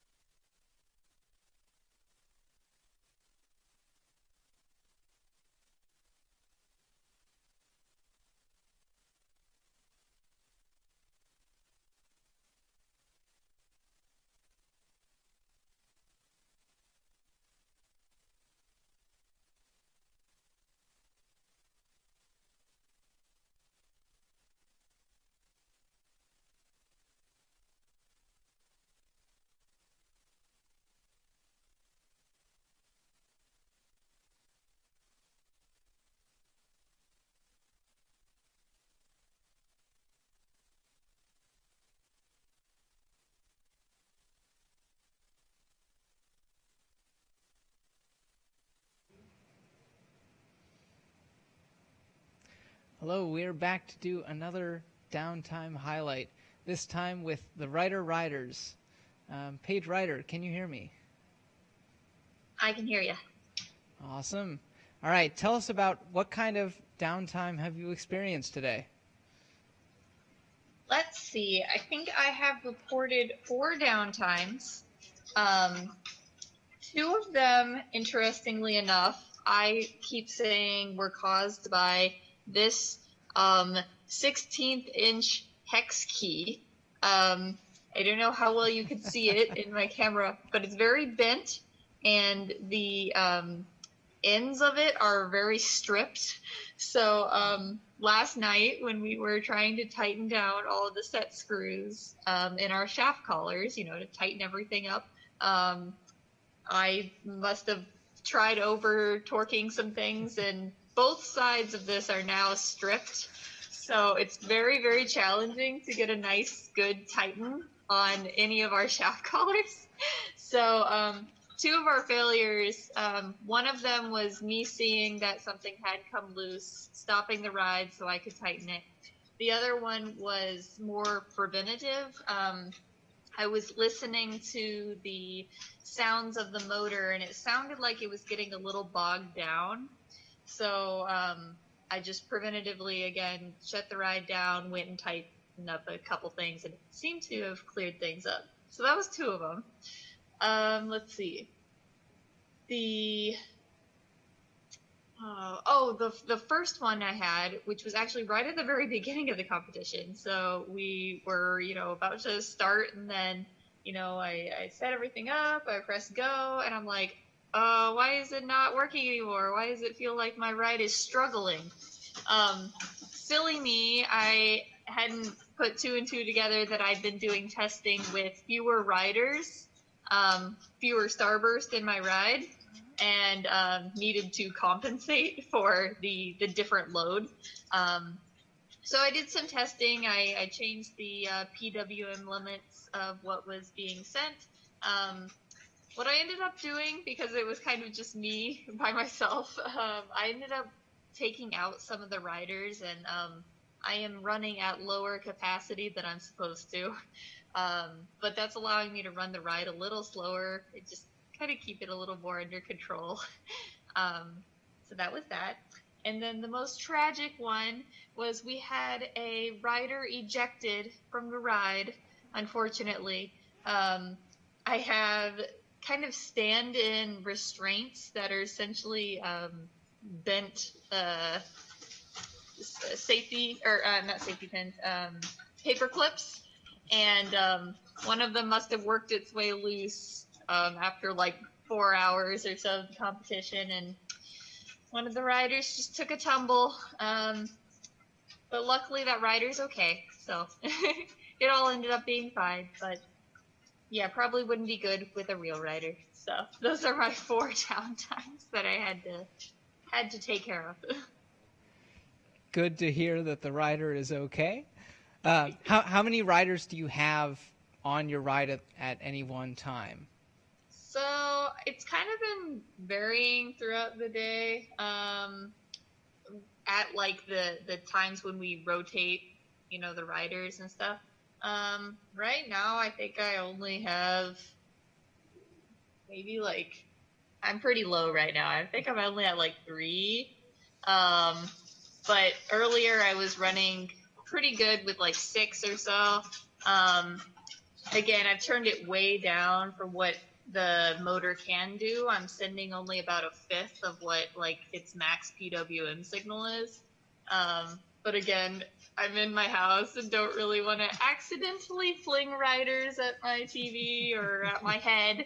So that's something I need to work on in the future, is better rider management. So yeah, definitely below capacity right now. It can hold up to 30. And we actually do have more seats so that the ride can hold up to 60 all at the same time. But 30 is a pretty comfortable number.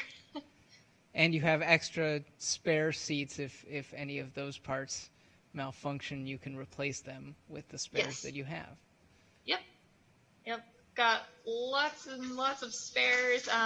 One thing that I was thinking I might need to replace was the arm that comes out and runs into the ramp and kind of throws the riders into the air. We anticipated that being a kind of wear component, but they're actually doing great. That's one of the components that we take a look at on the hour and make sure they're still doing good. But yeah, those have been holding up really, really well. All right. What are other situations that you anticipated could be, problematic throughout the day, or something that you're looking for to make sure that it's operating correctly? Yeah, one of the biggest ones, and we kind of did have to deal with it already. The most critical area is making sure that the arms are securely attached to that central hub. So we're keeping a really close eye on the spacers and the distance between the arms, the spacers, and the central hub. That's something we're keeping a really close eye on, and ready to tighten things up if we need to. Another thing that I had anticipated might cause some issues, but it actually has not, thankfully. We chose our design strategically well, I guess, was the counterweight. It's like a big ball of silver littler balls. I was worried at first when we were putting everything together that it might get in the way or run into that ramp, but we ended up being able to put it far enough out that it never contacts the ramp or anything like that, which is great news. Definitely good for our DFMEA. And then another thing that I was worried about was the ramp is a 3D printed part. It's taking a lot of abuse. It's essentially getting smacked over and over and over again by a rod. So I was just curious to see how that part would hold up. And there's a part of it that's got, I thought it looked like some wear on it, but Alex actually thinks that what's happening is as the ride comes around the corner, the little rods are scraping off some of the plastic on the side of the ramp, and then the next time it comes around, it deposits that onto the ramp. So it's like there's a little spot on the ramp that's got some extra powder on it that's been redistributed from the ride. So there is some wear happening on that component. All right, so you have a ride physically in front of you. How does seeing it operate and getting through this 8 hours is a long time. You're learning things along the way. How has that surprised you compared to when you were building your DFMEA, your design failure mode effects analysis, just on paper without that ride? How does that compare to actually testing the ride? Oh, yeah.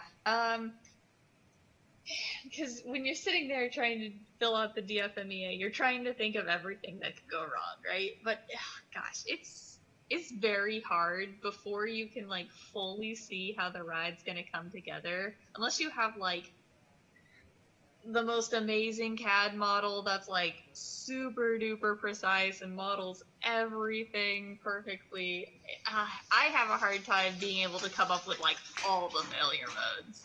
So definitely having the ride, seeing how it reacts to all the different, impulses that it's getting, things like that. I'm definitely seeing decisions that we made that are okay, but can be improved, that maybe looked fine on paper.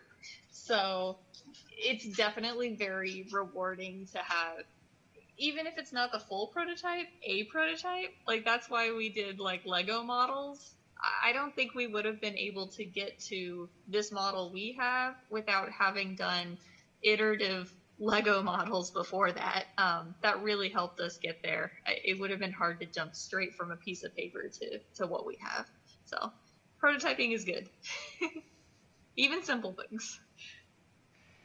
All right. Well, thank you very much for joining us, and good luck making it through the next 2 hours of operation. Rounding out our day here. Thank you very much. We are getting there.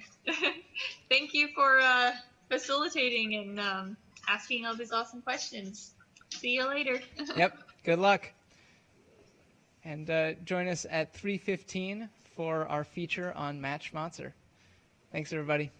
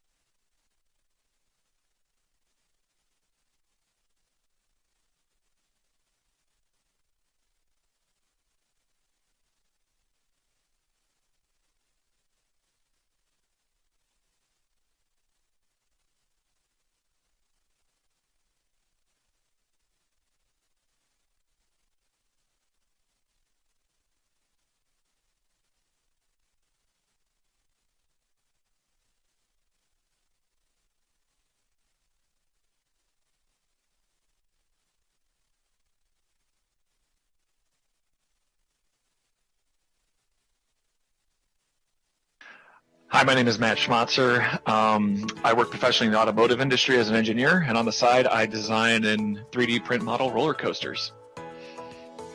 All right, so when you were in college, tell me about your engineering journey and going, reaching graduation. What was the world like for you? Yeah, it's all very intimidating, and everyone's, trying to progress through college so they can ultimately land the dream career. And as I was going through, I knew I was going to be a mechanical engineer. I loved to tinker. I loved everything about mechanical engineering. And the one thing I wasn't sure about was what I was going to do with that degree. I knew I wanted to be, in some capacity in the amusement industry, either designing rides or maybe working in parks, managing, ride installations and stuff like that. But it was kind of loose. As I eventually graduated, I, had to come to the realization that first I need a job, first I need to get experience. It doesn't really matter so much as, where my path starts, as much as I know where my end goal is. As long as I get there in the end, that's all that matters. So, as I said, it was kind of intimidating at first, but as I graduated and then moved on to, my career, I just had to take it one step at a time and not get too overwhelmed by everything going on in the world. All right, so tell me about your first 3D printed coaster. What was that process like? Where did that idea come from? Yeah, absolutely. I think it kind of stemmed back in 2016, 2017. I was really into 3D printing. Actually, when I was doing my undergraduate degree, we had to use 3D printers, but they were like the big SLA machines that you really can't get in your house. And at the time, like 2014, 15 timeframe, 3D printers became like a cool thing, and the rep wrap movement was coming where you could 3D print a 3D printer and then make more 3D printers from 3D printing. And so I thought that was so cool. So I got my own 3D printer. Actually, I got a couple of them, and I was 3D printing like knickknacks and stuff. And I was like, this is cool, but like everyone wants to do like the functional print and prove that 3D printing isn't just like some toy.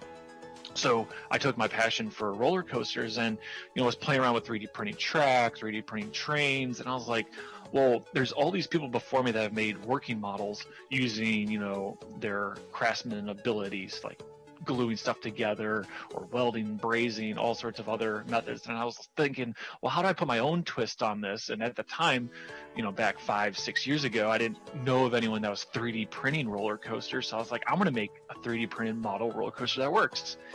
And I just decided to start out small and easy, just pick a small ride that's got a small footprint, just test the concept, which I think I picked the wrong ride for it as far as, all the mechanical bits. I basically did in Vertigo at Kings Island, and it had its own design challenges with it that I wasn't really ready for. I thought it'd be a simple project where I could design some tracks, design some trains, and see if it works. And after I think about 1.5 years, we finally got it working. And I took it around showing other students. I took it back to Purdue where I graduated and showed their TPEG club, and everyone loved it. And the first question is, well, like, how long did it take you and what challenges? And there's just so many. So that was the first one. And ever since then, I've just been hooked. All right, so tell me about the Model Steel Vengeance project. How did that come up, and what were your initial steps on that project?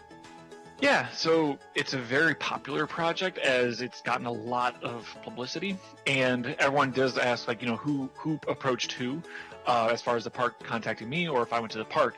The truth is, and I love the stories, I actually went to Cedar Point because I wanted to get a picture of Vertigo next to the real one, and I wanted to see if I could take the model and get it next to the actual ride. And at the time, Kings Island, I think, was in a transition where they didn't have a public relations person. They do now, obviously, but back 5 years ago, I think they were just trying to find someone.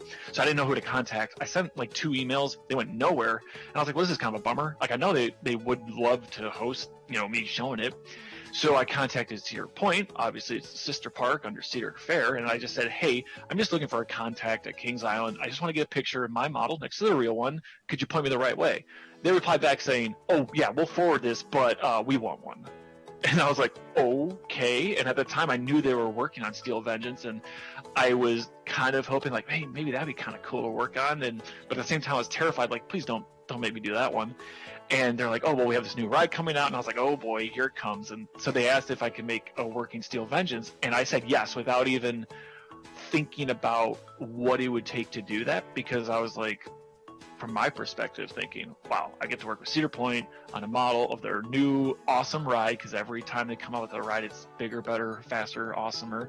So and I would just regret, if I didn't. So that's how that transpired. And next thing you know, they were asking me to put a proposal together. And the one funny thing is I wanted the model to be huge, and they said, Matt, you need to sell down, let's make it small. And so we basically agreed on the size based off it needed to fit in their museum.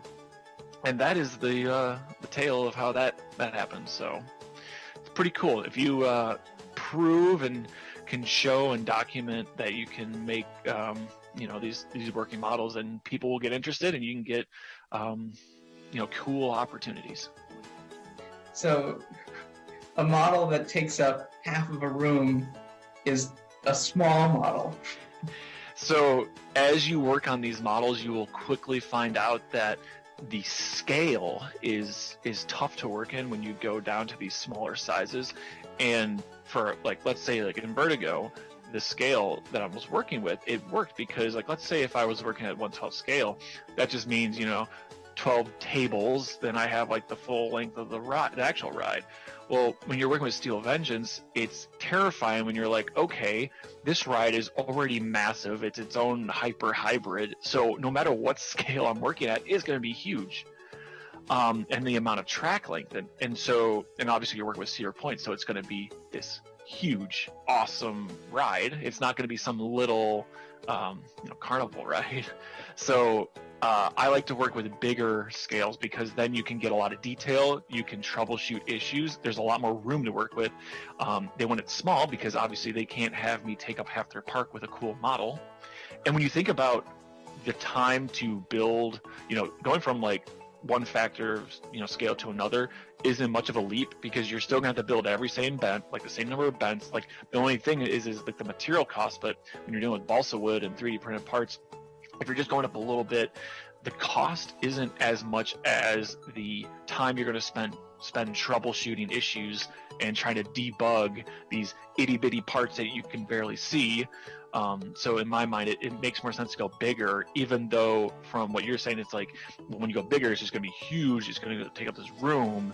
But that's not on me. I'm just building it for them. So let them figure out where it's going to go. So that was at least my perspective on it. I wanted to go bigger.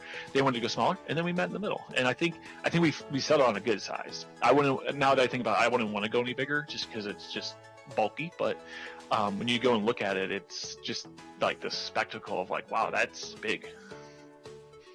So can you walk us through some of the components that go into a roller coaster, or in this case, a model roller coaster? So what are the different sort of vocabulary terms, and what are the pieces that build up into this coaster? Yeah, so at least from the model standpoint, I like to be as accurate to real rides as possible. So I've done a lot of benchmarking at what's actually used in the industry.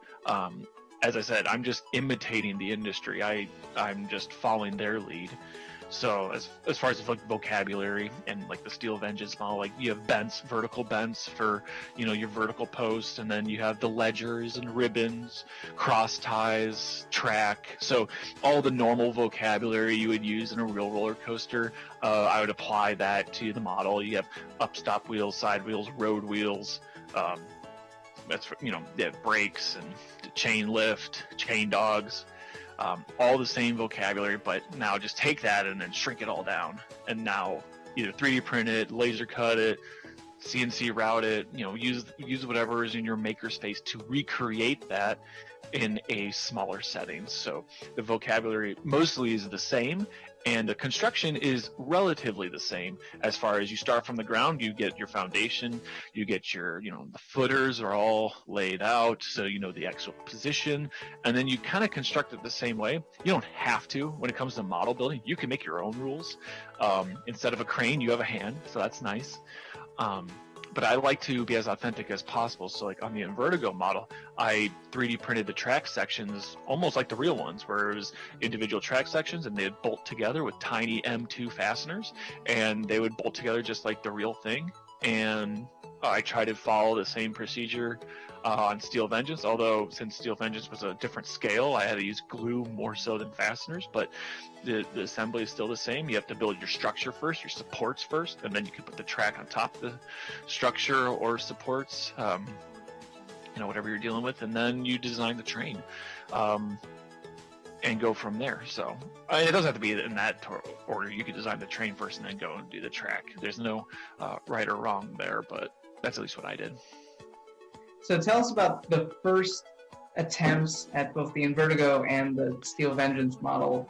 What was that experience like? How well did it work in the first try? Yeah, so as an engineer, you need to be a problem solver. And with these, millions of problems come up. And they're always the ones you're not prepared for. So like you'll think like, okay, I'm going to deal with this, and then you'll work through it, obviously. But it's always the ones you're not thinking about that come to sting you. And each project had their own set of problems you had to deal with. So let's talk about Invertigo. That was the first one I've ever done. And like many people I've seen follow, you would 3D print like the running rails or the running surface. You'd 3D print that. I learned quickly that is not the way to go, as it's very inefficient with your wheels running over a layered, as a 3D printer prints, it prints in layers.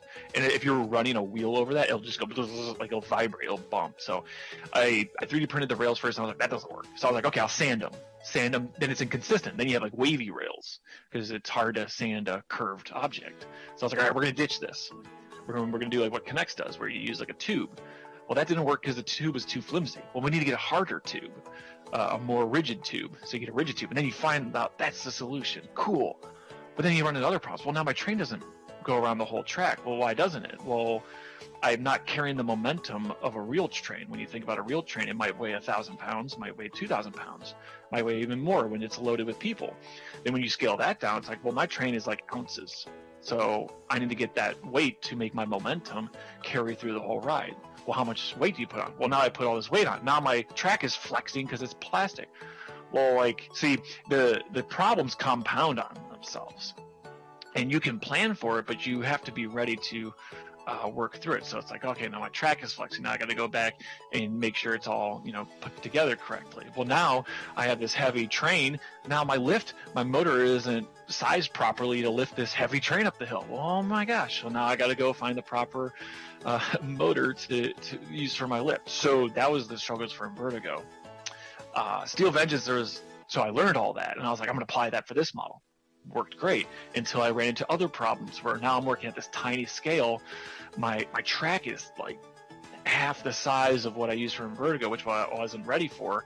And so I was, challenged with this new track gauge, which I wasn't really ready for, because all the hardware I used on Invertigo didn't cross over to that new scale or, design as easily as I would want it to.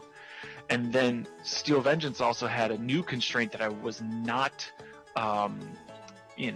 ready for, is time, where now I have a time constraint. It's like, now, not only do you have to make this and work, but we want to have it by opening day to showcase the new ride, which makes sense. I was under the gun to get it, ready in a certain timeline, which when I had Invertigo, it was kind of like, I can do it whenever. And, if I run into an issue, it's not the end of the world to sit on it and think about it for a day. Whereas Steel Vengeance, it's like, okay, we need a solution now, and we need to be working towards the correct solution. And sometimes you'll learn that going forward with a direction is sometimes better, even if you know that it might not be the right direction. You just need to keep moving forward, or just keep moving. If you just sit and think about it, you could think about it forever, but you need to have at least something to work for. So each project had its own challenges, but as I said, it goes all back to being an engineer, being a problem solver, and then having the discipline to keep moving forward, even though you might not know the solution. All right, so how has this changed your view on ride engineers and the people who are doing this on the full-size ride? How has your mindset and experience with that type of problem solving changed through this process? Yeah, so model making has definitely influenced the way I think of industry professional and how they have to problem solve in the real world. So, and they probably have a much more challenging job than me making models. My models, you know, if it doesn't make it through the course, I just kind of push it through and like, that's good. They have to get a crew out, they got to hoist it, and it's just time, labor. They don't want to deal with that. There's all these other things that you don't really consider with model making, like safety.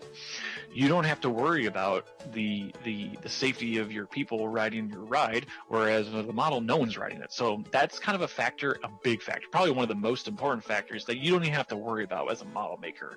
So when you take that into account, I think, you know, safety is probably the number one priority in the industry. So they have to take it very seriously, and that in itself is just, you know, a job and a career of its own. So you get the you know, the benefit of not having to worry about that with model making.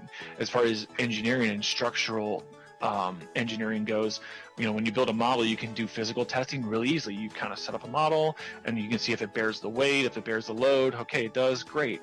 But when you're in the industry, you can't just go and make a model for everything. That doesn't financially make sense. You're going to want to use the CAE tools to simulate that dynamic loading, the static loading on your structure, and save money by not having to go and physically test these things. You want to analytically test it.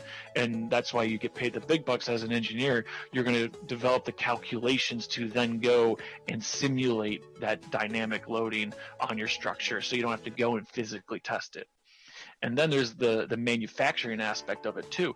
Now you have to fabricate your track and make sure it lines up with what was designed in the CAD software, which 3D printing's easy. You basically design it, 3D print it, and the 3D printer is your manufacturing team, so to speak. Whereas it's not that easy in the industry because you're dealing with steel. They don't have giant 3D printers yet that will 3D print your track for you. So there's a lot that goes, there's so many different aspects. And I think the model building will, you know, introduce you to these topics. I don't think you get as much depth as you will in the industry, but at least you'll know what, you know, you're dealing with and what you have to deal with. So that's at least my take on it from the model standpoint. Cool. All right. So tell me about Print My Ride Detroit, and as an engineer and a maker, turning that into a business. Yeah, so I really didn't have a plan. I just knew I liked roller coasters. I liked making models. The only reason I got into the model business, I guess, is because I wanted to get into the actual industry, and I saw some of my influencers, which would be like Mike Graham and Chris Gray, and they built models, and they worked. Well, at least Mike's did. Chris built just aesthetically awesome models that were, you know, just beautiful. And so I took inspiration off these guys, and I was like, wait a second. So they got in the industry and they made models. So if I make a model, put my own twist to it, like not just copy, but find a way to make it my own, then maybe I could use that to get into the industry.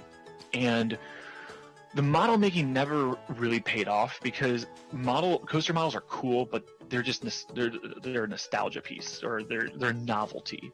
They don't actually bring in a profit to anyone other than, you know, hey, this looks cool. It's like art essentially.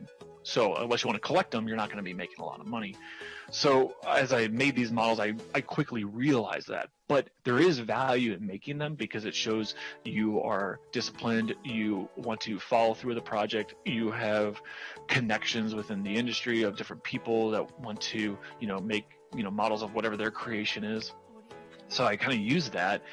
And at least when I was making my models, everyone wanted like, you know, a model of like a train or something, but 3D printing wasn't a viable way to do that. And then through these models, I was able to come up with my own idea of what collectible could be that people could then go and purchase. So as I said, I followed some of my influencers that I kind of looked up to, and did kind of what they did, but found my own way to make a, you know, a twist on it. And like, I'm sure some people know, like Mike Graham started Coaster Dynamics. Well, now I've actually partnered with Coaster Dynamics and have kind of like my own product within their umbrella. So, and I used my model making experience to kind of get that trust and those connections. And if anything I've learned is just keep following whatever, you know, path you're on. And as long as you're having fun, you'll eventually figure out a way to, you know, make money off of it.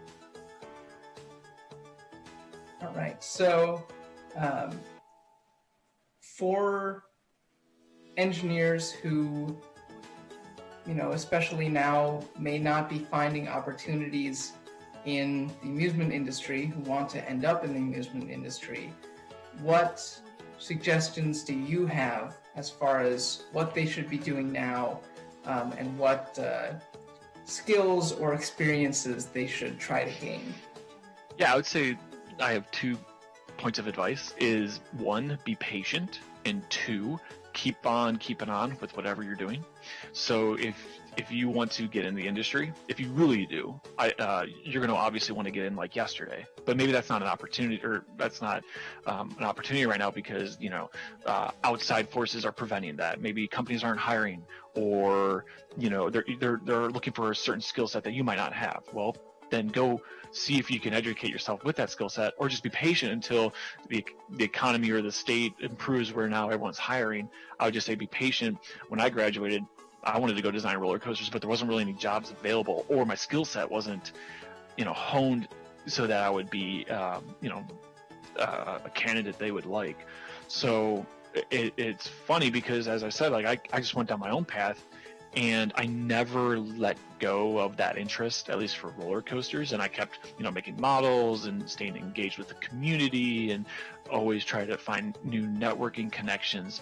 And then 10 years later, I'm working at and with parks, I'm working with manufacturers, I have display pieces everywhere, and it may not be designing actual roller coasters, but it's still in the industry, and I can still celebrate that excitement. So it was all worthwhile there. All right. What is the best thing about what you do now? What I do now, so right now I design these coaster cutouts, which are laser cut wooden models of actual roller coaster trains. And what I love about it is they're popular enough now that we can go and design actual trains off rides that exist now, go to a park and say, hey, would you like to sell these at your park? And they love it. And the one thing I love is they really like the details we're able to capture in some of these models, which I just find so fun as an enthusiast, that I'm like, oh, there's little itty bitty details that the general public might not pick up on, but we as the enthusiasts do, and we want those details. And that's kind of what I have fun with, is finding ways to integrate these cool little tidbits, these little nuggets of detail of a ride, and put that into the models. So I love the fact that we can get that detail, and I love the fact that I can just go, go through Google Images of these trains and just design a proposal, and then go to a park and say, we have this cool concept, what do you think? And they're just like, wow, we didn't even ask you to do this. This is amazing. Where do I sign? So I love doing that, and finding my own way to celebrate the roller coaster aura. So. All right. Where can people find more information about you and videos and all that? Yeah, so if you want to follow my work, the best place is Instagram right now. So it would be Print My Ride, all with underscores. On Instagram, that's the best place. I do have a YouTube channel that I've been trying to build up, and that's also Print My Ride. So you can just search that in YouTube and find me there. And then if you want to know where you can actually see my physical work, at Cedar Point, we have the Steel Vengeance model, which is now in the arcade. And then also at most Cedar Fair parks, soon to be Six Flags and Busch and SeaWorld, are the coaster cutouts, and you can purchase those and build wooden models of your favorite rides. All right. Thank you very much for sitting down with us. Let's get back to the teams that are competing. Thank you.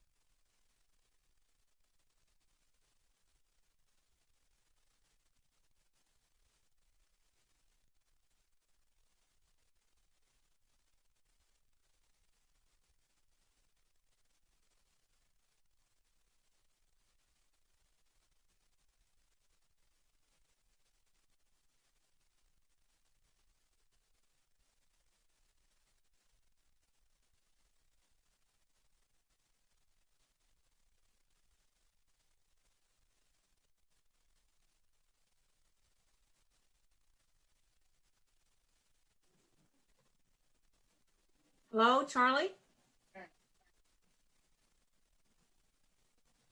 Oh. Can you hear me okay? Yep, I can hear you. Can you hear me? I can. All I right. can. We should be good, and we can go live here in. When? I can't hear you. Charlie, I can't hear you. You can't hear me right now? Now I can hear you. Yes. Okay. Now We can go live in a moment here. Do you want me to introduce you, or do you want...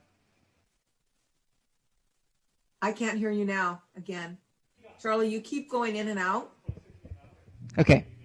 Yeah, that's better. I'm So just to outside cover, of it. I'm just Okay. I'm just going to ask you about your day and how it's been going, and any surprise. I'm going to ask you about any surprises, what you're learning, how the teams are doing.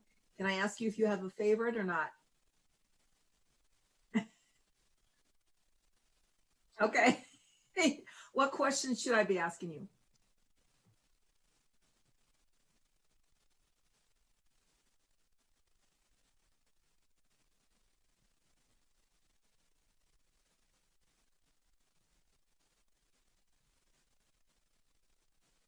Okay, that'll be great. Are we ready? Charlie? Are we ready?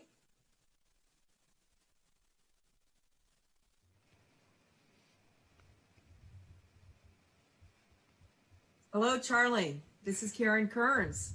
How are you? I am doing good, Karen. It's been a really great day. I mean, you've done a lot of planning for this day. I am so excited to see it finally arrive. We are very excited to see it arrive as well. So thank you for coming in as our entrepreneur in residence here at Iowa State and building this incredible Ignite Innovation showcase throughout the week. We're really happy to be here. Yes.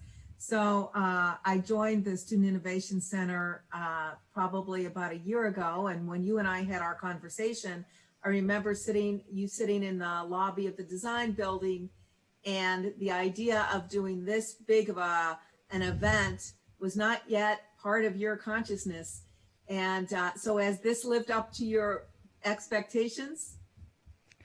It has certainly changed a lot and been a dynamic process coming to what this event turned into. We started out with, imagining a live in-person event and something that we hope to do in the future, and then adapting that to, having COVID regulations and making sure that we are safe in the studio. So building a large enough event here in the studio that we can all remain 10 feet away from each other and remove our masks to stay safe.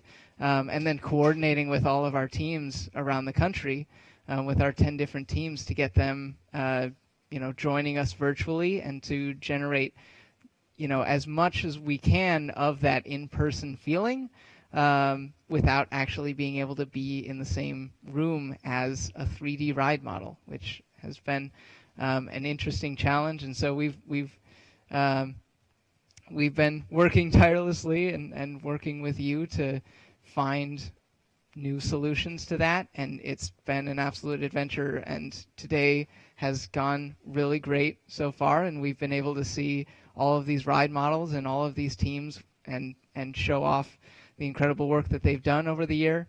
And yeah, it's been a great day.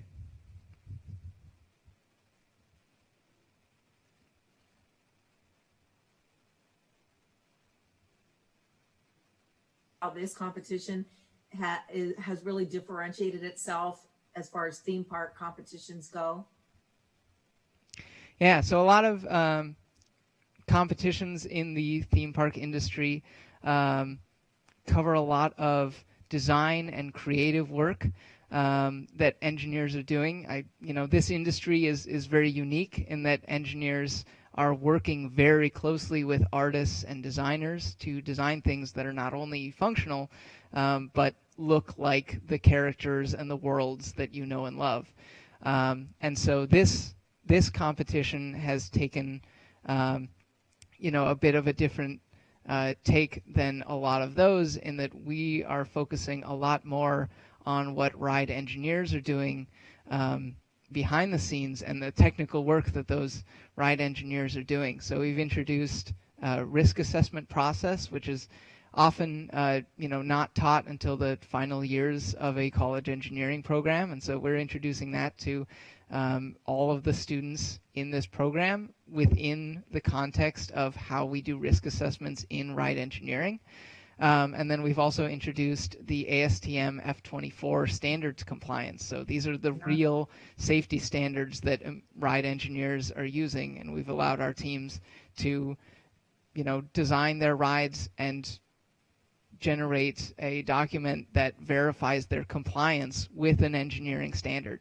So we're having some fun. We have theming and storytelling and presentation skills and all of these extra skills that surround it. But then we've challenged our teams to really perform at the level of a professional ride engineering team. And so we've given them an incredibly high bar to reach, and our teams have done an amazing job this year, and we're hoping that in future years teams will continue to get better, and they might start surpassing the professionals who are in the industry right now, just in time for those people to graduate and become the professionals in the industry.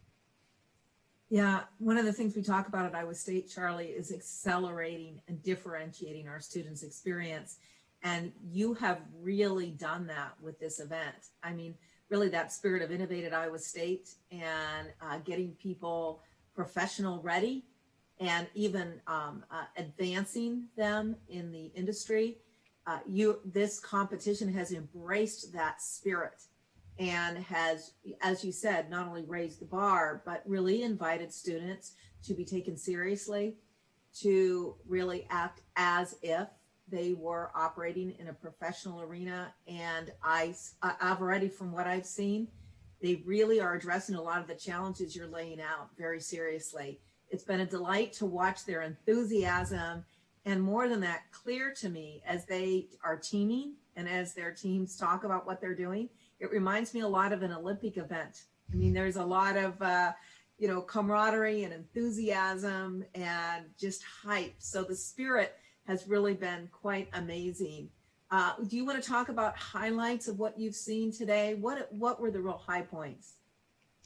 Well, something, this is the first year of the competition, so a lot of things we left it up to the teams, and we left it sort of up to see what competition aspects would present themselves. And so what we were sort of hoping for is that we would have some models that would be, experiencing downtime and experiencing those unexpected modes of failure that allow students to learn, new things about their technical work and being able to test it. So this 8-hour period that we've created is big enough that it's provided a lot of time for unexpected problems to happen, and all of our teams have experienced things that they didn't expect, and new problem solving situations that they've been able to learn about their process and learn, when they were in those early stages of design, what really benefited to this final testing stage, and where they might have missed things that are causing problems now. So we're really happy that all the teams have been able to embrace the problems as they come, and work at the problems, and find some really unique situations and learn things that they didn't know at the beginning of today. That's fabulous. And you certainly have a lot of professionals speaking in as well and participating. As you said, judges behind the scene. Can you share a little bit about some of the professionals that are participating today, some of the people that are in the industry and looking in, and what their thoughts might be? Yeah, one of the greatest parts about this competition is we've been able to involve the industry and professionals in the ride engineering industry, in not only a few of our sponsors coaching our teams during the season, but then now during these final stages, we've had 23 judges from around the world in all kinds of different positions within the industry who have provided feedback and judging to the incredible systems engineering reports that all of our teams submitted. And then throughout the day today, they've been behind the scenes, meeting with teams, interviewing them on different concepts, and giving them feedback on their process. We've been able to work with the judges to have them, have a professional standard on the teams. And so we've been able to provide teams with feedback on any part of their process that would be different in the real world and would be more difficult. So we're giving them the tools. Our industry professionals have volunteered and helped us give these students the tools that they need to continue to grow, to continue to improve, and become the best professionals that they can be. Charlie, share with us, how many teams total do you have competing today? We have 10 teams competing today. We have 4 in our contactless league, and we have 6 in our model league. They're from all over the U.S., from the East Coast to the West Coast, so we're in all kinds of different time zones. So some of our teams, some of our California teams started this morning as early as 6 a.m. So it's been very unique to be able to have all of these teams together for this event, and being in the virtual space has made that a little bit easier. But we have over 80 students involved in all of these teams. Yeah. Charlie, I know you spent so much time. You put together the standards documentation. You put together, I think I saw the documents like this big. And I mean, you really put quite a bit of effort into doing this and really creating the infrastructure for doing it exceptionally well. I do think you've set the industry standard for this type of competition. How do you imagine following up? Are you planning on scaling this for next year? Or what's next on the adventure horizon for you? This year, there were a lot of open questions about the competition, 6 months ago when we had teams signing up. And so we reached out to, clubs and other students involved in this industry that we knew would be interested in this competition and willing to sort of work with us in this first year to help us sort of figure out what this competition was going to be. So going into next year, we're opening it up to as many engineering students as we can handle. And so that's not only clubs that are out there that do theme parks and ride engineerings, but any engineering students and clubs that are at that college level can be involved in next year's competition. And we're going to try to grow it as an extended live event in the future, and it might jump around. And we have plans, going into 5 years from now of how we're going to continue to scale and grow, and we're very excited. Yeah, so this has taken up, it's definitely a mission and vocation for you, Charlie. We've seen that very much. Your passion really is uncharacteristic to see someone, students of your age and a full-time student, really taking on something so monumental. I mean, I'm sure you've put in well over 800 hours into this competition in the last year. Just listening to how it grows and how you set it up and all the logistics of the remote environment. I mean, that alone created some really considerable challenges. As you look back on the biggest successes for you personally, really, from your sense of accomplishment and achievement, what are you most proud of?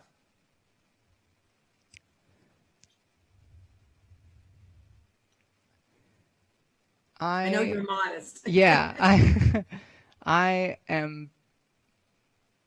The part that gives me the greatest enjoyment is hearing from our competitors, our students, that they have learned a lot, and that they, have genuinely been challenged, and they've, had successes and failures along the way, and that this has been, a big part of their education and their journey towards becoming professionals. And then also, a big thing that was up in the air is I have a couple years of experience in this industry, but most of my experience, at Iowa State, and with our culture of innovation and student competition and student activity here, we have hundreds of clubs, and many of the engineering clubs compete in big competitions like this. And so I've been in that world, and I wanted there to be a similar competition in this industry so that I could compete in it. And then eventually that turned into, well, what if I made one myself? And so to just start working on my own, and to find out that it was well designed, it is being well received, that not only the students are learning from it and it's making an impact on them, but our industry judges have been giving us feedback that this does sort of stand out from other similar competitions, and that it is going to make an impact on the entire attractions industry going forward. That's what I'm most excited about. But for me, it's knowing that it's not just this year. We're not going to stop now. It's going to continue to grow. And so as much impact as we had this year, we'll just keep doing more and more to grow as much impact as we can. So Charlie, tell me this, what after this competition, all these teams that are designing rides, what happens to them next? What will some of them get contracts with industries? Will some of them translate to sort of scaling for industry? What's the next step for some of these competitors? With all of the industry partners that we've had and judges involved in this competition, they've been able to see the incredible work that these students have done firsthand, and it's been 6 months, so it's almost the equivalent of these students doing a full internship and then being able to present that outcome to professionals in the industry. And so we're hoping that experience allows them to stand out, that they are able to find more opportunities in the industry, and that buzz spreads within the attractions industry, that if you're looking for engineers for your next project, these are some of the best and most prepared students who can be your next best engineers. Yeah, and what I love about that, Charlie, is it's not just for you, it's not just for Iowa State. You really extended kind of our land grant commitment, which is to reach out to the community, learn, make a difference, make an impact, and enhance their capacity for economic development and growth and professionalism. So we're just really proud. I'm so glad that you're one of ours, Charlie, and I really look forward to seeing what you're going to accomplish next. Thank you very much, and we're incredibly grateful to have had your guidance and this whole program around us to support us through this process, to provide us with access to this space, and to all of the technology that we've been able to use for this event. We could not have done anything nearly to this level without the constant support from Iowa State and from our innovation program here at the Student Innovation Center. So thank you very much, Karen. Yeah, you're one of our stars, Charlie, and I am transformed by coming into contact with you, just to see what students can and will accomplish with some support and some, brainstorming, innovation mindset. You really are one of our stars. Thank you so much for the work you've done, and I'm sure that your competitors thank you as well. Good luck to you. Thank you very much. Bye, Charlie.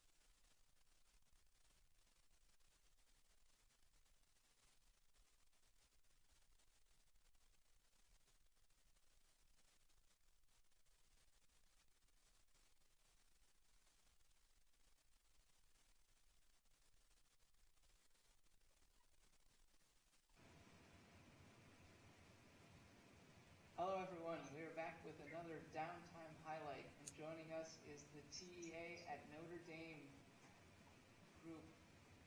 Can you hear me? Hello. Hello. Yeah. Good to have you here. All right. Tell us about the downtime that you've experienced today. Yeah, so unfortunately, we've experienced a bit of downtime today, primarily due to one cause. Within our attraction, we have a motor operating, and to spin the main wheel, we use a chain connecting to that motor. And unfortunately, sometimes that chain gets a little wonky and it gets a little loose, along with occasionally the motor just stalls out. So our primary source of downtime has just been a result of kind of this motor just kind of stalling. So it just requires a simple fix of just kind of giving it a gentle push, and then we get everything back on the way. We've also just had some preventative maintenance as downtime, where we've just stopped the ride for a bit just to kind of look over everything, make sure that all our screws are still tight, nothing's falling out, and just kind of, if we notice a problem within like operating the attraction, just looking it over, we'll also run this preventative maintenance just to kind of prevent it from actually failing. So yeah, we've been really fortunate that we haven't had any like catastrophic failures at all. And all of our downtime has just been relatively minimal with really no like injuries to the riders at all. Yeah. All right. Yeah, we've been able to see on the stream your Ferris wheel ride design spinning fairly quickly. Yeah. What is it like to be in person with that ride? What is it? How is that speed? I don't know. What is your reaction to the speed and having that thing that you've been working on designing for so long functioning?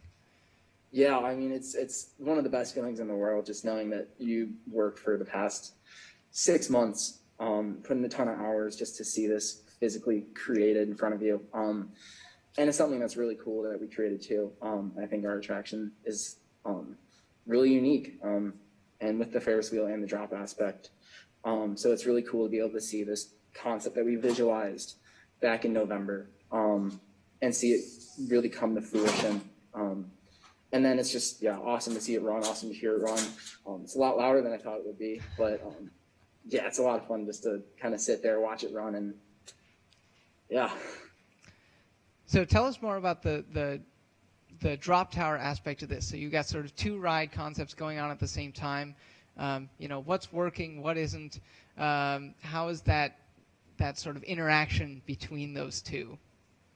Yeah, so we have the Ferris wheel, which is the most noticeable aspect of our ride on the stream. And it's just, spinning the riders around in their little capsules. And then the drop tower aspect of it takes one of the capsules and drops the guests.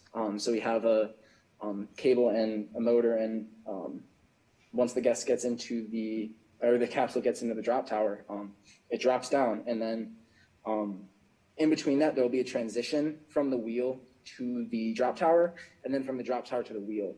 Unfortunately, we weren't able to have that completely settled for today, and it's not operating.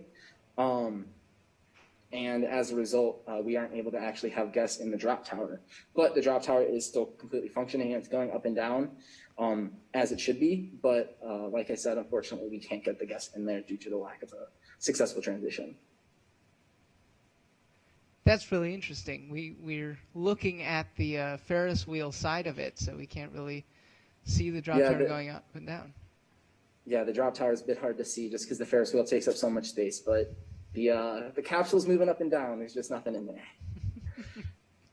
All right, so every hour throughout the competition, you've been replacing your riders. What is that process like of getting access to where your riders are and putting new riders in? Yeah, it's something that we didn't really foresee coming. It's a little bit challenging. There's a little bit of small spaces that we have to fit our hands into. So within each capsule, there's the actual rider vehicle in each capsule, and it's difficult to kind of be able to reach back there and replace the riders. Especially we have 2 rows of seatings 2 rows of seating so that we could fit 8 riders in the capsule. That back row is a little bit difficult to reach, but we're able to successfully do it and kind of replace all the riders every hour. Fantastic. So going from, your planning stages of coming up with your failure mode analysis of what do you expect to fail versus how it's gone so far. What has been different there? What's different, doing it on paper versus actually having the model there? Yeah, there's so much that's different. And I'm sure you know. Our biggest point of failure that we identified in the ride for like when we were writing up the report was something that would happen in transition. We knew that one of our parts would fail after about 100 different cycles. So we knew that we would have to replace it and have scheduled downtime in there. But because that's not operating, that's obviously not something that we've had to deal with. But we've had just unforeseen downtime that we just never would have thought of in reports such as the motor stalling. And then other things that we've had with the chain being a little bit too big. And that's just stuff that we didn't anticipate and unfortunately just can't really correct just due to the lack of resources at this point. But yeah, it's just, there's so much that goes into it physically that you just can't imagine. And you're always trying to imagine every machine that you have working perfectly, but that's definitely not the case. And because of that, we've just had some unforeseen downtime. Well, it's great to see your model still operating and spinning around, and good luck with the last 45 minutes of your operation window. Thank you. It's been a pleasure to be a part of the competition. You guys set up a great thing here. All right. Thank you very much. And thank you. And in about 3 minutes here at 4:15, look forward to a tech talk from Linda Freeman on ASTM F24 standards and how students can get involved in the industry.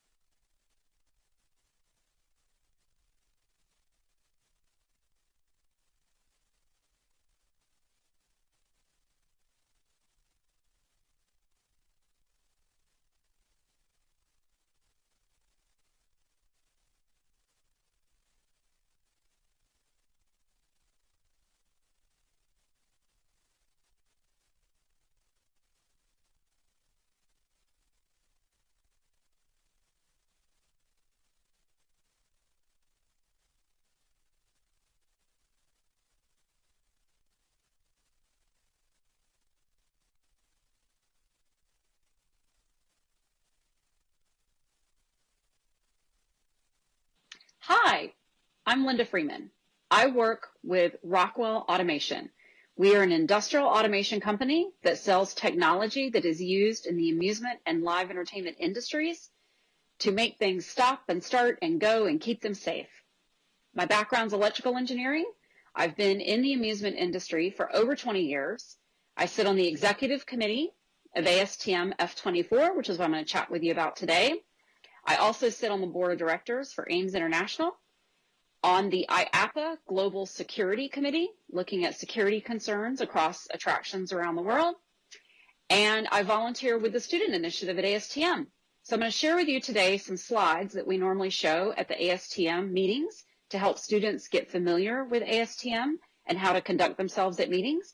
And then I'm also going to talk a little bit about another set of standards for the live entertainment industry.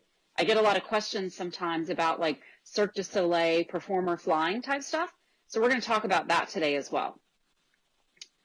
So let's get started here. All right, so we're going to go over ASTM and the F24 committee, kind of what ASTM is as an organization.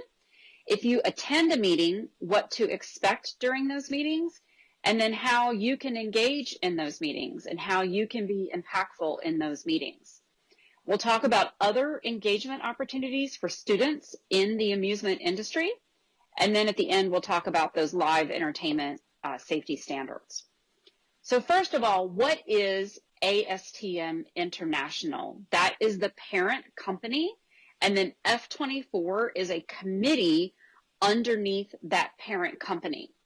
So there are over 12,000 standards that are operated globally, and there's over 30,000 volunteer members with over 140 participating committees. So F24 is just one committee. There's all sorts of things that ASTM International makes standards for. It can be anything from the shoes that you wear, to the clothes that you wear, to medical equipment. There's been standards written in 2020 and 2021 around PPE for COVID. All kinds of industries use ASTM International standards, and they've actually been around since the 1800s, so over 120 years of operations. And the purpose of standards is businesses, whatever industry you're in, you need to be safe. And what's the best way to be safe is to learn from the best practices of people who have worked in the industry for years. So ASTM is a group of volunteers that get together and they share their best practices, and then they write these standards down for people to be able to use. Now, there's some learning modules that you can go online at astm.org, and when you're a student member, you can watch those learning modules. So you can talk about, you can learn about standards developments around the world, what the development process is, some of the standards examples, and then how they address intellectual property. So think about it. My company, I work for Rockwell Automation, and they pay for me to attend these ASTM meetings, and the ideas that I share in those meetings then become the property of ASTM International. So I have to be very careful that I don't share any intellectual property that is owned by my company. Now, you as a student, you're probably not going to run into that. But when you become a professional working for a company, it's something that we have to take into consideration when we come to the meetings. So here's a couple of websites for you. Students get free memberships, so join. It's a great way to get some real professional life experience as a student. I wish I would have known about this when I was a student. I didn't learn about this until 10 years into my career. So go to the website and become a student member. And then there's lots of other benefits of being a student member. They have program grant award applications you can apply for. There's different student awards. There's different scholarships. There's outreach events to Washington, D.C. when we start doing in-person things again. So it's a great way to meet professionals, get experience, and then get a leg up on your career. And also kind of figuring out maybe some areas that you want to work in, because this is going to, again, give you real life experiences. Now, some colleges and universities, they already have a membership to ASTM standards. And so maybe you can download all the standards and you can become familiar with standards in different industries. But for F24, we'd love for you to join so that we can track you as a student member of part of our committee. So when you become a student member, make sure you list F as in Frank, F24, as the committee that you want to participate in. So what is the scope of our committee? So the scope says that we shall develop standards and test methods and performance and practices and guides for amusement rides and devices. And the work of our committee, we will coordinate with other ASTM committees and other societies and organizations having mutual interest. Now, what does that second sentence mean? ASTM International is not the only standards development organization. They're called SDOs, Standard Development Organizations. It's not the only one in the world. There's actually probably hundreds of them. There's ISO, there's EN, there's IEEE, there's ANSI. And in the amusement industry, we actually have 3 global standards. The first one was ASTM. It started in the 1970s. The second one that came about was in Europe, and that one is EN 13814. And that one is only able to be used within European countries. So then there were some other international countries, Russia in particular, that said, hey, we want a global standard. We don't want to use ASTM. We like the EN. So then that's when ISO came about, ISO 17842. So those of us that volunteer at ASTM, there are some of us that also go volunteer at EN and volunteer at ISO, so that when they put a standard in place, that we're harmonized, we're saying the same thing. How do you do G-force calculations? Where do you put the device on the human to detect the G-force? We want to all be doing that the same way. Because think about it. Think if you worked for a company that built roller coasters and you had to develop and build a roller coaster for the US to ASTM standards, but then you had to go over to Asia or maybe Europe and do it to a different standard. That would be difficult. So in the scope of our committee, we say, we know we're not the only one, and we're going to help harmonize across the other organizations. And there's a lot of work that goes into that, because now you're trying to influence people in other companies, but we all have the same goal. Safety is the goal, and when it comes to safety, there's no competition. We call it co-opetition. We all are cooperating together, even though we might work for competing companies. All right, so let's talk about the structure of F24. So you have the higher committee, that's F24, and then there's subcommittees that's under the F24 committee. And we're broken up into these different committees. We're actually in the process right now of shifting some of these around, but this is how they look as of 2020. And in 2021, you might see some of these committee names change, because as our industry changes, as the type of attractions we cover change, we want to update those subcommittees to reflect the current industry. So we break up the standards usually by design, maintenance, and operations. And then we have some special attractions as well. So if we look at the list here, you'll see F2424, that's the design and maintain standards. F2440 is the operations. But then when we want to talk about parasailing, well, that's the F24.25 committee. So when you come to a meeting, you want to look for which subcommittee do you want to participate in, and then you go to those meetings, and then in those subcommittees, they might own an entire standard or they might own a part of a certain standard. So the standards do not directly correlate to each one of these committee numbers, but they're pretty close. And then there's one committee, F2490, that's the one I participate on, that's the executive committee. So we have our chairman, we have our vice chairman, we have our secretary, our membership secretary, we have all of the subcommittee leads, they sit on the executive committee, and then there's a couple of what's called interested parties, representing parties.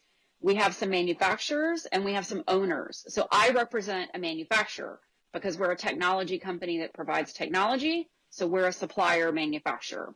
So the executive committee is the leadership that looks at all that we do in F24 and makes sure that we're heading down the right path of what the committee needs and what the industry needs. So all subcommittee meetings are open for you to attend any of them except the executive committee. Now, when you get into that subcommittee, how are things further broken down? So they break them down in what's called task groups. So we might be working on just a couple paragraphs in a standard. And so when you work on just that, we like to break it up in smaller sections because then it makes it easier for balloting.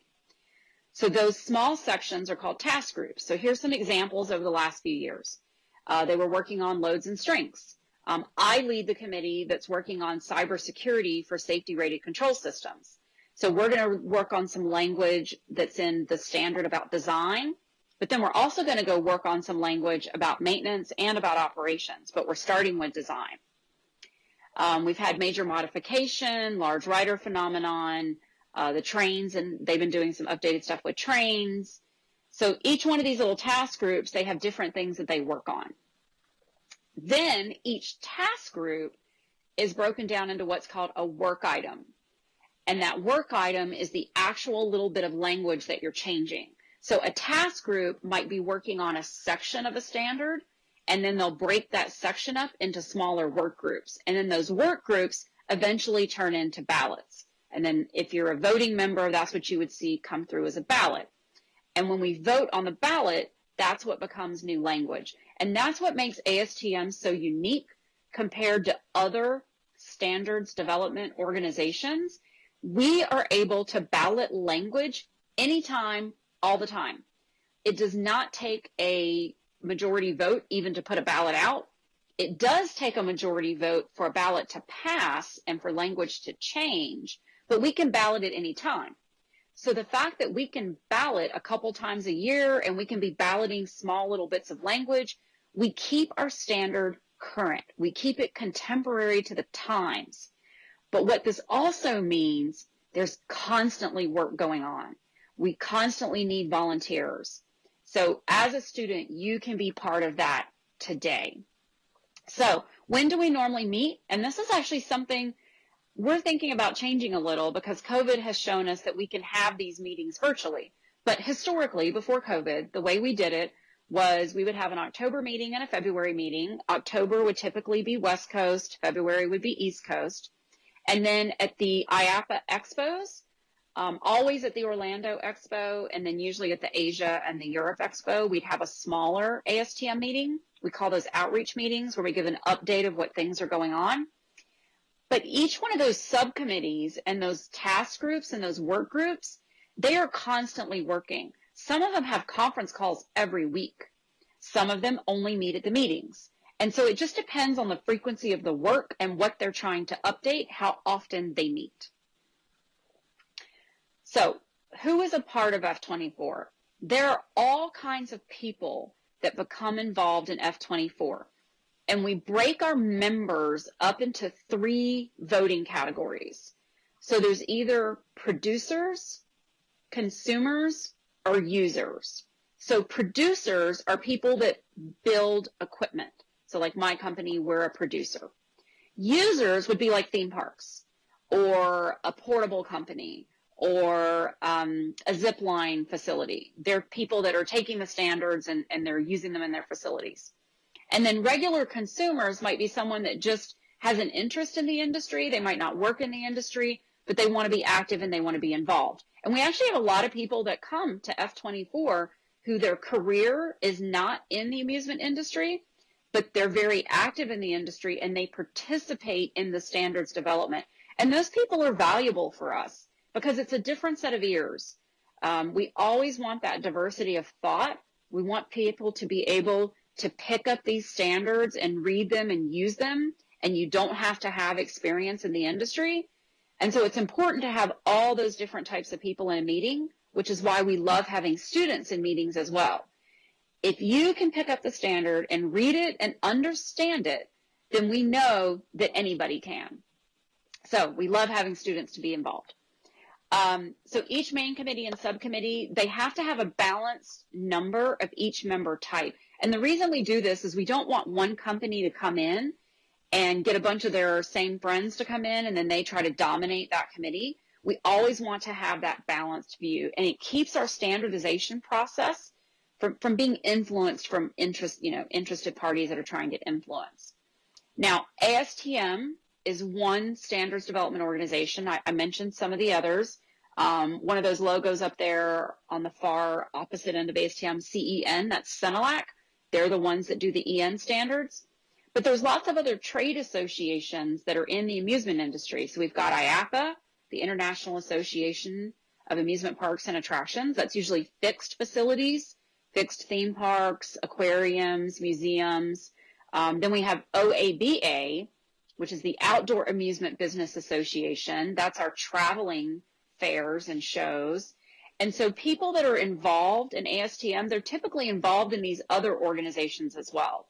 NARSO and AIMS are training organizations. Those are nonprofit organizations that teach best practices in the industry, and then they also teach these standards. So the reason why we mention this here, you know, who's part of this, when you come to ASTM and you start talking with people, you'll hear these other names mentioned. And it's usually because when somebody volunteers in one area, they volunteer in these other areas as well. And we'll end up, I'll be at an AIMS meeting and we'll start talking about ASTM stuff too. So there's lots of cross-pollination. Okay, so let's say you want to attend a meeting. What do you want to expect in the meeting? So there are different sections in a meeting. So let's say you're going to come into a subcommittee meeting, okay? There'll usually be an agenda, and there'll be what's called new business. And in the new business, that's where they bring up new topics for discussion, new proposed changes, any other concerns, new things they want to submit. And then old business will be topics where they've balloted, they need to review the balloting language, or there's maybe an old item they haven't acted on. But most of the meetings are usually broken up between old and new business. Some will do new first, some will do old first, but it's typically broken up into two sections. And when we're going through the balloting process, people can vote three different ways. They can vote affirmative, negative, or they can abstain, meaning they don't have an opinion. So like when I do my voting, I don't know a lot about parasailing. So when a parasail vote comes up, I'll usually abstain because I can't really comment. Like I don't know enough to say, is this good language or bad language? So any abstain vote, that's okay. The committee doesn't have to address that. But any negative comment, they have to address it. These ballots, before they can turn into new language, they have to have all affirmative statements. So a lot of times in these committee meetings, what they're working on is they sent out a ballot, they got negative votes back, and now they're having to go talk to that person to understand why did they make that negative vote. And they've either got to turn that negative vote into an affirmation, an abstention, or they have to put a vote to the big committee to say why that negative vote is not valid. But what's nice about this process is a single negative vote from any committee member will cause the item to be discussed at the committee level. And so a lot of times you'll hear people say, well, I don't want to go get involved in standards development because I work for a small company and we won't have a big voice. No matter the size of the company, every company has the same voice. When a large corporation shows up, like my company, we have over 20,000 people worldwide. We get one vote for that ballot item. When a company shows up that has 10 people, they get the same one vote. So that ensures that we're a consensus organization, that everybody's getting a voice. So that's important to know. That's another thing that's very unique and nice about ASTM. So how do you follow all of this? If you go online and you look at the ASTM standards, there's a lot of standards in there, and you might be like, oh, I don't know where to start. Well, here's where to start. The first one you want to read is F2291. So that's the name of the standard, and that is the design standard. In this competition, you've probably been referencing that design standard. The next important one to read is F770. That's the operations. How am I supposed to operate an attraction? Now, both of these standards were mainly written for fixed park attractions. Some of the other, like aerial adventure courses and parasailing and water slides, they've adapted this design standard, but this kind of covers the majority of it. Then there's the testing standard and the manufacturing standard. That's the four biggies. Start with that. If you were to read those before you participate in an ASTM F24 meeting, you might be ahead of over half of the people in the room, because maybe even everybody in the room hasn't read all four of those. They might have only read the one in the area in which they work in. And then how do you participate in meetings? I know when I first started showing up, I didn't know what to say. I didn't know what to do. wasn't sure how to speak up. I wasn't sure how to provide value. And somebody gave me great advice. Just watch, just listen, learn, and eventually a question will come up in your head.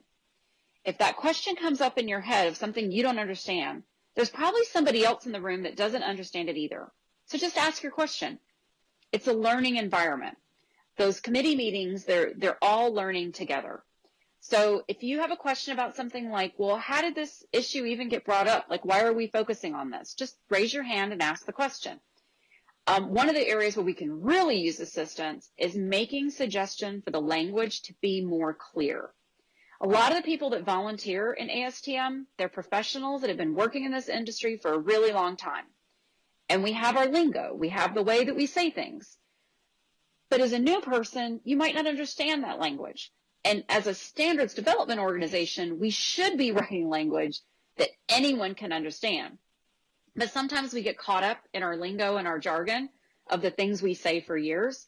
So if you're reading something and it doesn't make sense to you, please raise your hand and say something. Say, hey, as a new person with little experience in this area, I'm not sure someone would understand this sentence. Then make a suggestion for how to change that sentence. Because again, if you don't understand it, somebody new to the industry using these standards, they probably won't understand it either. And then if you feel you're qualified, volunteer to help with stuff. And we have a joke. We like to talk about voluntold. If you raise your hand and suggest something, you might get volunteered to help lead a group to help fix that. So you'll be surprised how easy it is to create volunteer opportunities for yourself. And I can honestly tell you, in my 10 plus years now volunteering in ASTM, some of the most valuable things that I've learned about my job and how to do things, I've learned through working with people on committees and volunteering to help do some of the language, because you really get in it and you really learn it. So how do you have an impact? You know, the professionals want you here because we need the next generation. So we thank you for being here. We thank you for volunteering. We're all eventually going to retire and somebody has to follow us. So we'd love to have you come hang out with us now before we leave. We need that diversity of thought. We need the diversity of experience. We need the diversity of perspective. Everybody comes from a different background, a different cultural raising. We need all that diversity so that we ensure we're creating the best language that's sustainable and usable for everybody around the world. So please help contribute to the standards. By contributing, I promise you will learn. What are some other engagement opportunities for students? IAPA has a young professionals group that you can join. They also just recently started a Slack channel. They have meetings, they have webinars, I believe there's a newsletter. Great way to meet young professionals in the industry. For their expos, they have what's called show ambassadors. So if we go back to doing expos in person, there is an interview process for that, and it is pretty competitive, but great experience. I know I've met a lot of great students that were show ambassadors at previous expos.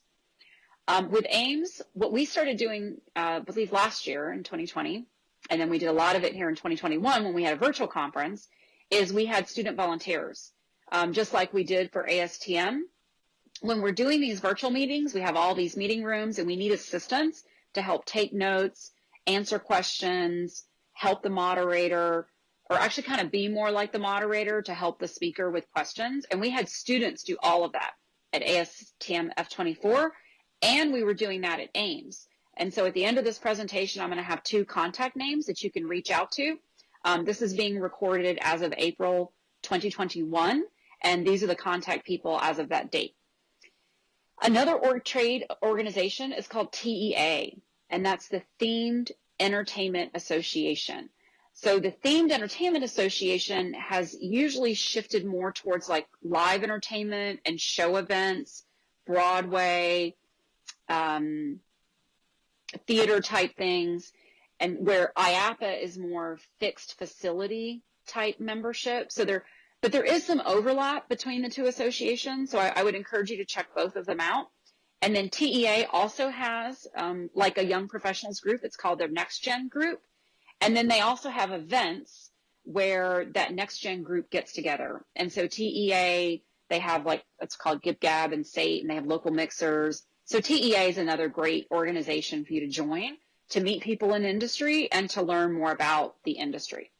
So I've mentioned live entertainment, and so I'm just going to touch briefly on some other standards that are great for you to read and learn about. So all the live entertainment standards, they're from a different standards development organization called ANSI. And that industry, they really were trying to get safety to be accepted in the industry. So one of their trade associations, which is called ETSA, the Entertainment Services and Technical Association, they said, you know what, we're going to pay for the license for everybody to get these standards for free. And they created the TSP program. It's a technical program for people to learn more about safety. And if you just go Google, put in ETSA, ANSI, TSP, you'll go immediately to their website, and it lists all the standards. And there's tons of standards up there. Standards on how to do performer flying, how to do control systems for performer flying, about ropes, structures, lighting, audio, stages, rigging, effects. So that's another great place for you to go read some standards and get some real life experience. And I also challenge you, when you work on competitions and design projects, or even when you get out into the field, talk about these standards and reference them. They're pretty new. So there's actually some people working in industry today that don't even know about them. So please help spread the word about them. So here's the two people to contact. If you're a student and you want to get involved at ASTM F24, send an email to Kylie. If you want to get involved with AIMS International and learn about those student opportunities as we're starting to create new student opportunities, reach out to Sam, and she can help you with the ASTM International. Again, my name is Linda Freeman. Look for me on LinkedIn. As you start to learn about automation technologies, check out rockwellautomation.com. Learn out about PLCs and sensors and push buttons and variable frequency drives, because without the controls, none of it moves. Thank you for listening.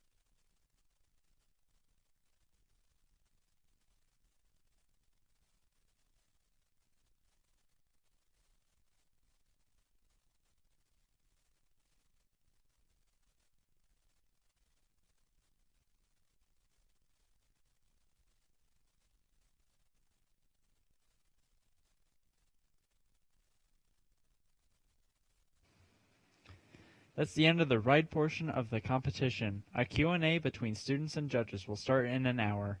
Awards will be at 7 p.m. Central Time. For now, we will be rerunning promotional videos while judges deliberate. Thank you very much.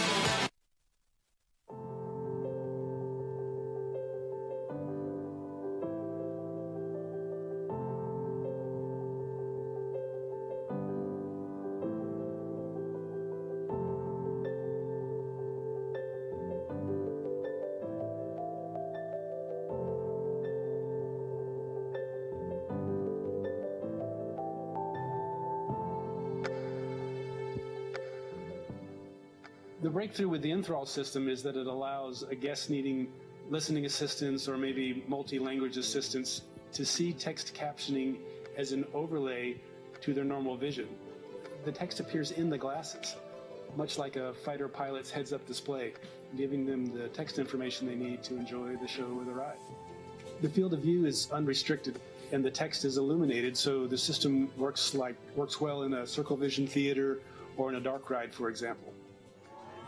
Getting away. Unit 3, cut them off. See, they're coming out.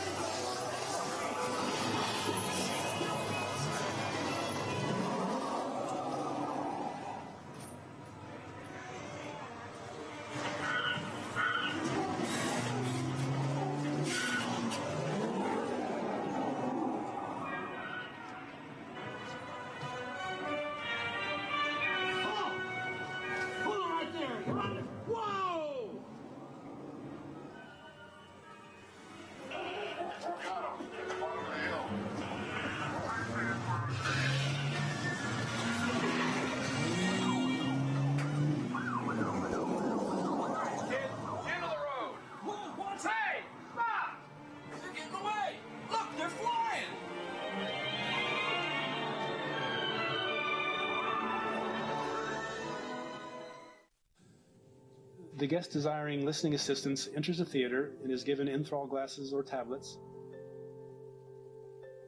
A beaconing system provides for unique text depending on the guest's location in the venue. Text can vary from lobby to pre-show to main show or scene to scene, as in a dark ride.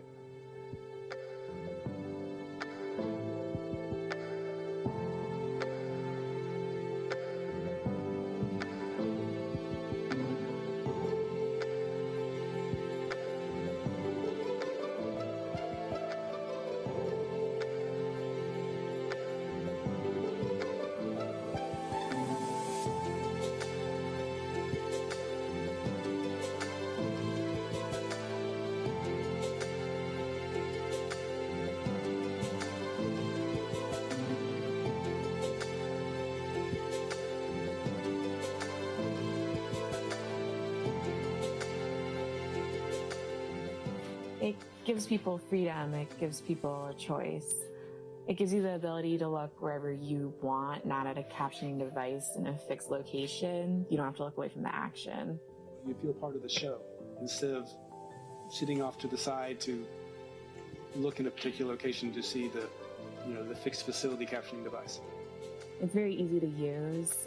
The text, font size, and color are configurable. It's all in one, very inclusive. You feel part of the show.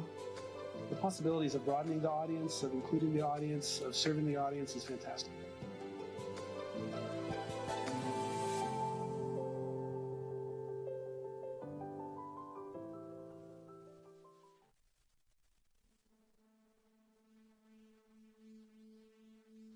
The seed for Firelinks was planted in 1993 in Las Vegas, where we designed and implemented the pyrotechnic control system for the Buccaneer Bay battle at Treasure Island. A couple of weeks after the show opened, we got a call that the unthinkable had happened. 2 actors had been injured by an unintended ignition of a pyrotechnic device beneath their feet. Fortunately, they recovered, but this shouldn't have happened. I got on a plane that day, and I spent over a week in Las Vegas trying to figure out how this had happened. It turned out that the local staff had made a pair of seemingly harmless modifications, accidentally introducing a pair of ground faults. They had created an unintended electrical path through the earth that made it possible for the shot underneath of the actor's feet to go off when an intentionally commanded shot was initiated far away. We realized that this could happen to anyone. It could even happen using a modern pyrotechnic control system implemented by the best operators, completely knowledgeable about how they should be implementing the system, following the best practices of the NFPA standards. And it does happen. People in the pyrotechnic business understand that occasionally it happens, and so they just take extra care. But we knew that a system could be designed that would prevent that from happening, and it should be. So in the years since, we were many times employed to develop a wraparound control system that would add additional safeties that would augment the safeties in a commercially available pyrotechnic control system so that it could be used in close proximity to people. But we knew that those safeties should be implemented within the product itself so it would be safe out of the box. We set out to do that. We created a technical solution that eliminates the ground fault problem, eliminates the other faults that can be introduced by miswiring at the time that the system is set up. And at the same time, we joined the NFPA Technical Committee on Special Effects so that we could influence the wording of the standard to make it require the sorts of things that would keep the system safe from the beginning. The breakthrough with the Firelinks system is that it required changing the NFPA standard, allowing us to bring to market a system that solves those safety issues. Firelinks is the only pyrotechnic control product to exceed these best practices that are now suggested by the NFPA. It's a result of a decades-long effort to both change the standards language and design a safer solution. Firelinks provides for fault checking, instantaneous electrical match continuity checks, which we trademark CrewSafe, patented wireless communication, and additional features that are not available on any other firing system. Our focus is always on safety for guests and those working in the entertainment industry, and Firelinks is a landmark step toward making a safer industry for all.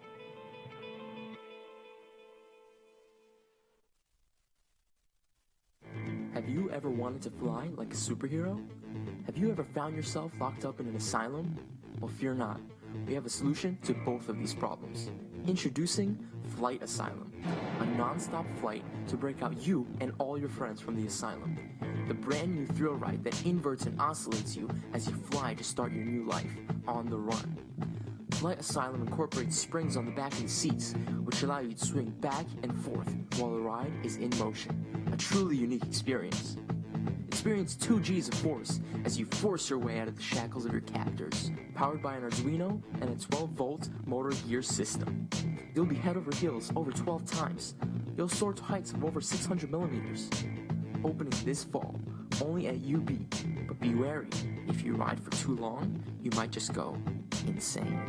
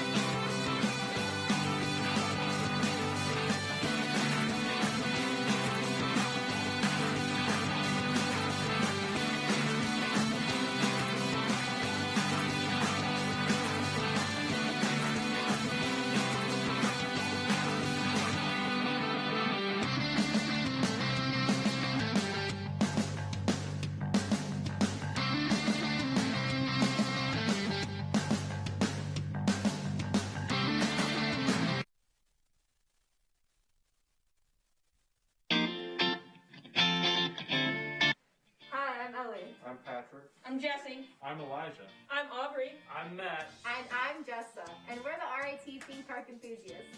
And this is Tiger's House.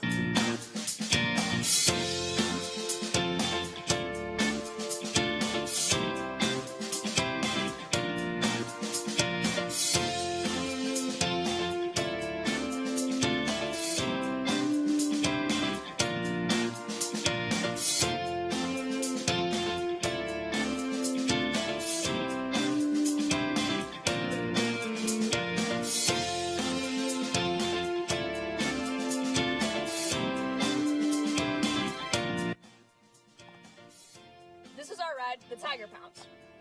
It's a drop tower kind of ride where our carriage can lift to the top, and then at the end of the ride, it will drop down. The main mechanism here is a motor, which carries a pulley drum, and we have a counterweight so that it can balance out the weight of the carriage, similar to how an elevator would work.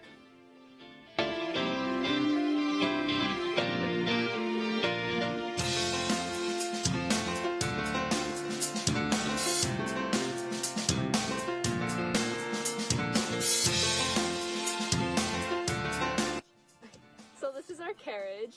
We have our 3D printed passengers that fit snugly in between these 3D printed dividers and the CNC'd piece of insulation foam. There's also a restraint disc that goes on top of them, and this disc can easily be removed when we load and unload the passengers. On top and bottom of this layer is 2 layers of wood, and in between these layers is a bearing track so that the carriage can spin.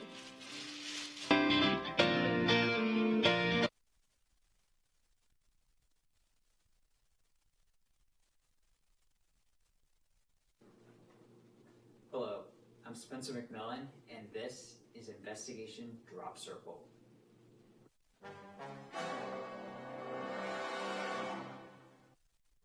Right near Highway 51, unusual and complex patterns have appeared in a cornfield. Investigators of the Virginia Tech Hokies have decided to take matters into their own hands to find the cause. What could be the source? A tornado? A farmer? Or something else? We'll now join the team of 5 professional investigators as they uncover this mystery. Gee whiz, this crop circle sure is weird. I wonder what caused it. Let's investigate by going through that entrance in the crop circle. And so our investigators walked in a line, or queue, if you will, to find answers. The members of this team all have specialized skills in developing the investigation drop circle. Each plays a vital role and takes their position incredibly seriously. Finally, the team has reached the center. We made it to the center of the crop circle, but what's that? I don't know, but it looks like a comfortable place to sit. Yes, I concur. Let's sit in that comfortable place to sit. And so our investigators decided to sit down in that comfortable place to sit. Little did they know that this would be the last place anyone would be able to relax. What's going on? I don't know, I'm locked in tight. It's like some sort of ratchet system was used. Hey, how about you? Are you locked in tight? It only got worse.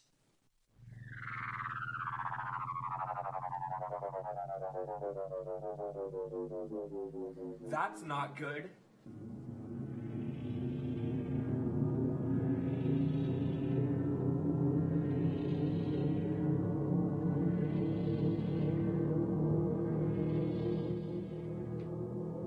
I can't believe we're being abducted by aliens. Yeah, I am not digging this. Now don't you worry. They'll all dig what happens next.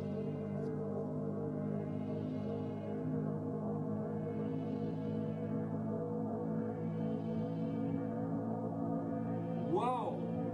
What's going on? It seems the alien tractor beam is weakening, so we are starting to tilt and the UFO can't hold us.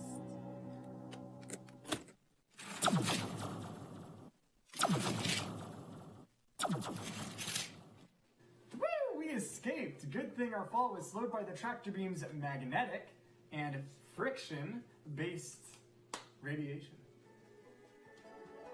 And so our team solved the mystery of Investigation Drop Circle while narrowly and safely escaping alien abduction. How do I know the story?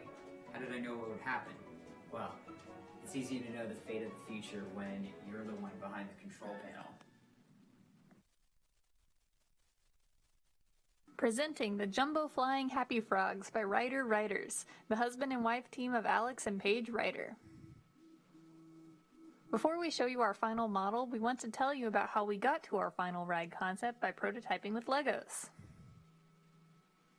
Our first concept utilized the restoring force of spring-loaded arms. Let's watch that again in slow motion. A rubber band was stretched when the black wheel rode under the red ramp, and when the wheel was released, riders were flung into the air. Our second concept replaced the rubber band and added a second arm to counterbalance the first through the use of a 4-bar linkage. The wheel now rides on top of the ramp instead of under it in order to push riders up. While we love the visuals of this design, we simplified the final concept by using counterweights instead of linked arms. We won't be showing off our final ride model today. You'll have to tune into the ride engineering competition on April 17th to see the premiere of the Jumbo Flying Happy Frogs.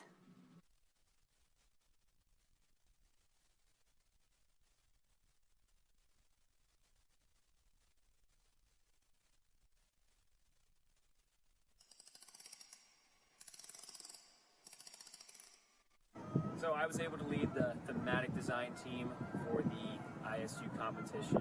One of the members of our group came to us with the idea of combining a Ferris wheel and a drop tower. We settled on this steampunk theme with an amazing story that we came up with.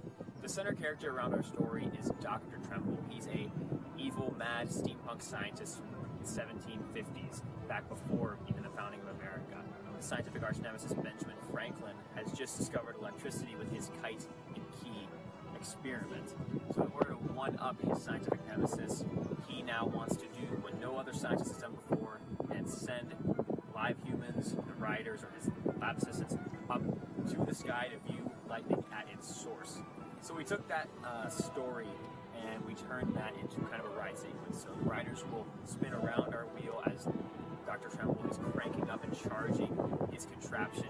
He'll then pull out into the drop tower, which they will then be struck by lightning, which is going to be the climax of the ride. They will then fall down back into the station. So we were really in charge of the thematic direction of what the ride was going to look like. So we chose a bunch of different steampunk colors. The goal was to make this contraption look as kind of put together with many different moving parts as possible. So our Ferris wheel is driven by a planetary gear train. So we have a 12-volt motor from Banebox operating a sprocket chain system that drives to the center sun gear. The sun gear on the backside of the Ferris wheel then operates the 4 planetary gears around it, which in turn drive the ring gear to give our guests the motion of the Ferris wheel. Our elevator serves as the drop tower section of our ride. And so that dropping motion is achieved with an elevator cup that we use to pull the gondola into. When the gondola has been engaged within that cup, we then have 2 cables that are attached to the top and bottom that are then running over pulleys on the top and bottom of the tower itself. Over those pulleys and onto the outside, we have those ropes attached to a winch drum, which is going to reel the rope in the sort of the same direction. So they're wound in opposite directions around the drum. So when we spin the drum, it'll pull one rope down and the other rope down, so they'll move in the same direction, leading to the lifting and dropping of the ride vehicle. The controls team has been working closely with the mechanical team to ensure all systems are functioning and functioning safely on our ride. The control team consists of 2 sub-teams, the electrical and the programming teams. The electrical team has been working on circuit analysis, as well as working with programming and mechanical teams to determine the best materials for the job. For instance, after deliberation, the team decided to use an Arduino microcontroller rather than a Raspberry Pi, as its capabilities were more closely in line with what we needed to make the system run. For instance, a Raspberry Pi might have been able to connect with the internet. However, as we do not need this functionality for our ride to work, this was one of the factors that influenced our decision to select the Arduino. The programming team has been working to assemble the circuit and ensure all of the components are controllable with the code, as expected, and to the level of precision necessary for the ride to accomplish the transition between the Ferris wheel and the drop tower successfully. We have also been working with the mechanical team to develop the pacing of the ride, as well as necessary safety checks. pleasure of leading the finance team in the ISU competition, and so I collaborated with members across different teams to make sure that we had all the items we needed to be successful and to make decisions with our budget and various purchases. I analyzed different costs and compared many different factors that went into our decisions, such as the cost of the Ferris wheel as compared to the drop tower. I kept track of manufacturing and assembly time as well as 3D printing costs. I made sure that all the teams were kind of working together. My name is John Foltz, and I'm the leader of the safety team for TD8MD's team. As part of the risk analysis, we've been working to minimize various risks that we've associated with the project that we've created. Whether it be experiencing the attraction, viewing it, or maintaining it, we've been able to identify risks that could cause potential hazards, and we've been working to minimize these hazards using the Advantage software. I've been leading our team in the ASTM F24 compliance analysis. Throughout our project, we've been working to design our attraction to be compliant with F24 standards so that it meets those standards that would apply if we were to create the real-world attraction.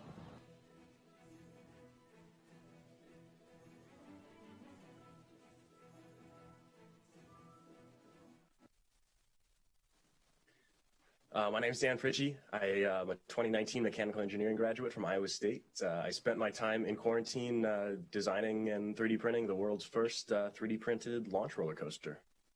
All right, let's check it out.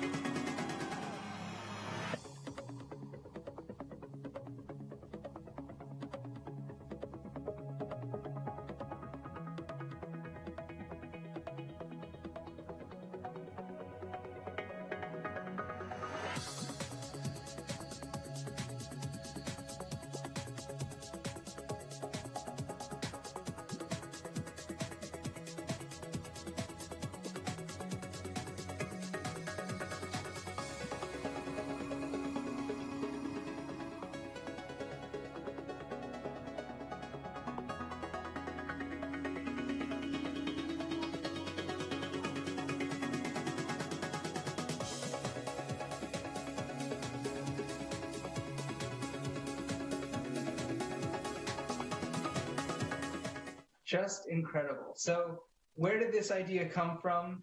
How did this come to be? From a super young age, I loved roller coasters. Playing with K'NEX and Lego roller coasters were my childhood. So 3D printing my own one was just kind of the next iteration. I remember seeing Matt Schmozer print my ride's Boomerang. It was I believe the world's first 3D printed functional roller coaster.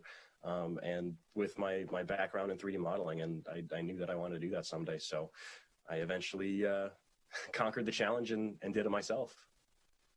Awesome. So tell me about, your engineering journey through high school and college and getting to work in the industry. Yeah. So, ever since I was super young, I knew that I was going to be an engineer. My dad was an engineer, so from a very young age, I was instilled with the problem solving and just general engineering curiosity for how things worked. So going to Iowa State after having an engineering class in high school just really solidified my plan, and going to Iowa State, knowing that I wanted to pursue a career in the amusement industry, I was given the opportunity to intern at Premier Rides in 2018, where that was just the time of my life where I got to see the ins and outs and the background of what actually went on behind the scenes of roller coaster design, which was just the coolest thing to me. So then coming back and finishing up my time at Iowa State, you and I started the Iowa State TPEG group, which is just an extremely rewarding experience. And I think that it's so important for kids to have that opportunity that we didn't have, to go to IAAPA and ASTM and have these experiences and opportunities from their freshman year. Tell us about the version of this launch system that you designed before going for this full-size version. So in 2019, I made a K'NEX roller coaster that was also launched, and this was extremely important for as a stepping stone to moving on to the 3D printed one. I essentially just reused the launch mechanism that I did in the K'NEX one. I 3D modeled it and basically just miniaturized it, and it worked even better because all of the parts were custom modeled and fit together way better than K'NEX ever could. So what does this new model have with it? Yeah, so the 3D printed one, it's complete with station gates, drive tires, brake fins, transfer track, and obviously the launch system that retracts and launches all on the push of a button. All right, so tell us about the train. What went into that train? How did you design it? How did you build it? Yeah, so obviously the key to having a functional 3D printed roller coaster is having a functional train. So over about a year and a half, I think I spent kind of on and off doing different train iterations. And at the end of the day, the one that's running on the layout is the third iteration, where it has come a very long way with understanding and learning all the degrees of freedom that are needed for a functional roller coaster train. So the structure and the track design, how did you make that and assemble it and put it all together? Entire model and layout was designed in Fusion 360, which is very similar to SolidWorks, for those who are familiar with that. But the layout was initially made in No Limits 2, which is a roller coaster simulation software. Then the layout spline was put into Fusion 360, or everything that supports the station, the track, the gates, brakes, everything you could think of was all modeled in Fusion 360. As all of those components were being modeled, I was able to 3D print them within a few minutes to hours after designing them, to ensure the proper fit and to make sure everything went together the way that I wanted to, the way that it was designed in the model. This was extremely important to verify design feasibility and just make sure that everything was going to work the way that I wanted it to. So after everything was 3D printed, assembly came next. I put all the supports onto a base. Everything was screwed in from the bottom, so it was all held together nice and tight. Track sections went on next, and some PTFE tubing snapped onto the track to make everything nice and smooth. And then all of the smaller things like the bungee went on, the station went on, the brakes went on, train finally went on, and then test run started after that. All right, so tell us about the control system. What did you use, and what is it doing in order to make it, operate? So for the control system of the ride, in Arduino, tells all of the servo motors what to do and when to do it. With my very limited coding knowledge, I had it set up so that just on the push of a button, the train would cycle onto the next part of the ride. So button press, gates open, button press, drive tires, moves on to the launch track, button press, launch tracks, button press, launch, and then yeah, onto the brakes and into the station again. Cycle repeats.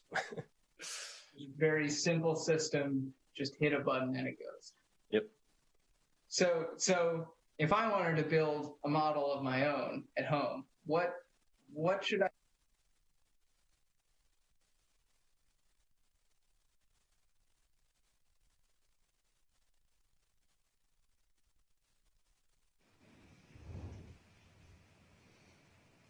Welcome back, everyone. We still have a little time left before the Q&A starts, so we just wanted to go over a couple more things. I'll reintroduce myself. I'm Jack Smith. I was here earlier today. I was on camera, but I've been behind the scenes mostly, making sure everybody's where they're supposed to be. So if you were asked kindly to move to a different room, that was me. If you were unceremoniously kicked out of a room, that was Alex. No, that was also you. Well, maybe, but that's all right. I'm Alex again. I helped with the interviews with Nate, and we just kind of wanted to talk a little bit about the Iowa theme parks right now and what's new in Iowa. I know it's a Midwestern flyover state, so most of you coasters probably never been here, but we have Adventureland, and Lost Island theme park is currently being built in Waterloo, Iowa, and it's going to be home when it opens to 3 roller coasters. One of the roller coasters is a relocation from South Africa. It's an SLC, and we believe it's going to be getting the new Intamin restraints with it. Another one is an Intamin. Or did I call that SLC? Yeah. I'm sorry, that was a Vekoma ride. Yeah. The other one is an Intamin. It's a launched hydraulic coaster from Germany, and it's another relocation, but it's the first launch coaster in Iowa, so it'll be very cool to see. And It is very exciting to have a hydraulic launch coaster in Iowa. I definitely did not expect that, but I will take it. Yeah, I'll take it too, honestly. Yeah. As well as, it's a brand new theme park as well. So Yeah. There's some great pictures online you can look up. Yeah, the concept art for it looks really well done. Yeah. Really well thought out. And it looks like they'll open with a good amount of flat rides too, some high quality flat rides. Mm-hmm. Again, so this will be opening in spring of 2022. So get your planners ready, get your calendars ready, because it's not very often that a new theme park really opens. And the great thing about Lost Island too is it's right next to the Lost Island Water Park, which has been voted one of the best in the country. Especially in the Midwest. They actually have a water coaster there, which is pretty good for Iowa. Yeah, I've never been there myself, but I've heard it's very good. I've heard very good things about it. So. Mm-hmm. Another park that's getting a ride this year is Adventureland near Des Moines and Altoona. They're getting an SNS free spin coaster. Yeah, it's a new model, a little bit shorter than the ones that are at most Six Flags. Mm-hmm. But same model as the Joker or Batman if you've been to Fiesta, Texas. But again, it's coming to Iowa, so it's a great thing for us. It's another steel ride for us. It's replacing the Dragon, which was a Hopkins looper. Yeah. But yeah, it'll be a great ride. Yeah, well, I might be too tall for it because I'm too tall for the rest of the SNS respins, but fingers crossed that one has a different height requirement. Mm-hmm. We'll see. But Yeah. I'm sure it'll be a fun ride, and it's a great fit, again, for Iowa.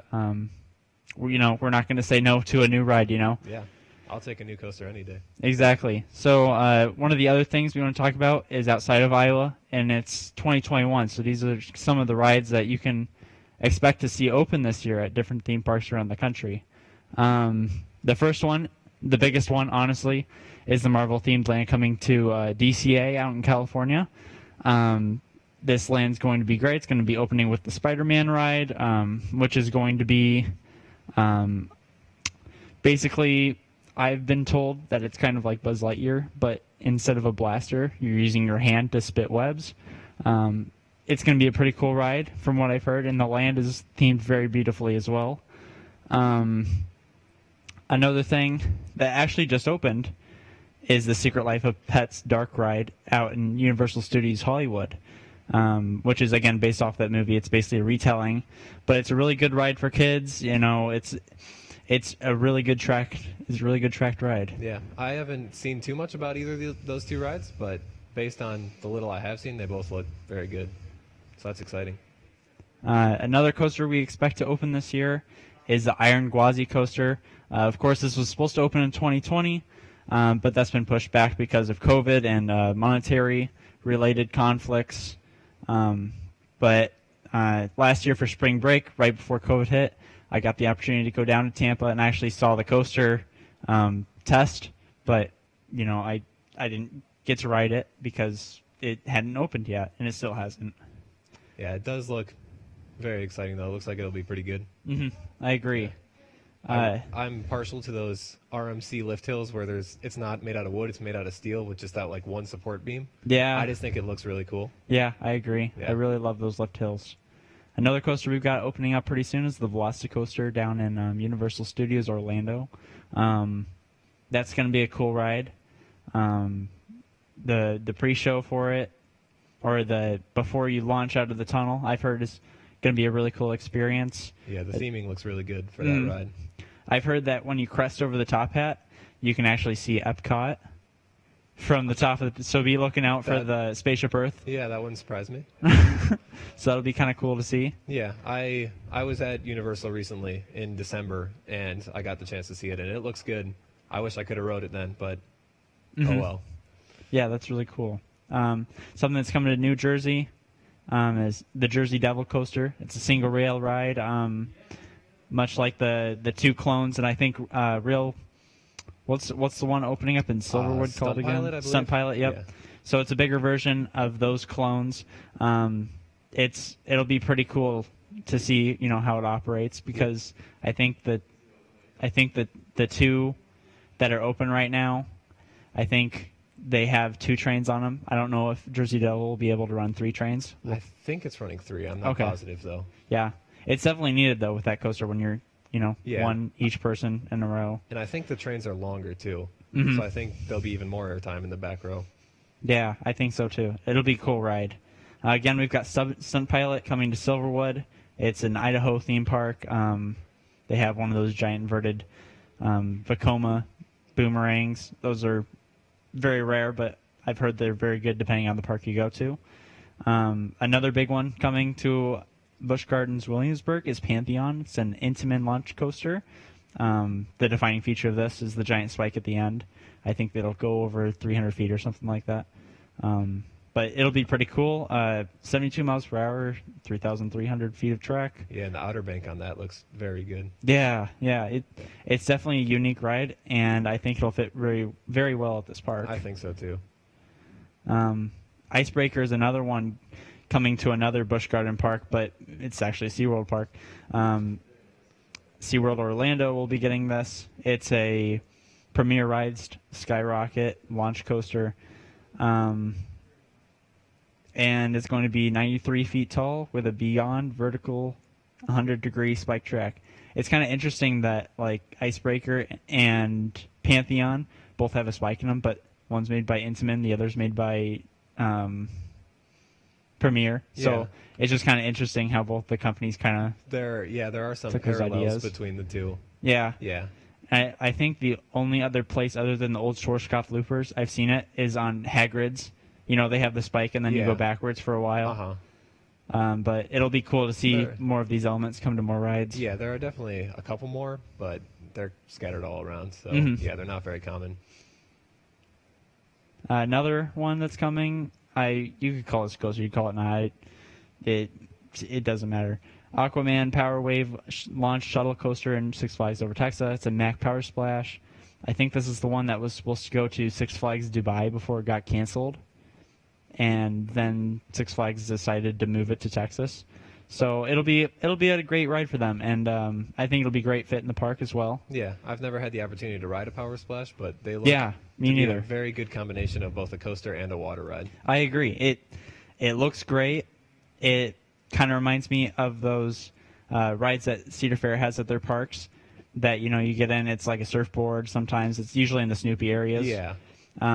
But it's a water ride for them, so it'll be really cool. And I'm excited for this eventually to get down there. Another big one, I keep overlooking this one, but it's the dive coaster coming to San Diego. Yeah, this ride doesn't get as much media attention as you No, would expect. it doesn't, but it's sure to be a really cool ride. And I think it's the first dive coaster on the West Coast. So Yeah, I think so. it'll be nice for those people living in, California or Nevada to finally, have a coaster out there. Yeah. That's the dive coaster. I know a lot of people call them one-trick ponies, but I've been on Valraven. I've been on the two at the different Busch Gardens parks, and I enjoy them a lot personally. Yeah, I've also been on Valraven and Sheik Ground. Both of them are good. Yeah, I agree. They're both great ride models. Another one opening at Disney World's Epcot is Remy's Ratatouille Adventure Dark Ride. I've been fortunate enough to ride the one in Paris, and I say it's a very good ride. But of course, the ride there is in French, so you can't really understand what's going on. Yeah, I personally do not speak French. Yeah, me neither. Yeah. But it's cool that we're getting this in America now, and it's coming to the France Pavilion. I'm really excited for more rides to be coming to Epcot because it's something that's very needed at this point. Yeah, I have not seen anything about this ride, so I will have to look into that more in the future. Yeah, it's pretty cool. It's like a dark ride also mixed with screens, but there's no 3D glasses, which is great because I'm more like the 2D experience or kind of the 3D glasses add something to it. Yeah, I agree. And then Legoland New York is going to be opening in 2021. I honestly haven't heard much about this.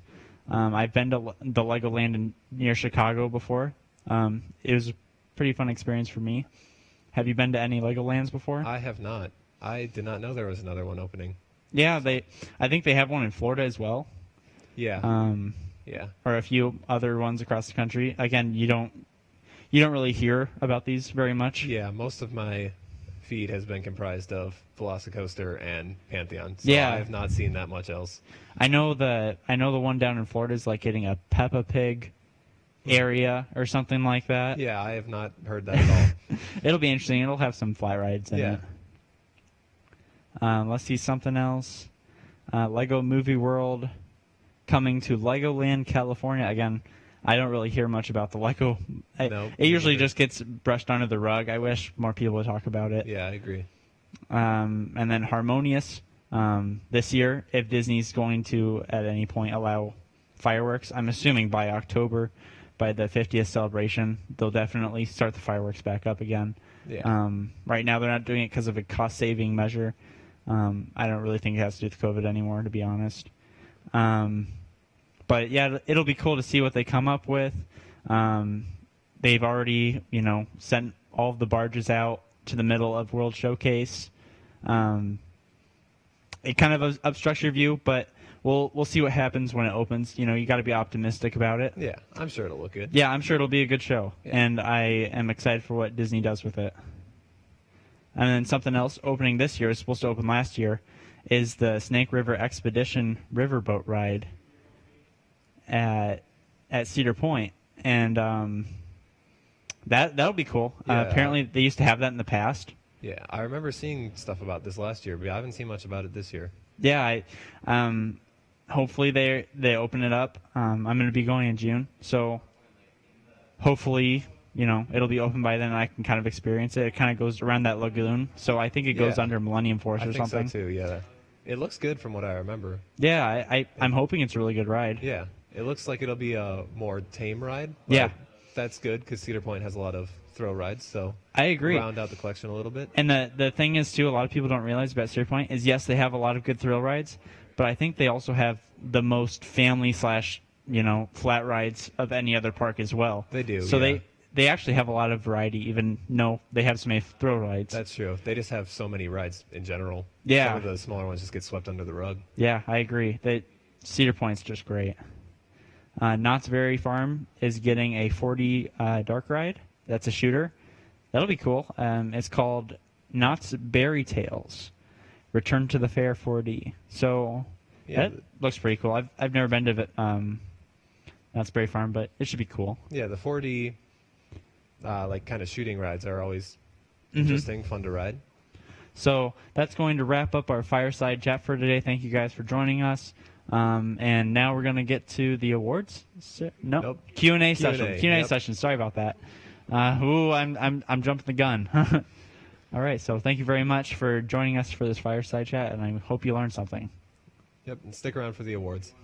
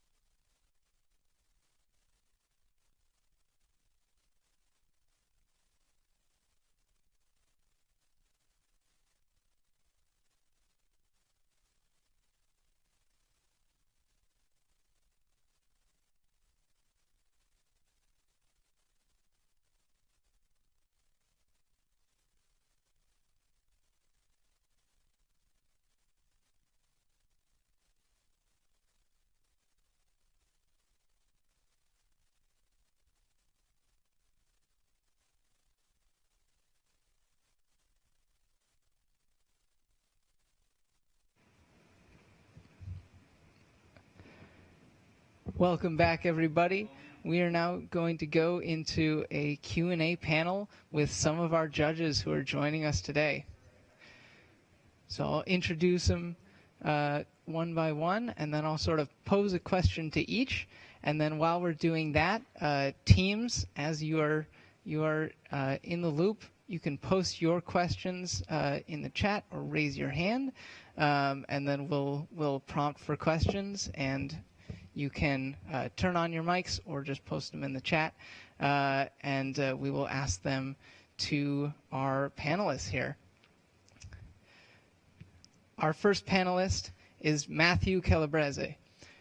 He's a mechanical design engineer from Skyline Attractions, working on roller coaster development and engineering.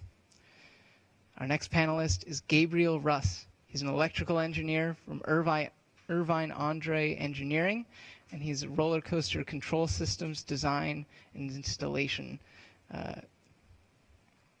We have Amado Seda Castillo, who's a technical design lead from Cockrum Scenario, and they work on themed engineering solutions. We have Harrison Katz, who's an engineer at ATA Engineering, where they work on engineering analysis and finite element analysis. And we have Michael Troyes, a mechanical engineer from Tate, who works on live show technology. And hopefully we'll have coming in pretty soon, we also have Matt Schmatzer, who's a professional ride model engineer from Print My Ride Detroit. So thank you to all of our panelists for being here. So I just want to run through each of you. So we'll start with Matthew, and tell us about your student experience. What were you doing as a student? What activities did you do that led towards where your career's gotten to now?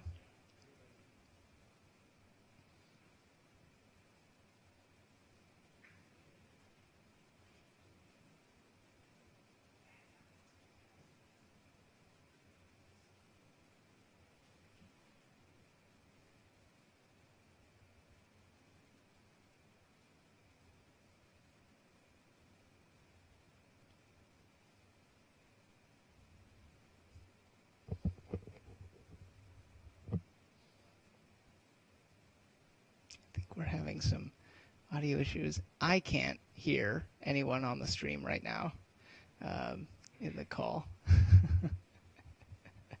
I can see some people as we go through.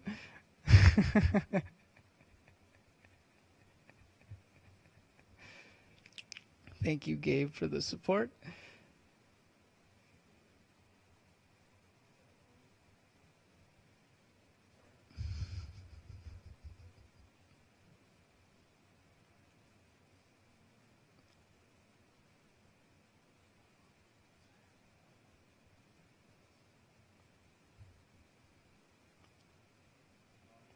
No audio.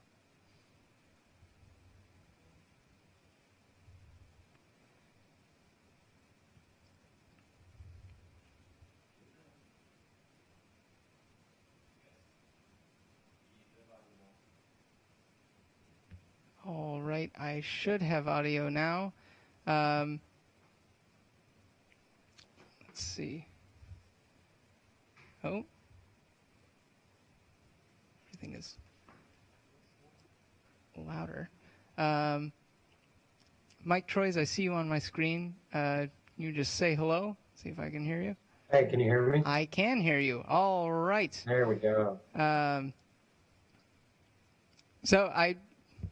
Let's start with you then. So tell us about what activities were you involved when you were a student that led towards your position now? So for me, the big one really was the RIT Theme Park Enthusiast Club, who was competing here today. I was one of the 4 founding members of that club back in 2014, 2015 time frame.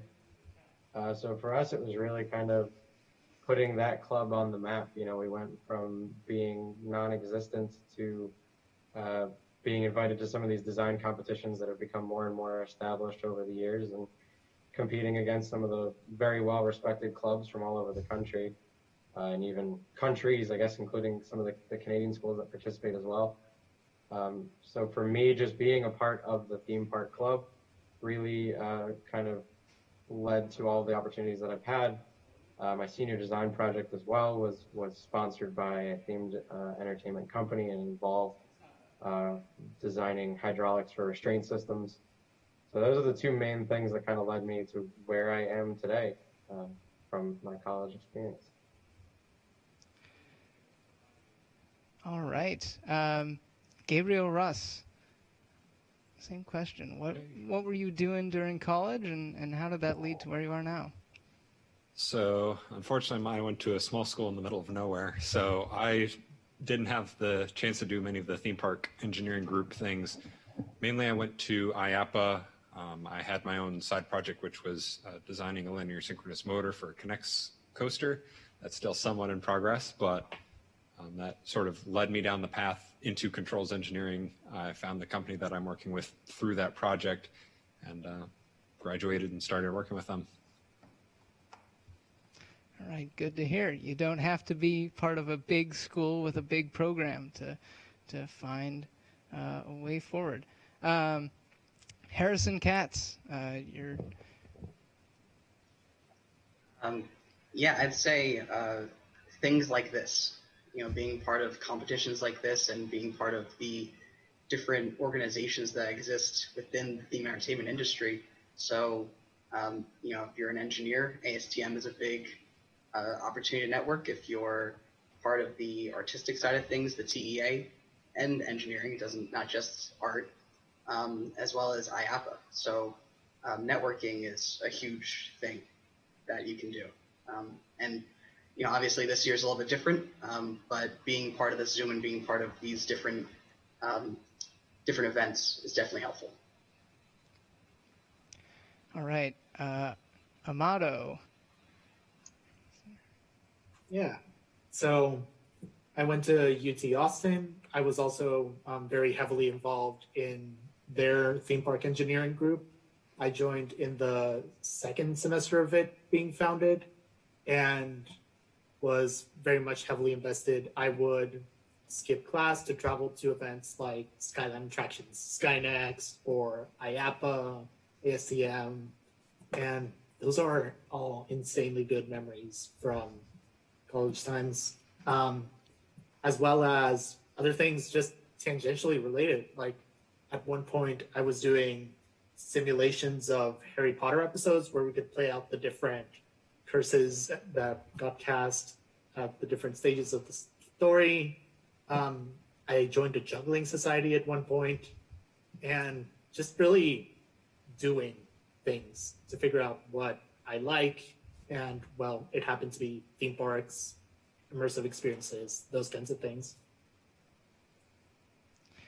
All right, and Matt Calabrese, I see you in here.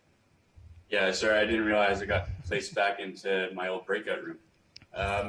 For me, I was introduced to the industry kind of through a friend of mine who started our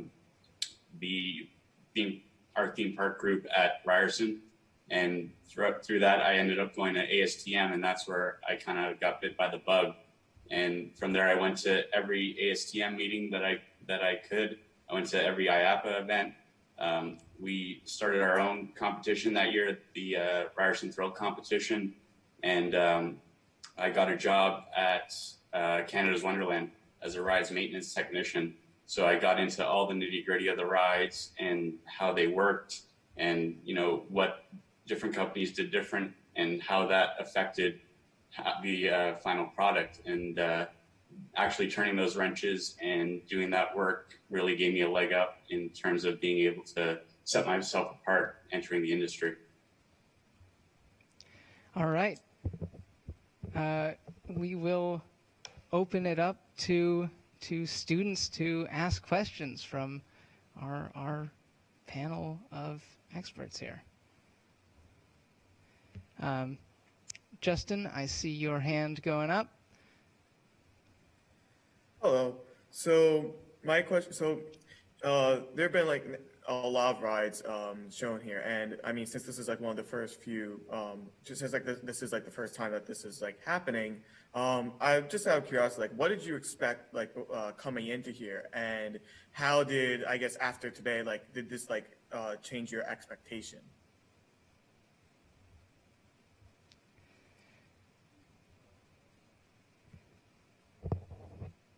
Yeah, among our panelists are people who have been judging all kinds of different leagues and different portions of the work being done here. So we've got all kinds of different experiences.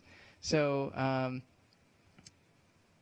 for those who are doing safety and functionality this morning, so that's Matthew. Tell us about how that went. How did what were your expectations going into this competition, a week ago and going into today, and how did that compare to what you saw? Yeah, during our orientation, what we were told to expect was, or how to look at it was, a perfect score would be something that we would put out as a professional, or we would expect members of our team to put out in terms of an actual product and actual work that we would show to authority having jurisdiction or whatnot. So that's really the lens that I think a lot of us look through. And then bonus points would be something that absolutely blew you away. So I think there were aspects of most of the submissions that really did meet that level in some regards. And I think going forward, as the years progress, we'll see more and more developed projects being put forward in this competition as people realize how big the stakes are and how strong the competition is. And that's really what you're shooting for, something that is complete at a professional level. And it's really, really hard to do.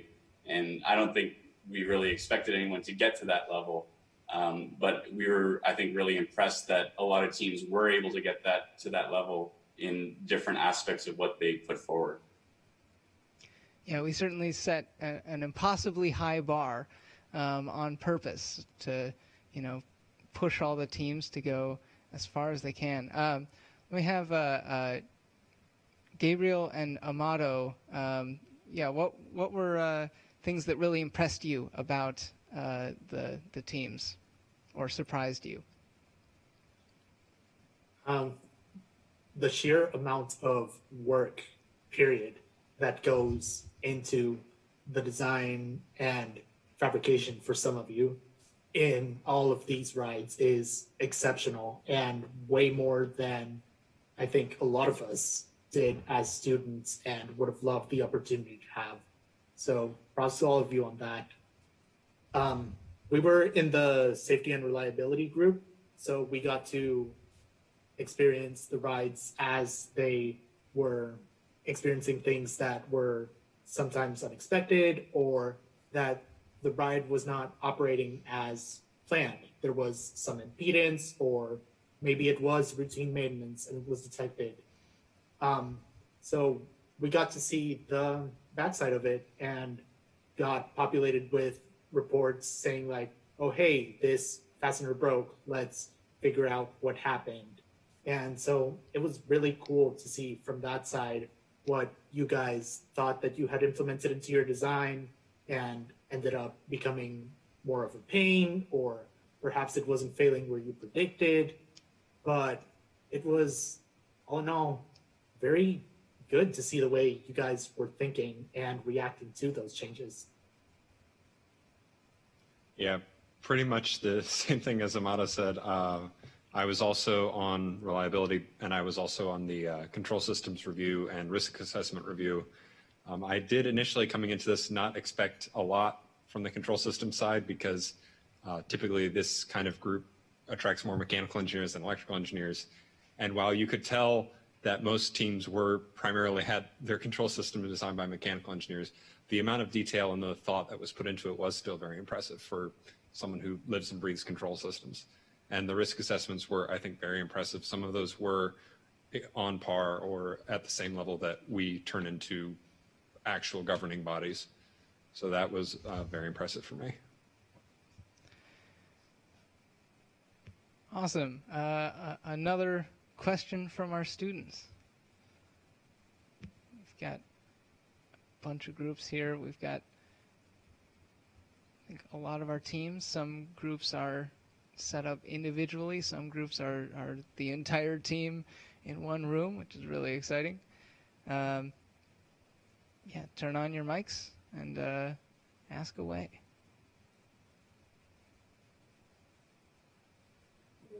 Hi, we have a question for the panelists. It's more about just like your experience. We're just wondering like what your favorite projects that you've worked on before is. So yeah, each of our panelists, you know, of all the projects that you've worked on, what is your favorite?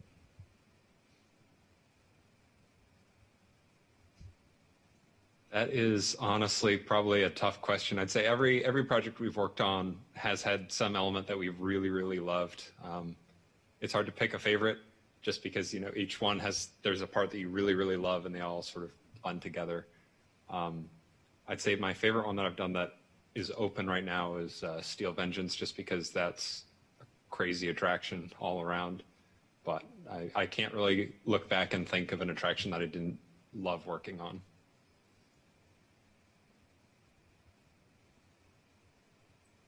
I'd have to say for me, designing the new Infinity Flyers for GCI, that's kind of my baby, and I love those. And getting to test the prototype on White Lightning was really awesome, and I'm really excited about that product, and I can't wait to ride a full one.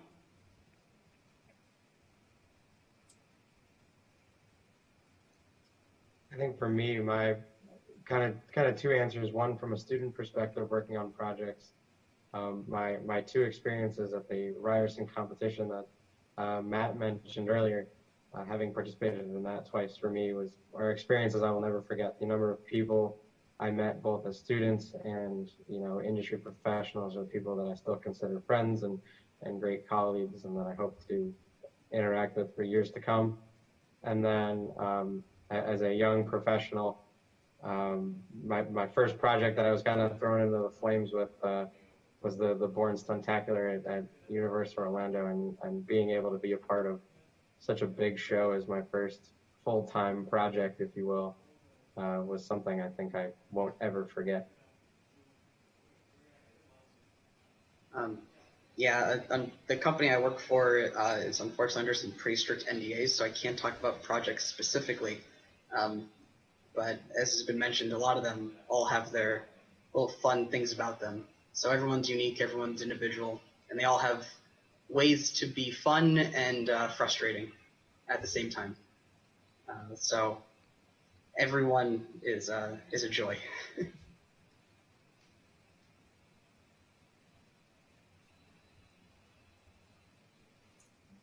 I'll echo that sentiment. Some of the stuff that we play with, and in my case, it's at a scenery shop. So these are physical things that are in the background, and if I do my job correctly, you won't think about the fact that there's bones behind all of it. But it varies so much. Like there's artificial rock work, there's practical custom architecture, themed interiors. We've also done museum jobs. And I think that's my favorite that I can talk about. We did a museum dedicated to United States Marshals in Fort Smith, Arkansas. And one of the features of it is a wall that is like 60 feet by 10 foot high, filled entirely with plaques of the names of every single one of the United States Marshals. And each one of those plaques has individual lighting, is adjustable, and is just a very stunning piece to look at in a museum with an empty room and nothing to stare at but that opening in the wall with 600 plaques. So that was something fun.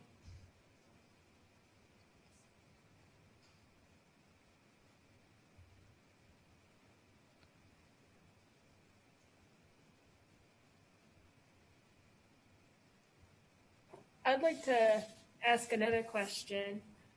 Just with like a lot of the innovations, we're seeing like more rides incorporating kind of more immersive like robotics, maybe VR. What changes have you been like seeing in your own experience, and where do you like see yourself going in the future in terms of like more innovation? So yeah, looking forward, what's coming? What's next in the industry? So Matt, you talked about Infinity Flyers. What's next for that, and what do you think is the next step? So in terms of with GCI and that project, the next step is the new Titan track, which is the steel wooden roller coaster track. And what's cool about that is we got rid of all the welds in the track. And that's something that's been happening over the past few years across the industry. Chassis for trains and everything will be big machine pieces rather than welded components altogether. And we took that approach and brought it to the track. So now there's no welds, which are the single highest point of maintenance for track, because as soon as you put a weld in there, you've put a future crack into that material over time because of how it heat treats the materials. So by eliminating that, I think we've created a really interesting product that will last a lot longer. And then, we're, as Skyline, we're also playing around with a bunch of new projects and concepts that take into consideration some of the things that RIT mentioned there. So I think a continuation of integrating new technologies in terms of augmented reality and simulations and all that kind of stuff into ride systems is going to be a trend that continues. All right, go for it. I'd also mention, similar to what Matt was saying, the company I work for does a lot of mechanical and structural design and analysis. So we're seeing more dynamic systems that are higher in efficiency, so they're not as heavy. And we're seeing more reliable systems. So as Matt mentioned, less welds, more connections that don't fatigue as easily. So I think in the future, I guess the hope is that we'll see structures that require less preventive maintenance and more reliability overall. So I think that will be happening.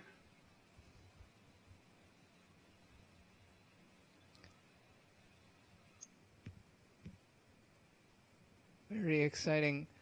Amato, I'm interested to hear, what do you think is next in the museum and, live exposition sort of side of the attractions industry?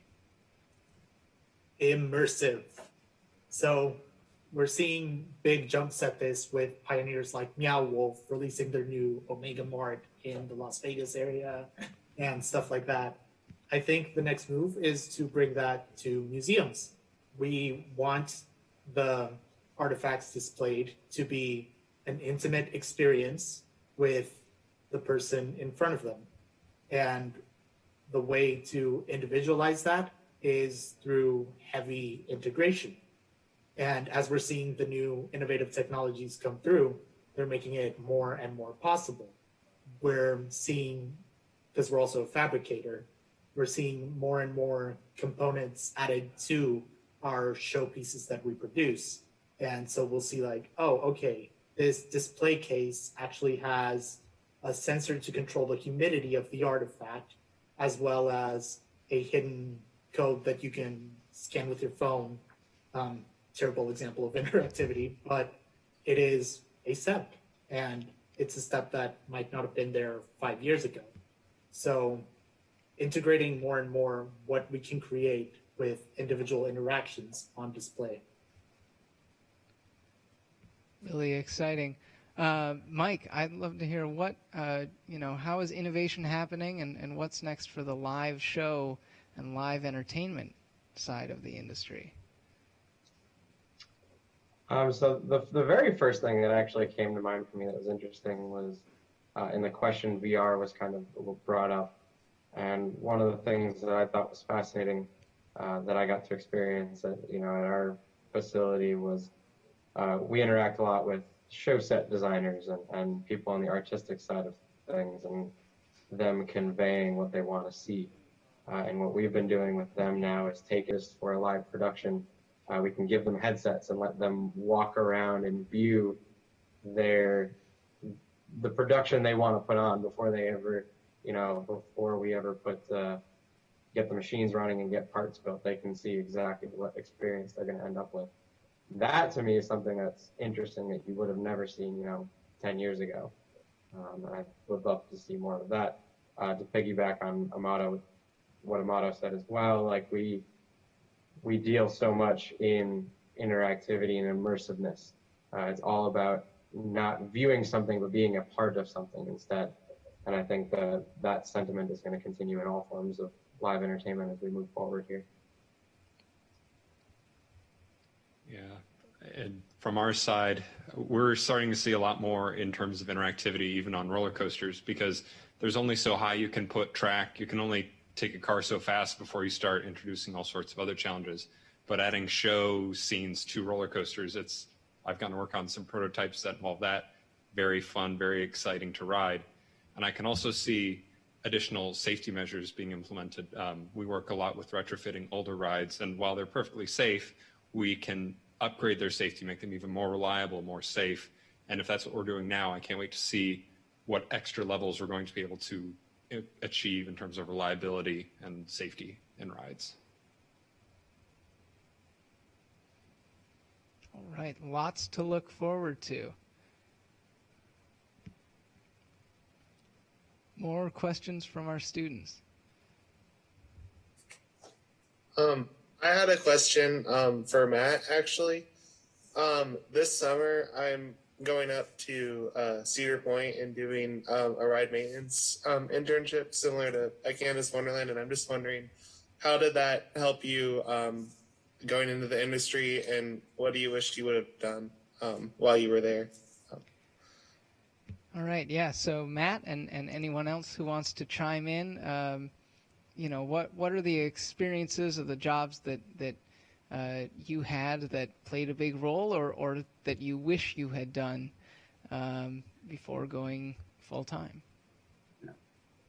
For first of all, congrats. It's going to be a great experience for you. If it's anything like how the shop was divided at Wonderland, you'll have your group that you'll work within, and you'll have a rotation of maybe 5 or 6 rides that you'll work on, and you'll work on one every day and rotate through them through the week. So that way you get familiar with your ride systems, but you don't get fatigued by just looking at the same one over and over again and let it become complacent, and it becomes easy to miss stuff. But then what I would suggest is, if on your days off, try to pick up shifts from other people that are off, out sick, that don't show up, and get into as many different groups as possible. And see as many different ride systems as possible, because you can know how to calculate a wheel, but you have to, and a bearing calculation and everything, but learning about the finer points of how to design the shaft to work through there, and what infrastructure you need to make all of these things work mechanically is not something that you get an education on in school, and you'll be able to pick that up a lot quicker by seeing them in real life and working on them.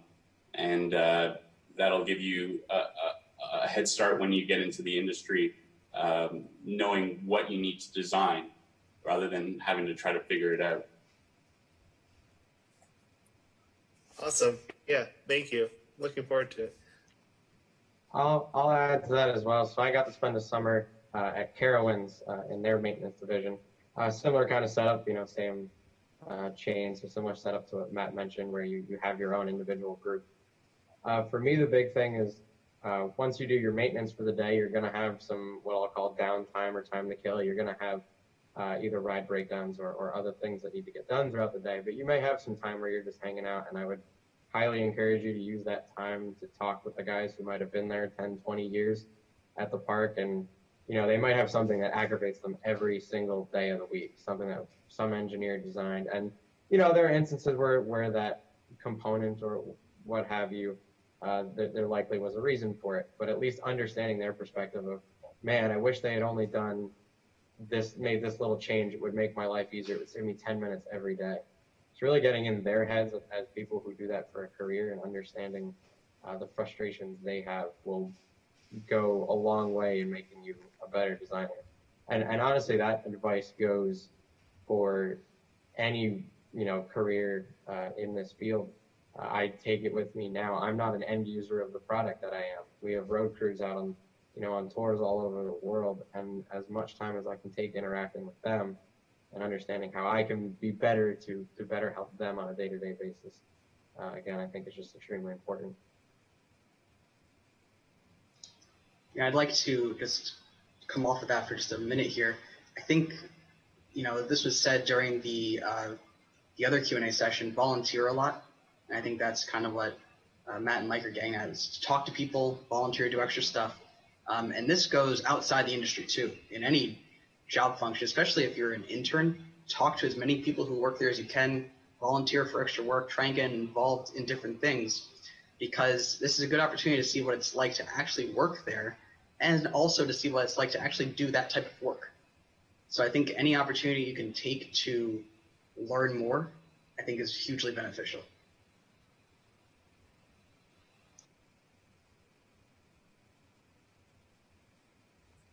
There'll also be manuals just lying around the place. Read them. Yeah, thank you guys for all your advice. Yeah, looking forward to it.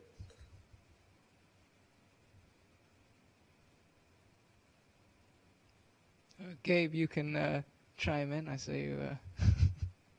I was just going to mention, my big thing is always remember, wear your PPE. I know you'll hear it a lot. It's there for you. This is a dangerous machine. Please be safe. Take care of yourself. All that good stuff.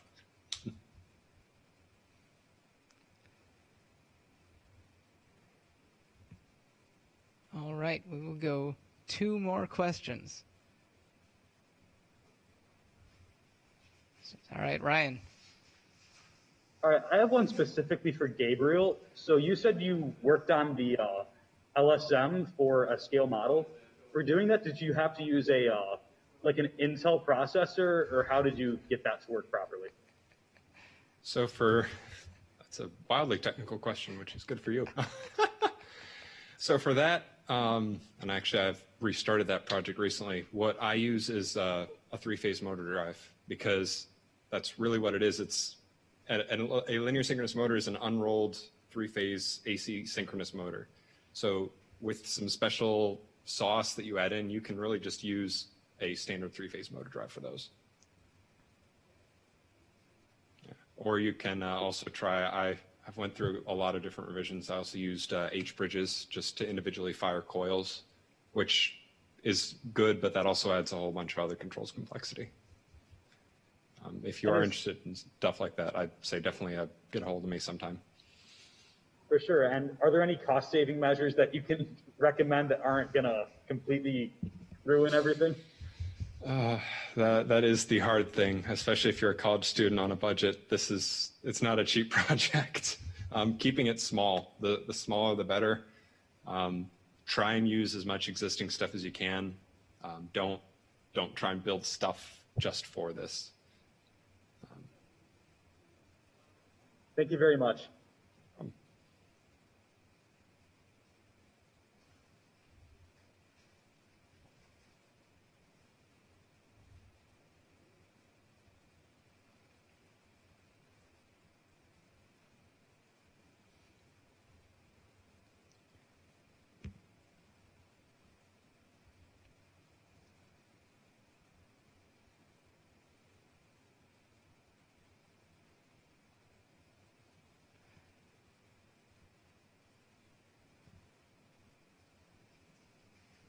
I'll pitch to the judges of all of the rides that you've seen and that you've judged throughout this.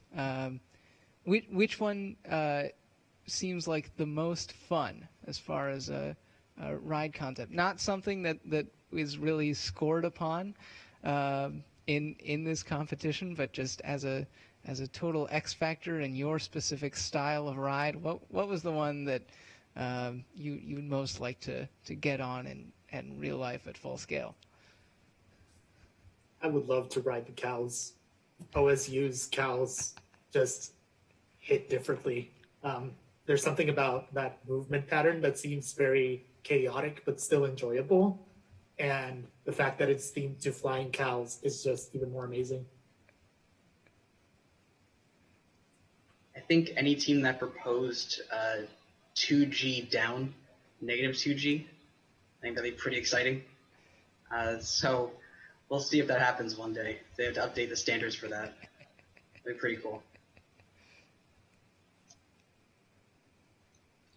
I personally really liked the UC ride, the Accelerator, just because I think it was probably the one ride concept I've seen that, to me, was a new concept, not something that we had ever seen anything like before. I mean, we have rides that swing, but with the seat motion, I would have loved to seen that one in action.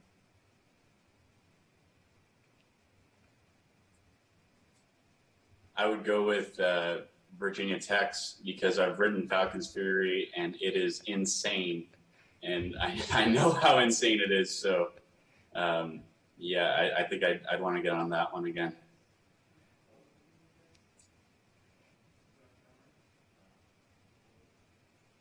It's a tricky one. I'm generally not super big on spinny rides or droppy rides, just because the motion usually gets my head a little funny. But I'd say the cow ride definitely was very unique. That looked like it would be really interesting. I'm not sure I could do it for more than a cycle or two, but definitely looked like something I'd like to give a try.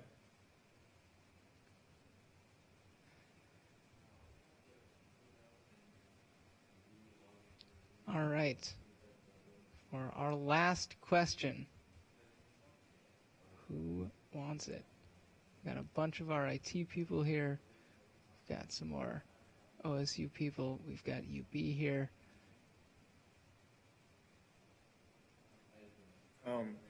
I guess I have like kind of a question. Sorry. Do I have to, Okay, I go for guess- it. You good? Okay. Yep. So after doing all like these sort of hands-on like projects and stuff, there's a lot of things to like gain from here. What would you out of everything that we gained here, what would you say is I guess the number one beneficial thing that we gained? Like, is it either like better teamwork, just more knowledge of the field in general? Out of everything you've seen, which aspect of this do you think will most help us get into the theme park industry, or will help us also adjust to it as well?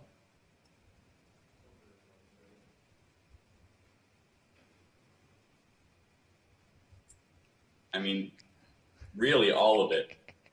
I know it sounds like a cop-out answer, but every aspect of what you guys did is an aspect of something that happens in the industry as a whole. So whatever you learned the most is the most beneficial, and you can gear your search in the industry towards the thing that you did the best at, the thing that you learned the most, or the thing that you liked the most. And maybe figuring out what aspect of the project you like the best might help you figure out which path you might want to take through the industry. And maybe that's what's beneficial.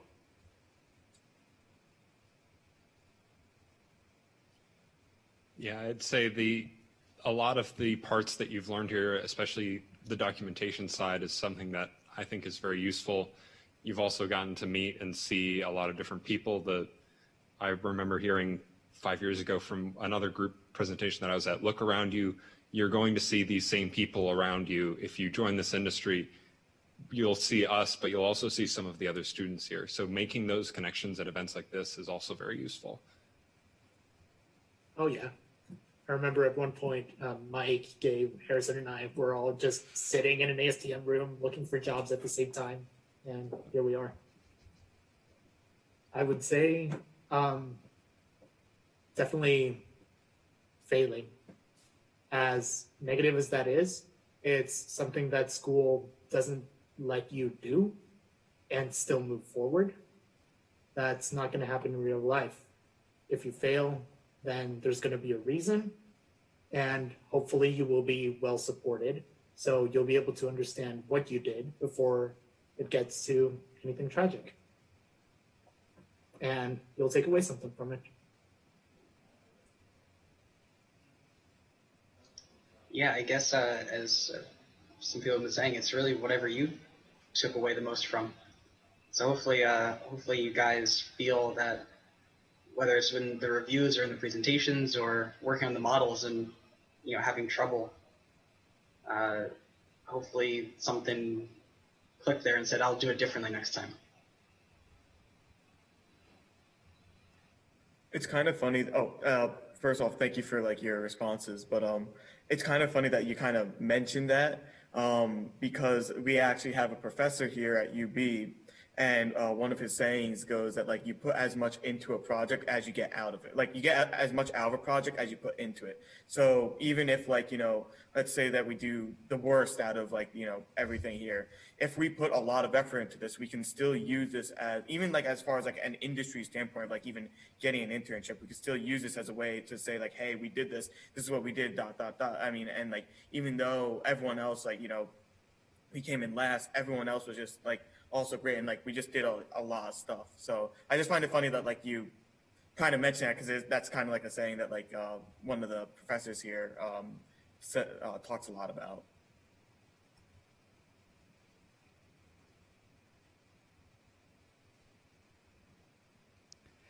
Mike, did you have something to add to?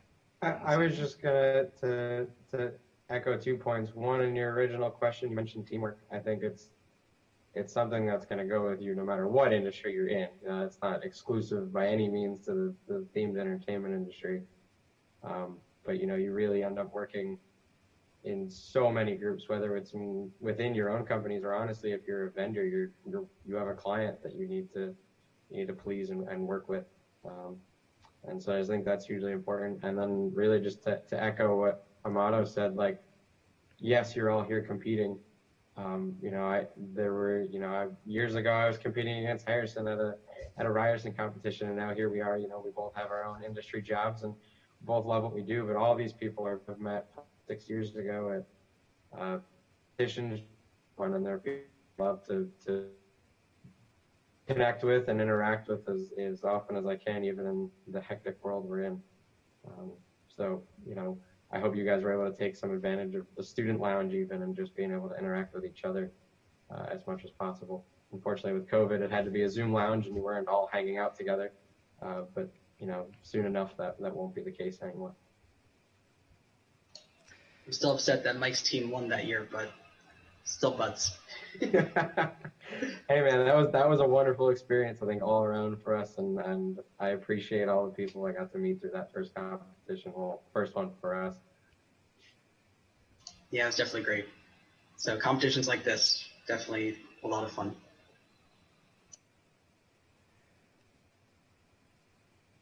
All right. Thank you to all of our panelists, Mike, Matt, Amato, Gabe, and Harrison.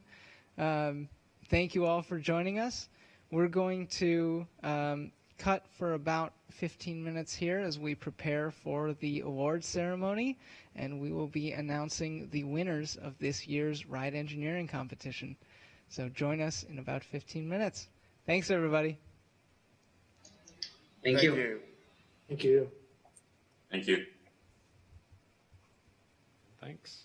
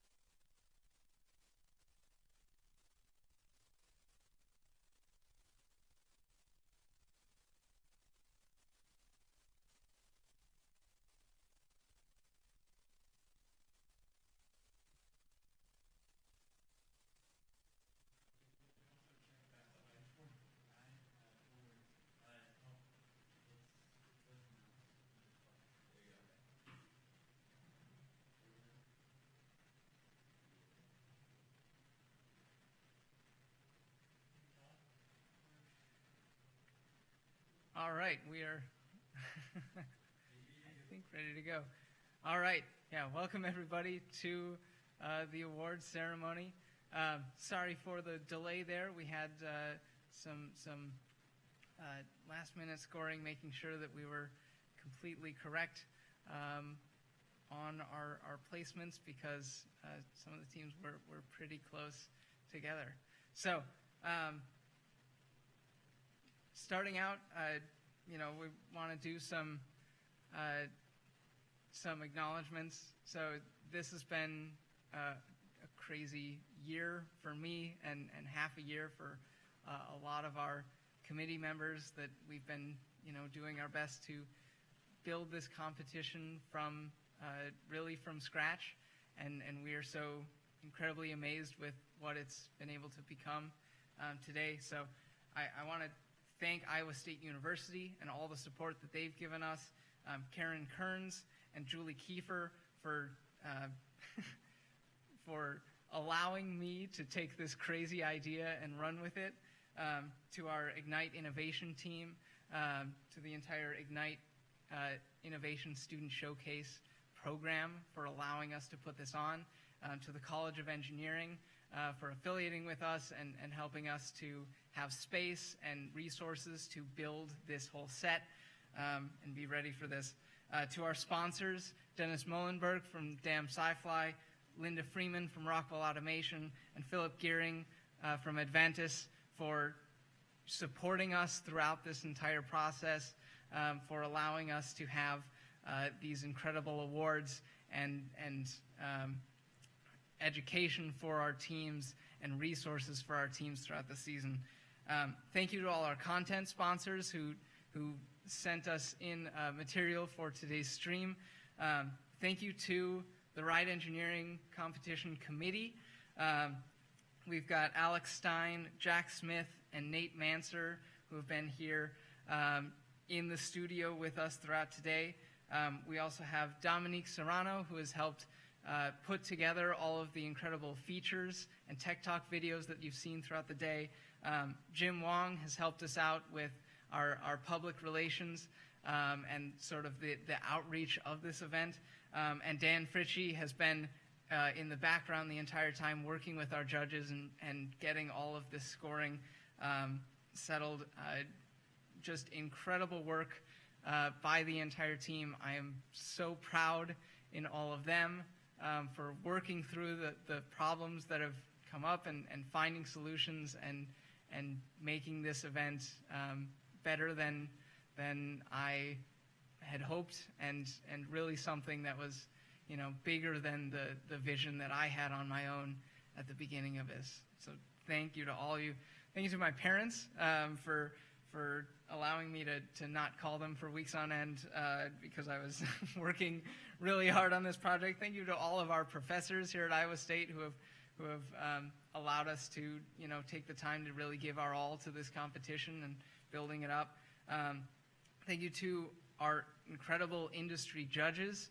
We had 23 judges throughout the last week and throughout today volunteering their time and doing an incredible amount of work to generate a truly amazing amount of feedback to all of our teams. So after the event, we'll be sending out all of that feedback to your teams, and it's pages and pages of incredible advice and feedback on your work that is just going to be a huge help to you in improving as engineers and improving in similar competitions in the future.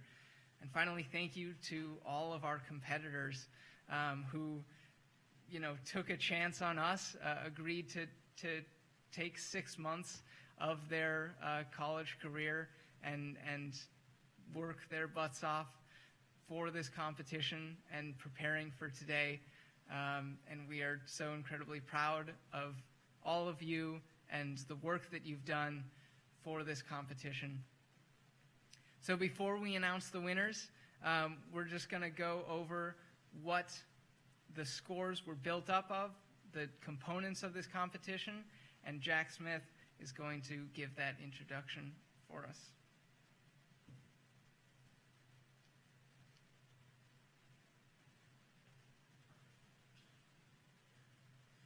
Hello, everyone. Could you go to the next slide? So the scores were comprised of 4 categories. So there was the systems engineering report. This was comprised of a bunch of subcategories.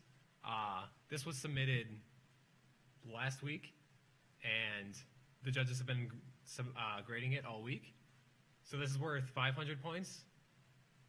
Outreach was, there is the project charter, risk assessment, mechanical systems design, control systems design, and ASTM F24 compliance analysis. Outreach, we wanted to make an impact on the local communities of each of these colleges, so that was worth 100 points. And then the final presentations that were given tonight, not on the public live stream, but on privately in Zoom.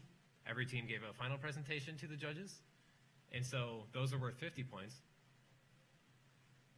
Each of the models were judged on safety and functionality, reliability and serviceability, theming, marketing and innovation, and then the final bid, and this was worth an additional 500 points. So in total, the entire model was graded out of 1,000 points. And for the bid, it was, it's the amount of money that the model cost, although it's much larger than the actual the money spent. It was meant to be more of a guideline for how much an actual park would pay. So it was just kind of based on the materials, manufacturing time, and 3D printing amount of filament used. And that was all, the price was increased versus what it would actually be, but just to get a higher amount of money.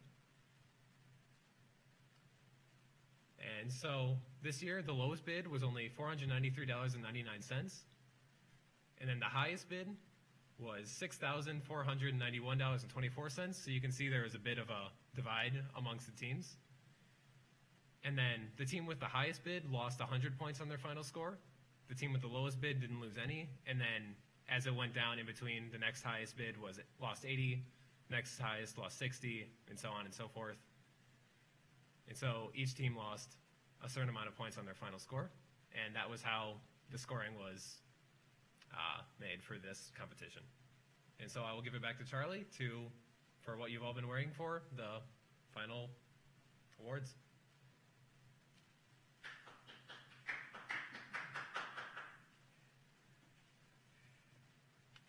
Thank you, Jack. You're so tall, Jack. All right. So, yeah, to recap, half of that score came from the engineering, systems engineering report, with 150 points for the team score and then 350 points being decided today for those ride models. So we will start out with the Contactless League. These teams went through the entire cycle of designing and verifying an engineering design for a ride model. There were 4 teams in this category, so we are awarding 2 awards. So for the second place Contactless League award and $250, the winning team for the 2021 Ride Engineering Competition Contactless League's second place award is Caped from Cal Poly San Luis Obispo.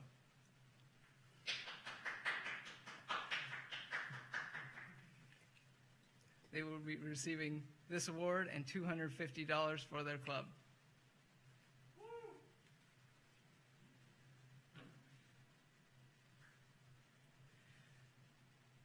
All right, next, building up the winners of the first place Contactless League award at the Ride Engineering Competition 2021 and $500 for their club are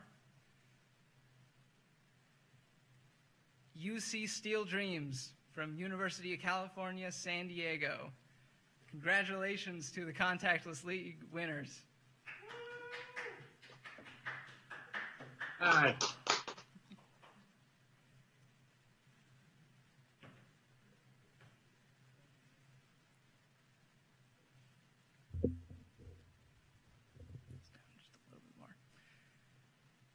All right. This is the moment we've been waiting for. So in the Model League, we have 6 teams that have designed, engineered, verified, constructed, and operated their ride models today. Their scores were out of 1,000 points. And the judges were very specific with these scores. Some of them were very close. But it is my pleasure to announce the 3rd place for the 2021 Ride Engineering Competition Model League and $500 is Ryder Riders from Purdue University and University of Michigan. They win 3rd place and $500 for their student organizations. All right, building up. 2nd place.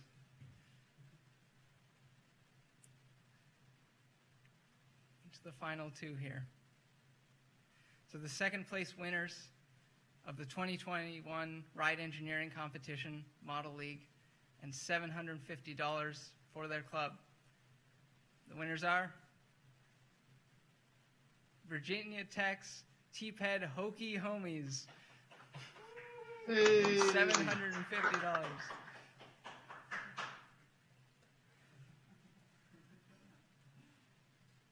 Here's the moment of truth.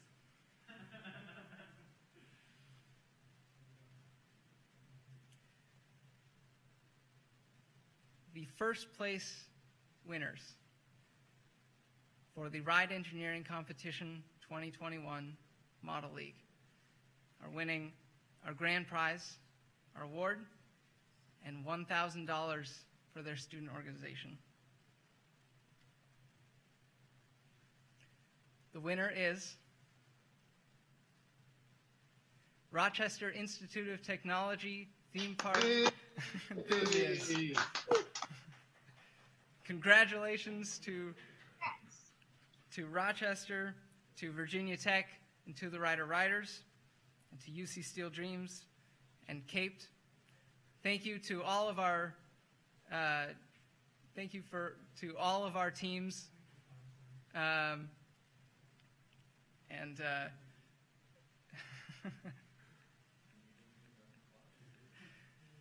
thank you everyone for joining us for the 2021 Ride Engineering Competition. If you want to compete in next year's competition, you can go to our website, tpeg.iastate or tpeg.stuorg.iastate.edu, and there's a sign up to get information about next year's competition, as well as a sign up if you're interested in becoming a judge or sponsor in next year's competition. Thank you everyone for joining us, and have a good night. Great job, everybody. Good night. Good night. Great job, everyone. Well done to everybody. Excellent job. Yeah. Hope you all hope to see most of you in the future, because it probably would mean you got jobs in the industry and it means I got back into. So I'm looking forward to that. Thank you for the experience.